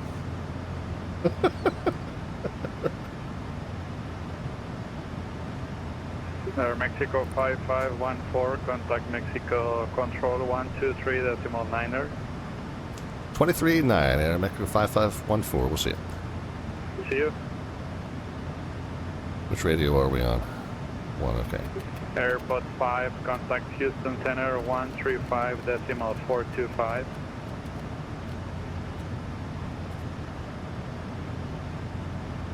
Oh, and the other thing we can do real quick, hopefully they'll still be on by the time we get down there, is the local controllers. Mexico Control, Air Mexico 5514, we're at 352 going to 360. Mexico 5514, hello, radar contact. That's all that needs to be said. That's all I've got to say about that.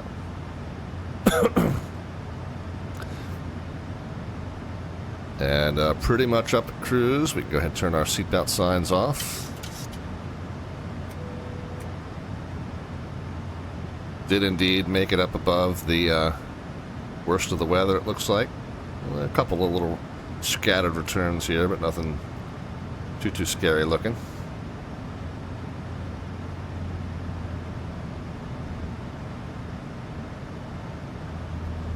Towers 18.1, grounds 21.9. Same 2 frequencies we had at Monterey, 18.1, 21.9.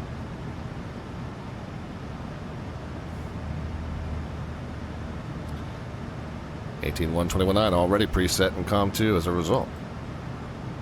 Speaking of radios, we had some exciting news come out from VATSIM Central today. They had an announcement that on Tuesday, and they're going to make the switch at 14 to 15 Zulu, which is, what is that? That's noon to... no, not that's 10 a.m. to 11 a.m. Eastern Time.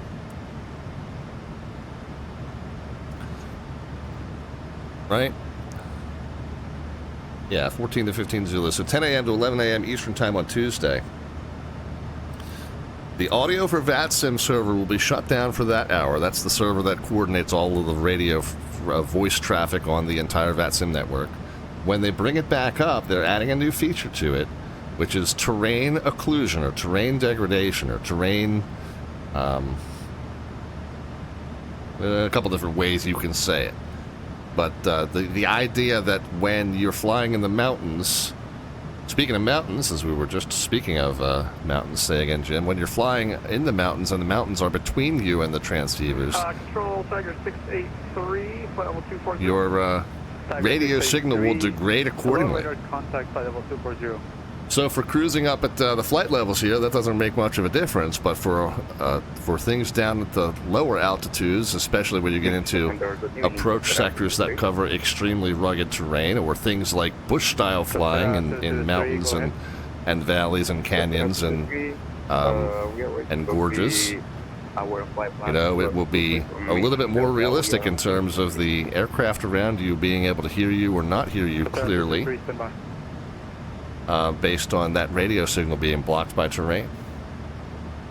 So that Melvin, if you're still monitoring the frequency here, or monitoring the stream here, might be a signal that we need to plan. As of course, we used to do the monthly Bush League Backcountry Flying Series, coordinated over on the Downwind Sim website. But with the upgrades coming to audio for VATSIM that are going to affect voice communications, radio communications in mountainous areas, we might need to plan ourselves a little bush-style trip to test that. CB Flyers here. How's the Mexican tour? We're doing well, man. We're enjoying it. Controllers have been great.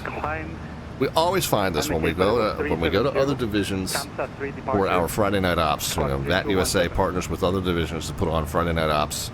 And other places occasionally outside the U.S. give us new places to fly to, those of us who like flying these Friday night events. We always find great service. We've done some in South America, we've done some in the Caribbean, we've done some in Australia, we've done some in Canada. But we always find great service from the controllers. I love, as I said earlier, I love hearing the other languages on the frequency. I love seeing liveries that we don't often see. really cool evening to do some flying.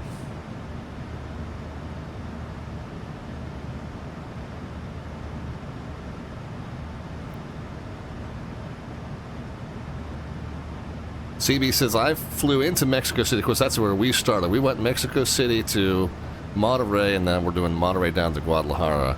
The flight into Mexico City, which of course was the busiest of the three destinations, it looked like. CB Flyer says, my flight there was good, at one quick vector for spacing, but a great flight in. Yeah, they had a lot of traffic, and the bulk... 683, contact approach 119.3, good day.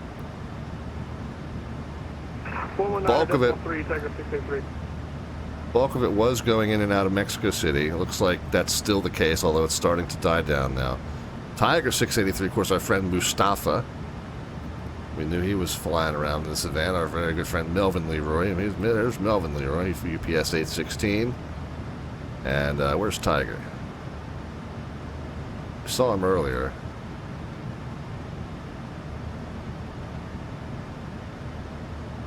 Here he is, Tiger 683. So he's going into Monterrey as well. But we'll be just a little bit behind him. It looks like he went Mexico City to Monterrey. Or, I'm sorry, Guadalajara. Mexico City to Guadalajara. So he went to Mexico City first. Yeah, now he's cutting across there. So we'll be behind him,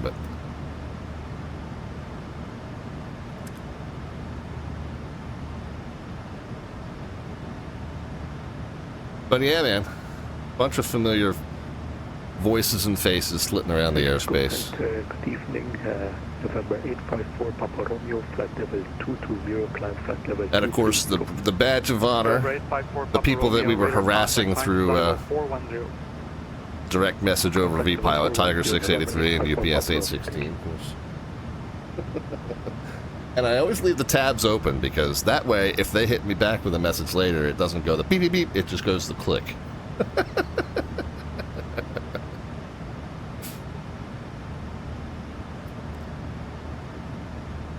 Alright, when the map gets cluttered, we can knock it down one range there just to reduce that clutter.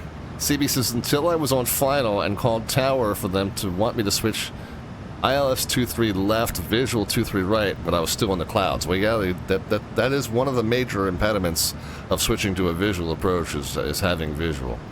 Is that just asked for me to report the field when I had it, and if I could take the change, I got the visual by the 5-mile final, so I was able to help them out. Nice. That's fun. Yeah, stuff like that's fun. You know, and even if you're not super confident, you know, go ahead. Challenge yourself. Challenge yourself to accept the change and help them out. What's the worst that can happen, right?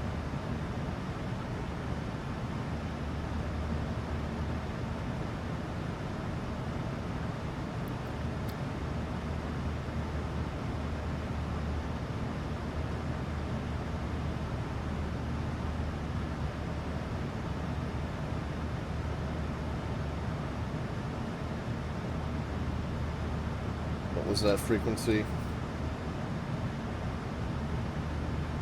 19.3, so that's likely going to be our next handoff as well.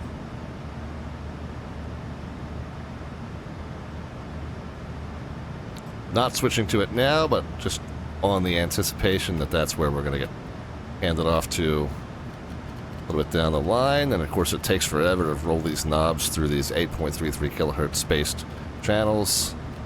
So it's always nice when you can do it in advance. So 19.3, we expect that'll be our next handoff.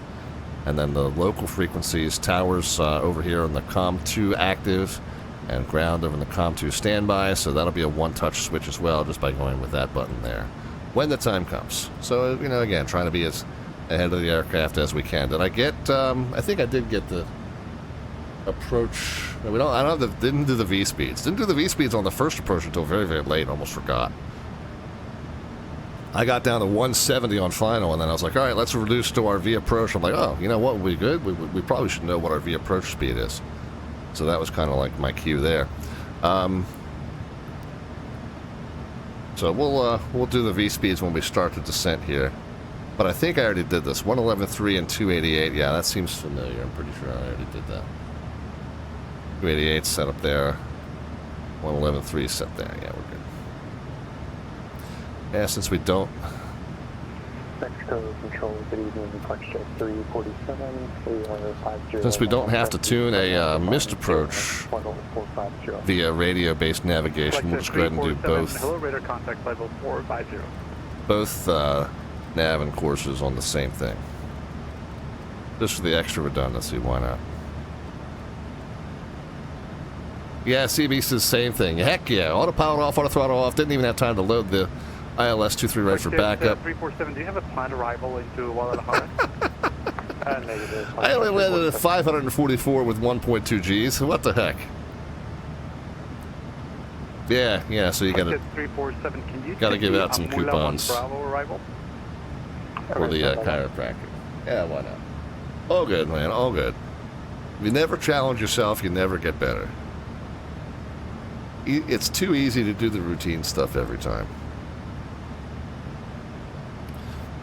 Ryanair training, right? Indeed. So information golf is now current, so it has incremented one. What's the... So ILS X-ray 29 left, so that hasn't changed. 280 at 6, so the wind has shifted 10 degrees, but still mostly down the center line. And it's reduced from 8 to 6 knots. Everything else in terms of the... Amula 1 Bravo arrival, and when ready, fly direct Amula. Cloud cover hasn't changed. 3014 is now the altimeter, so we'll make that adjustment. And the temperature is now 68 degrees Fahrenheit. So Not much of an update, but an update nonetheless. 3013 becomes 3014. Whoops, I had bumped that one down one anyway. So now that's fixed. Now that's Tango Romeo fixed. Tango, contacto aproximación 19-3, buenas noches. 19-3, buenas noches, Tango Romeo Tango. Viva in front of us got the shortcut. Yeah, I expect they'll be shortcutting a lot of us here.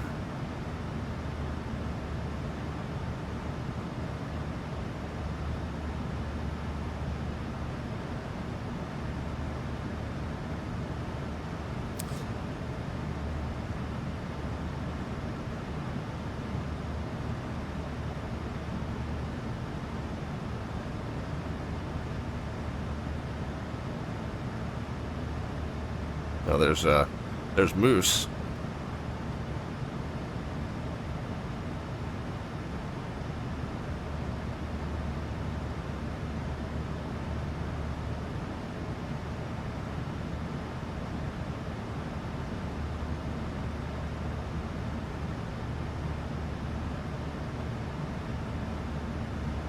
Yeah, I doubt very highly they'd have this American go all the way down here. They're going to probably cut him in right behind Moose.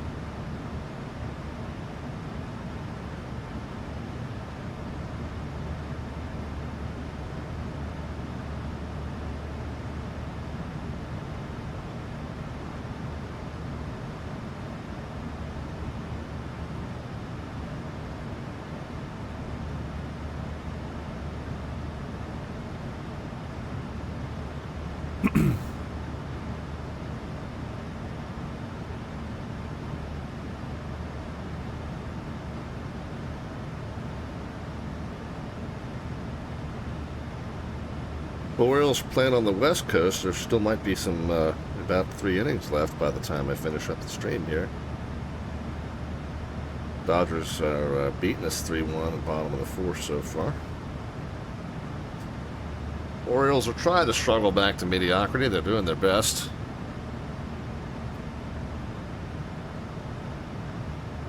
But I guess my best wasn't good enough.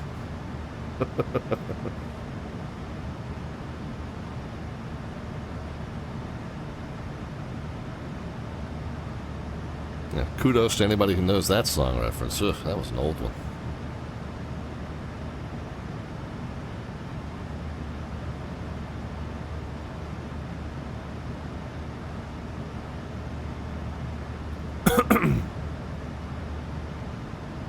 I wouldn't call it obscure, but based on the number of years it's been since that song was played on the radio regularly, I would call it obscure.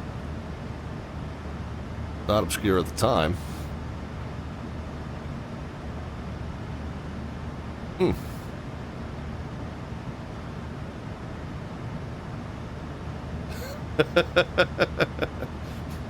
So I said that the Orioles are doing their best to struggle back into mediocrity. And then I followed that up by saying, but I guess my best isn't good enough. Or wasn't good enough, I guess is the line.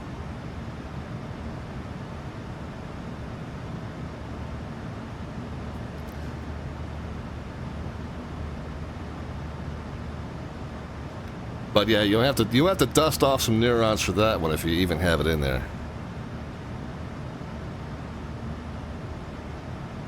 No? Yeah. Yeah, it's an oldie.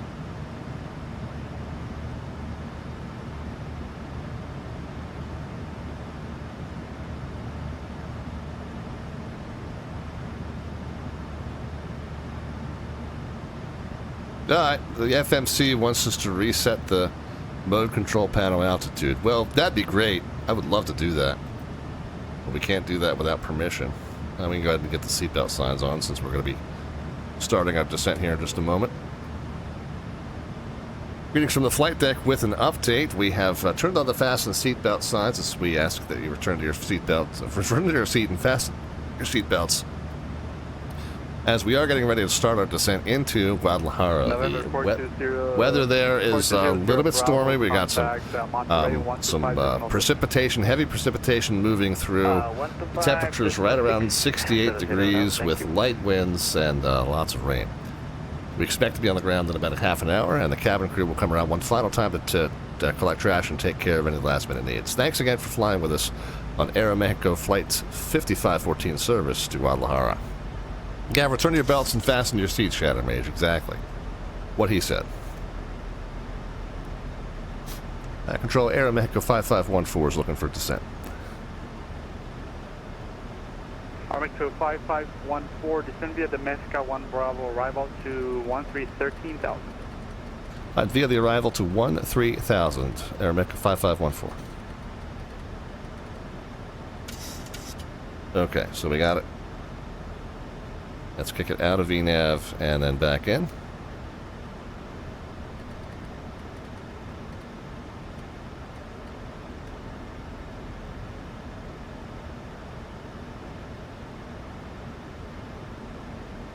The one thing that this aircraft does, and I caught it the first time, on the second flight I don't think I caught it. One thing that this aircraft does, and I don't know if the real 737 does this also, if it does, it's kind of strange to me. When it passes that top of descent, it starts slowing down automatically. And I just feel like, man, that's going to cause a bottleneck of traffic behind you. If you're cruising along at, Mach 7.8, Mach 7.9, and all of a sudden you start slowing down without being told by air traffic control, I mean, you're not technically on a speed restriction, but man, if you start doing that suddenly without warning, I just feel like that's very strange. Alright, so we were a couple thousand feet above the VNAV path, but it's now, because it has slowed down, it's now able to catch that up and get back up to the econ speed. So that's why it does it, but it just seems strange to me that you would just suddenly hit the brakes in midair without air traffic control directive to do that.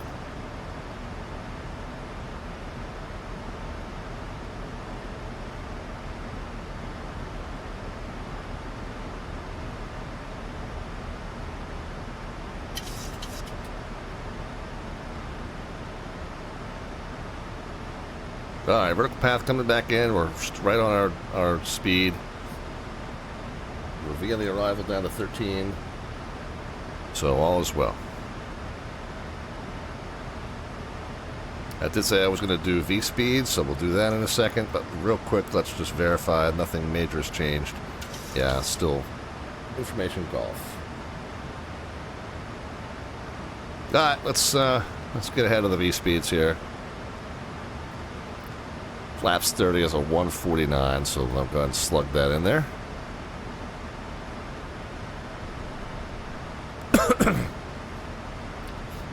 So 149. 149 is our ref speed at 6 knots.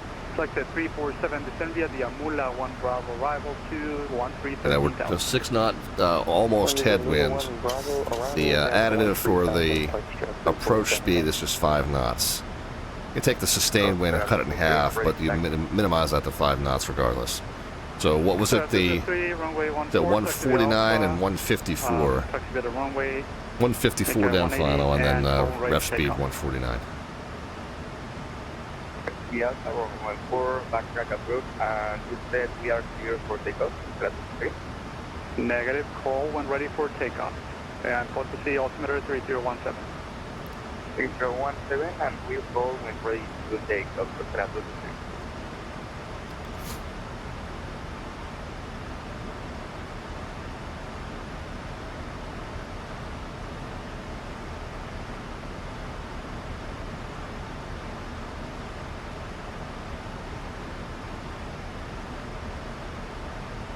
Mexico 5514, contact approach 119.3, see ya. 19.3, Aeromexico 5514, we'll see you.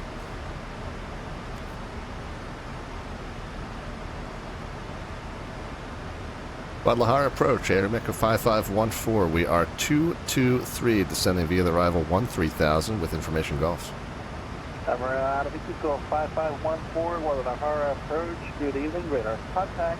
Descend via the Mexico 1 Bravo arrival 13,000. Expect the ILS X-ray, runway 29 left approach. ILS X-ray 29er left is what we'll expect, and we're via the arrival to 13,000, Air America 5514.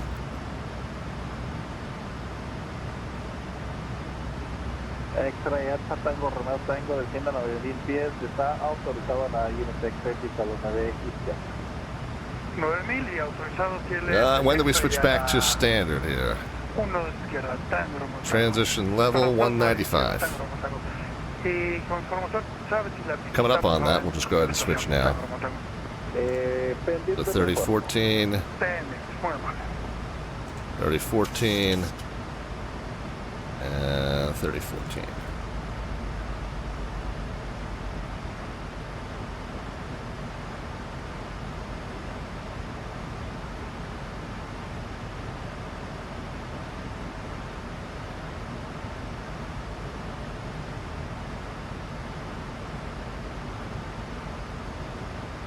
One last time. One last time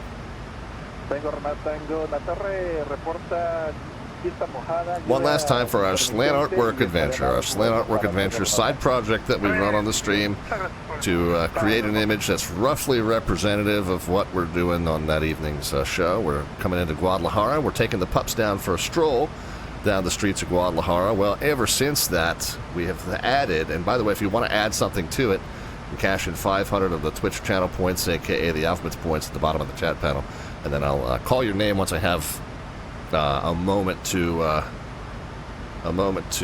do that, and you can let me know what you would like to add or modify about our slant artwork adventure. Yeah, 4 leashes for 3 dogs. Yeah, it is. Well, Keely's enough of a troublemaker that 2 leashes for her is probably not inappropriate.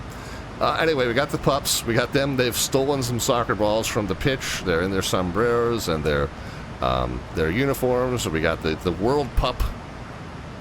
The World Pup happening behind us. The teams are getting ready to retake the pitch once we resolve this situation, which is the stolen soccer balls that they're running away with. And we got the red card, a referee with the red card running down the street afterwards, therefore.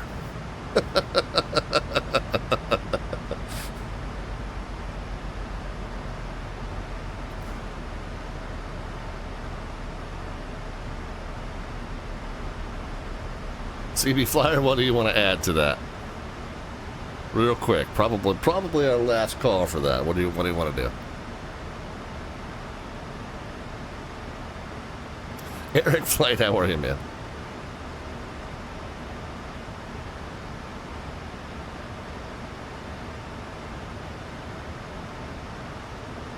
Aeromexico 5514, flight direct to Slade, descend and maintain 10,000.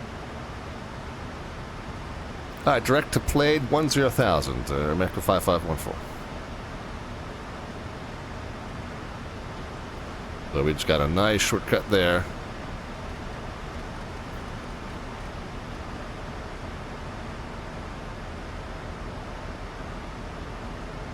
Tango Romeo Tango, servicio radar terminado, contacte Guadalajara, Torre Guadalajara, 18-1, buenas noches. 18-1 con Torre, buenas noches, vamos acá. Guadalajara approach, good evening, Flagship 347 is flight level 340, descending to Miller 1 Bravo to 13,000, information Golf. Flagship 347, Guadalajara approach, good evening, radar contact, descend via the Amuda 1 Bravo, arrival 13,000, the altimeter 3014. Send it, Miller 1 Bravo, 13,000, CB Flyer, someone needs some agave nectar, if you know what I mean. If there's deeper meaning to that, I'm missing it.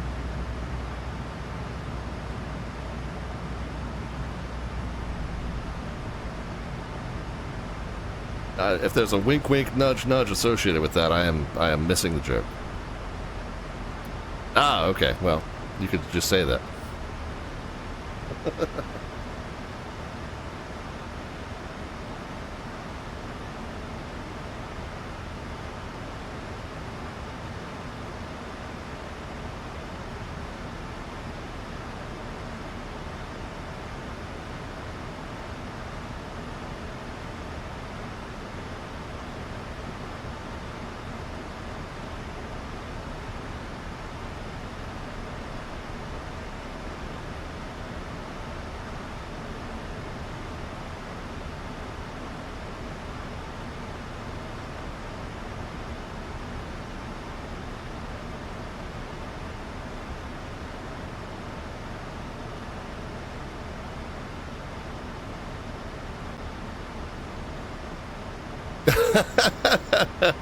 Wasn't sure where the family-friendly line is. Okay, no.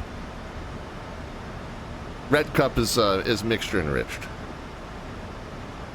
I assure you we're good to go. Coming up on 10,000, let's go ahead and get some forward-facing lights on.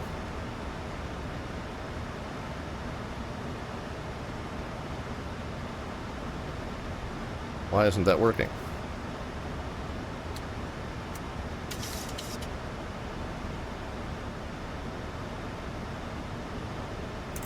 All right.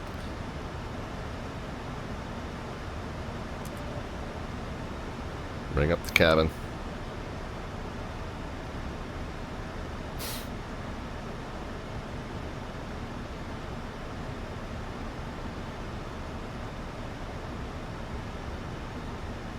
Got some weather returns here. It looks like the path that we're on is going to kind of put us in a hole. But not too bad, although we're going to have some returns right there by Plade where we make that turn.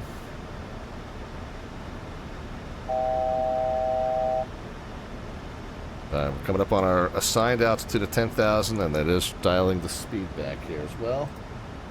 Approach is back. There we go, CB.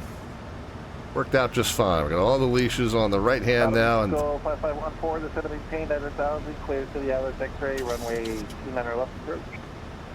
All right, 9,000, and then clear for the ILX X-ray, runway 29 left approach, Aramec 5514.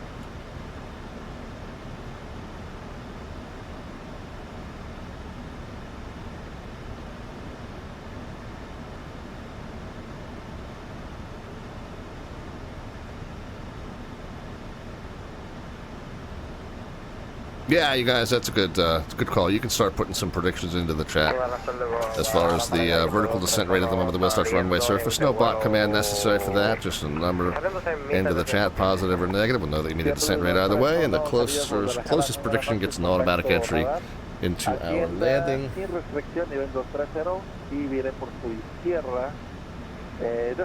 Our landing rate raffle. Be drawn on June the 24th.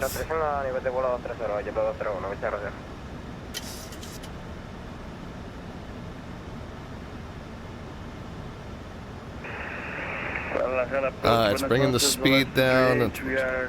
We are down through 10. I think we're close enough. Let's go ahead and get the continuous ignition on. We'll bring the cabin. Turning on a 5. That was a pretty good sized bottle. Yeah, agreed. I did refer to it in the request as a big old jug, and we did get exactly that. The altimeter is 3014. All right, speed's coming back nicely. We don't. I don't feel like we're in a hard pressed to start deploying flaps and gear just yet. We do want to do that by the time we reach that 10-mile ring.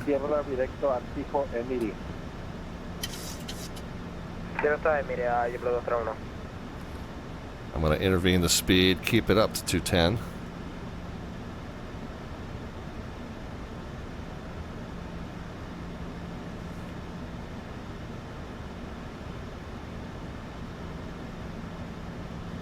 Remember, by the time we hit that 10-mile ring, we should be at least starting to deploy.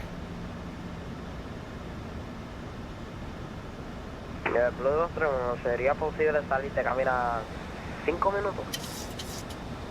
No más de 5 minutos, por favor. Yeah, I think we can go ahead and do flaps 5.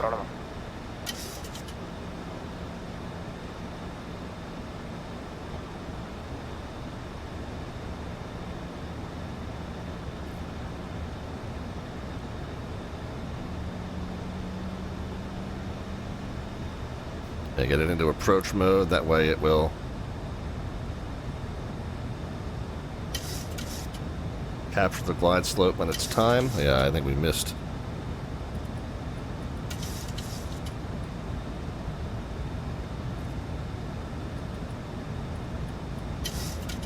Let's get it out of approach mode.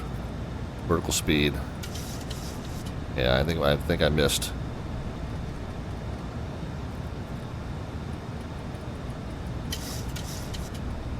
And then I was trying to descend below the selected altitude. All right, now we get into approach mode.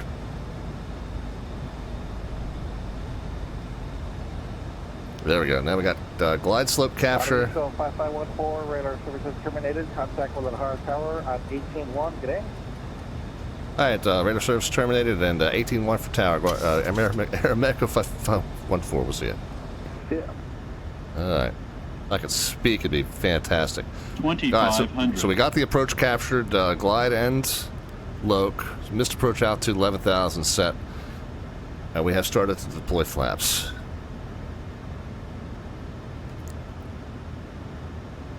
Guadalajara Tower, Aeromeco 5514, 10 miles on the ILS X-ray 29er left.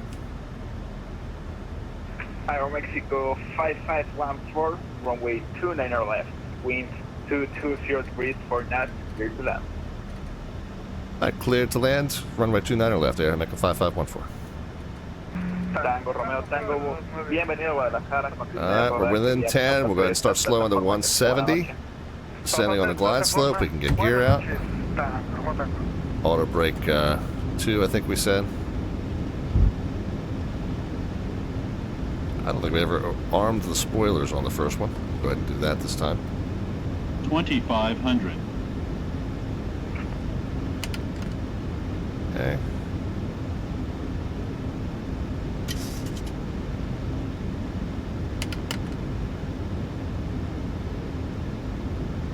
$170, we can go flaps 15.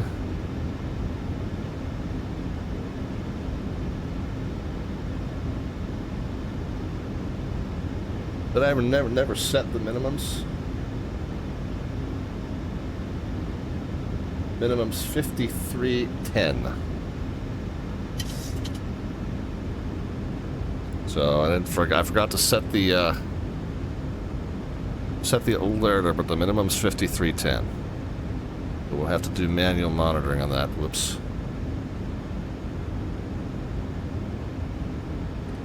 Alright, slowing it to final now, 154.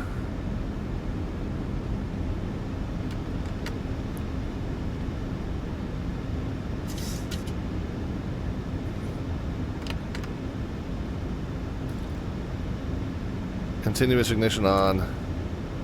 Cabin crew alerted.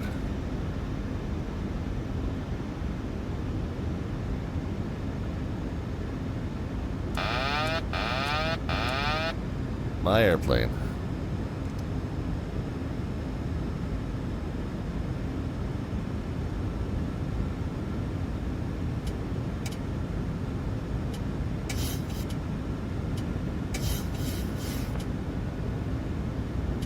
$1,000.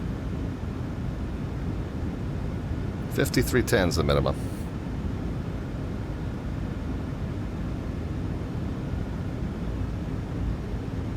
Got the runway in sight.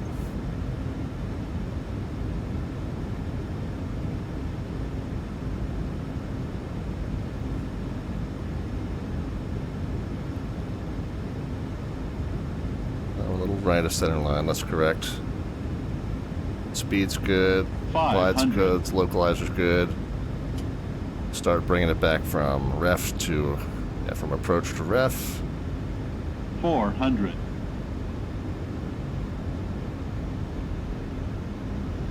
300. 200.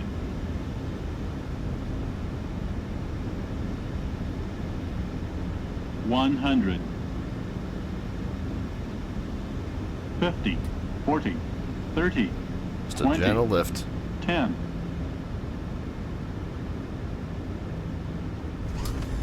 There we are. Nose down nice and gentle. Reversers. I probably could have made that first turn off.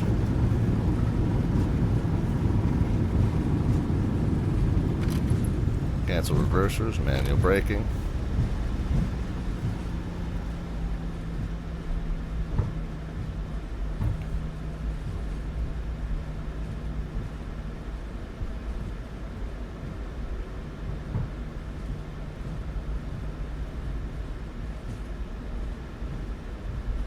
Should be Alpha 10 here.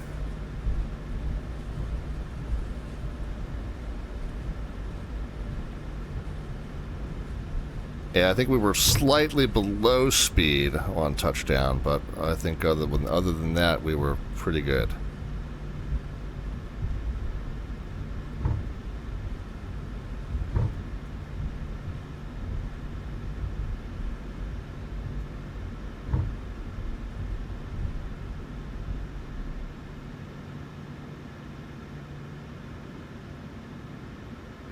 Mexico 5514, welcome to Guadalajara, cross runway 29 right, contact ground 121.9 yeah. Alright, we'll cross 29 right and contact ground 121.9, Air 5514.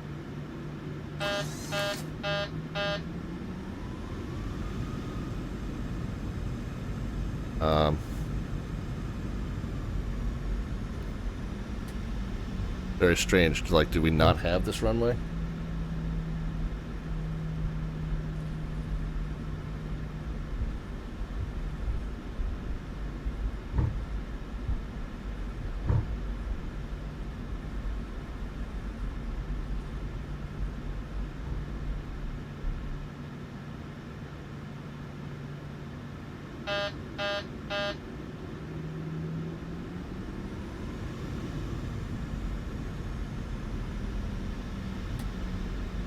Yeah, I guess there was a runway in the scenery that we don't have or whatever. I'm not sure.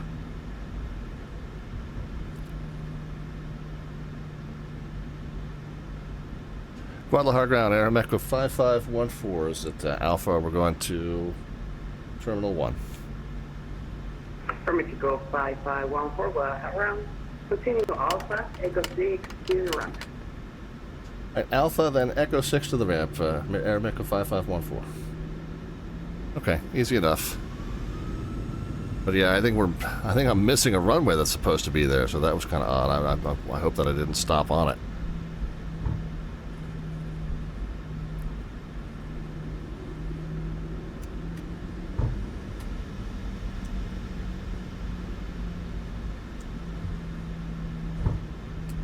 So forward-facing lights can come off. We'll leave the taxi light on. APU can come on and started. Come up top. We can turn off the windshield heat and probe heat. TA and RA can come off. Did we do flaps and spoilers already? Weather radar can come off. Terrain radar can come off.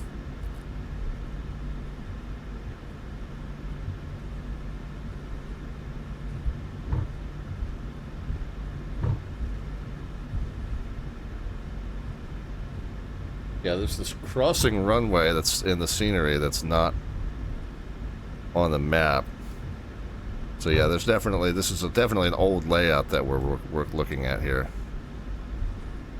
It's okay. We'll taxi based on what is supposed to be in the sim, not what is actually here.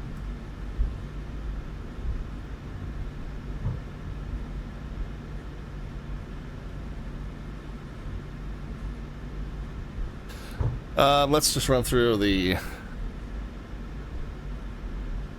taxi and checklist that I get. Laps and spoilers, probe heat, windscreen, continuous ignition, weather, terrain, flight director's auto brake. Minimum 3 set, I never got them set, so that's easy enough. Transponder, lights, and APU. Okay, got it. So yeah, very strange that I didn't set the minimums on that approach. I guess I never finished the approach briefing. Got the speeds dialed in, but I never got the minimum set. But we came out about 500 above them. We knew that the minimums, as I had recited verbally, were 5310. We broke through about 5800, as I recall. So we were good.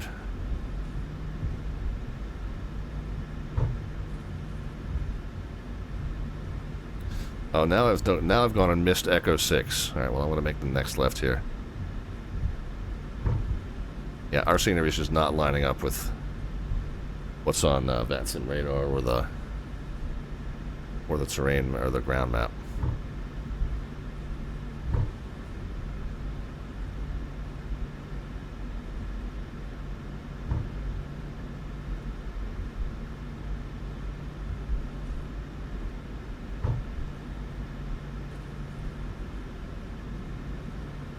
Alright, taxi light can come off. And we'll just take this first gate here.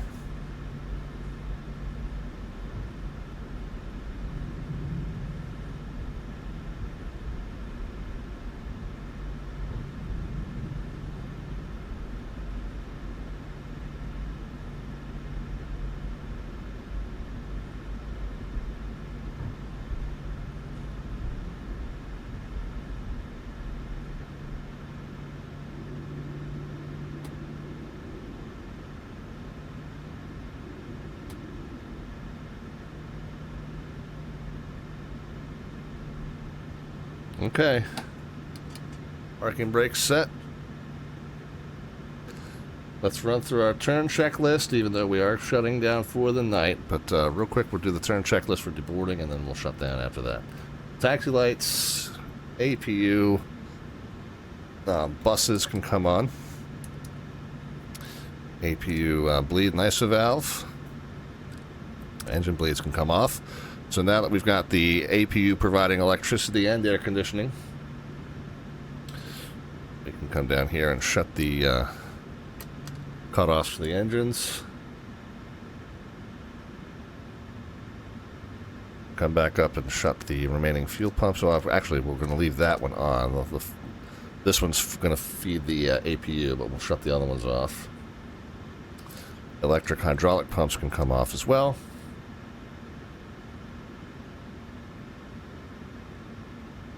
Anti-collision, wheel well light can come on. Chime and seatbelt lights can come off. Jump down here and get to FS actions, ground services. We'll throw some wheel chocks in. Ground power, ground AC. We'll back up, we'll get the door open. Cargo and equipment hatches open.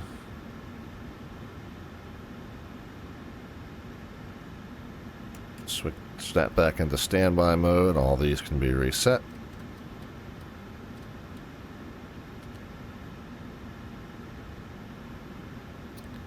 Okay, we can switch the ground power bus on. We've got ground AC happening, so we can turn packs off. Matter of fact, we got electricity there. We got ground AC, so we'll turn the APU bleed off and the ISO valve off. And we can turn the APU off. Turn that last fuel pump off as well. Okay, well, let's check on our predictions in terms of flight time and fuel estimates. So my predictions first, your predictions thereafter. I was very, very pleased with that landing. I was pleased with the first one, but the number that registered was a little high, surprisingly. The number that registered on this one, very nice. We expected to be on the blocks at 11:31. Well, we're 23 minutes past that, but we had a 23-minute ground delay as well. So I think flight time total, once you factor in the fact that we didn't get off when we expected to, I think the flight time was really, really close, in fact. So I bet you the fuel is probably close to 9,400 pounds. We had an extra 400 coming in the first leg. I'm going to say of course, we burned some in the taxi queue, but I bet you we're 97, 98, something like that.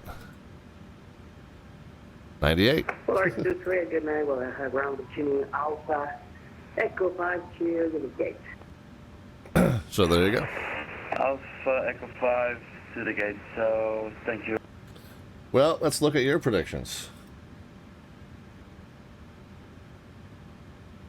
Our score out of 100 on that landing, according to Touchdown FX, was 88. 88 miles per hour! 120 was the descent rate upon touchdown, so that's the number we'll go off for our predictions. Vertical speed gave me perfect marks, G-force perfect marks. Touchdown zone, were we a little late? I think probably. So it docked us a few points there. Center line was a little off. Crab angle a little off. Bank and pitch were good though. I did not overflare. 3.9 degrees of flare on that. It's right where you want to be. I have tended to pull the nose up too high in every aircraft, but this one especially. But this one I really let settle in and let come down. So yeah, I was happy with that. Yeah, it didn't overflare it. You see, the pitch was fairly level even over the threshold, 2 degrees, and then I brought it up to about less than 5 degrees when we touched. Okay, yep, so perfect. I'm pleased with that. Centerline adherence was a little off coming in. We knew that, but we got back on centerline by the time we touched down. By the time we touched, we were very, very adherent on centerline. And we went a little bit off. There was that crab angle. We did have a crosswind, and it's normal to have a crab angle in the airliner. You kind of let it sort itself out. That's you don't put a lot of crosswind correction in for a minor crab angle like that. You just let it sort itself out when it hits the ground, generally. So yeah, overall, I'm happy with that. But anyway, 120 was the number that we're looking for. Where were you guys in terms of your predictions?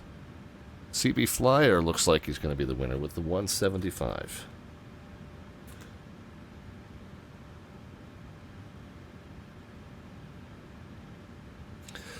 Our drawing's going to be on Tuesday, guys. Or Wednesday, rather. Wednesday.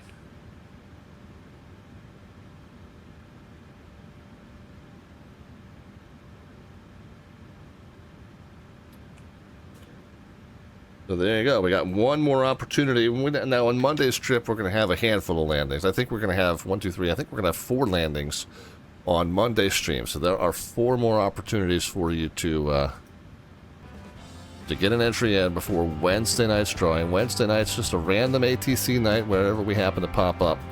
I'm thinking for Wednesday's stream, I'm going to try, and of course it always depends on who else pops in from ZDC to do some air traffic control on Wednesday. But I'm going to try to work the Chesapeake sector and the James River sector simultaneously. Chesapeake's the sector that surrounds BWI. James River is the sector that surrounds Richmond, and so I'll see if I can work both of those together. We'll see. We'll see if I'm comfortable with that. And give it a try. If traffic's not too heavy, I will give it a shot. But anyway, so that'll be Wednesday's stream. That's when we're going to do our drawing. Monday's stream, we're going to be finishing up the Atlanta Pilot Passport Challenge. I think we got 3 more airports to do, so we're going to start at one. We'll go to the other 2. So I think it's maybe 3 more landings. 3 more airports, plus we're going to head up to Mountain Air, our favorite, talk about Bush. Oh, that'll be a good one. Yeah, I'll have to talk to Melvin. Okay. That'll be a good one to do right after the radio update will be happening that will include terrain signal degradation. So Tuesday during the day, VATSIM is shutting down the audio for VATSIM server at 1400 Zulu. When they bring it back up at 1500 Zulu, it's going to automatically include the fact that the signals, radio signals, communication radio signals are going to degrade when they try to go through terrain. So that'll be interesting, and as we do some of these bush-style, mountain flights, that might come into play if we've got a group. So yeah, we'll have to try that out. And on Monday's stream, rather. Oh shoot, the order's wrong on that. Okay, so Monday is going to be before that upgrade. The upgrade happens Tuesday, and then Wednesday is going to be air traffic control stream. So that's Tuesday, this coming Tuesday, Eric, between 14 and 15 Zulu. So 10 a.m. to 11 a.m. Eastern time is when they're making that switch. So Tuesday afternoon and evening on, we should experience comm radio signal degradation around terrain.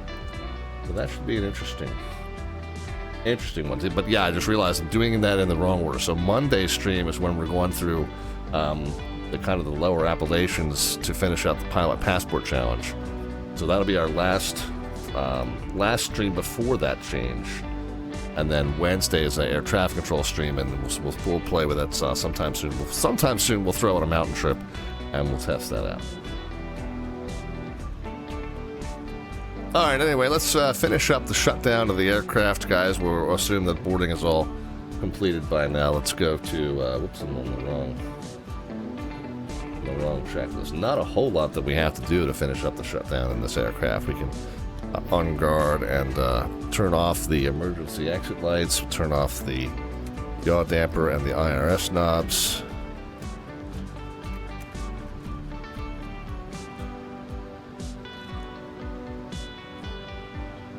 logo position and wheel well lights. That'll be shut off. Ground power bus can be shut off. Battery can be shut off. And yeah, then we'll hop down here. Press and hold menu. Get some ground services back. Well, we'll do some doors. Close all the doors. Close the exit door after we leave, obviously, but these... Whoops.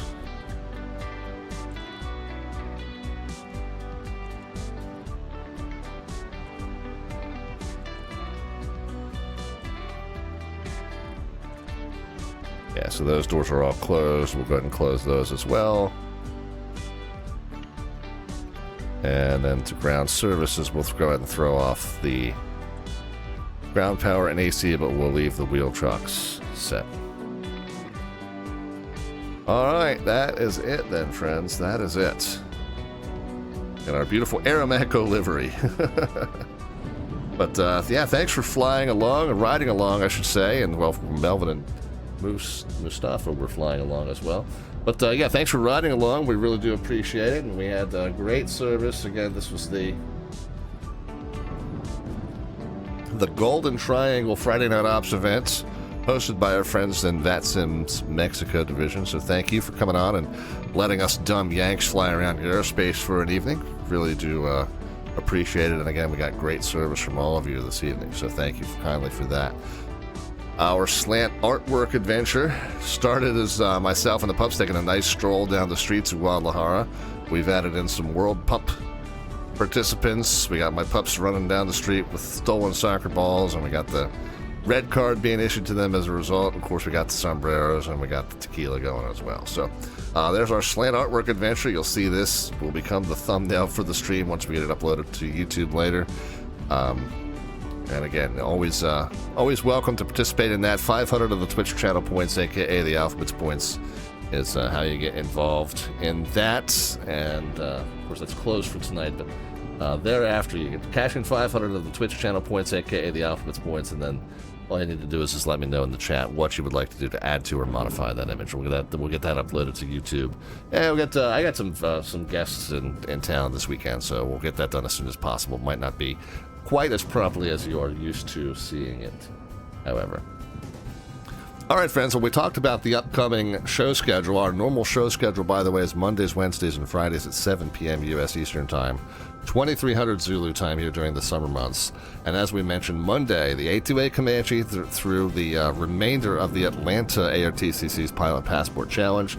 Wednesday, VATSIM Air Traffic Control, no event, just a nice chill night for VATSIM Air Traffic Control, probably around Baltimore and Richmond, Baltimore, Maryland, and Richmond, Virginia. And then Friday, we're back in the BAE 146. It's Detroit's turn to host the Friday Night Ops. We're going to do Minneapolis to Detroit to LaGuardia in the BAE 146 on Friday, a week from tonight. And again, Wednesday, during our air traffic control stream, we'll also be pulling our landing rate raffle winner. So Monday's stream is your last opportunity to get some entries in on that. And then a week from Monday, the 29th, is our 8th Streamiversary celebration. Got $175 worth of gift cards to give away a week from Monday for our 8th anniversary Streamiversary celebration. You do, for that one, you do need to be present for both of the landings in order to qualify for that giveaway, so just letting you know that now. Full show schedule's under the About tab. It's also over on our Discord server. The YouTube link was just on the bottom of the screen. It'll be coming back around here in just a few seconds. In addition to our flight broadcast archive, it also serves as our tutorial archive. And I know I've said this, but I'm vowing that it is going to happen. We are going to get back to posting new and updated VATSIM tutorials starting soon. So I got one that I am in the middle of, and then we're going to kind of reignite that series and get some more tutorials and some updated tutorials posted to our YouTube channel. So look for those coming real soon, guys. But that's over on our YouTube. The link on the lower left-hand side of your screen, it will be momentarily, and that's where you can find it. And again, you know, we do our best to help new folks feel comfortable learning what they need to learn to get on and enjoy the VATSIM network with us. Okay, let's figure out who we're sending the rain over to. Who's still flying? Melvin's stream's still running. He's taxiing in, so he's probably done. Well, it is a Friday night ops. Post Friday night ops, we have one that we almost always go to. I'll tell you what, one that we haven't had a chance to raid in a while is our good friend Jeffrey B. He's doing some flying. Looks like some coastal flying. He might be in my area. I'm not sure where he is. He's driving the Beaver. Looks like Nantucket, maybe. Doing some of the ZNY Flight Quest trips, maybe, in the Thranda Beaver. So we'll shoot you up to him, Jeffrey B. Great friend of the stream. Tell him that Slant Alpha sends his love. And we will talk to you guys on Monday. Alright, have a great weekend. We'll see you back here then, the cockpit of the A2A Simulations Comanche. And be happy, healthy, and safe in all your travels and adventures between now and then, friends. Good night. Take care.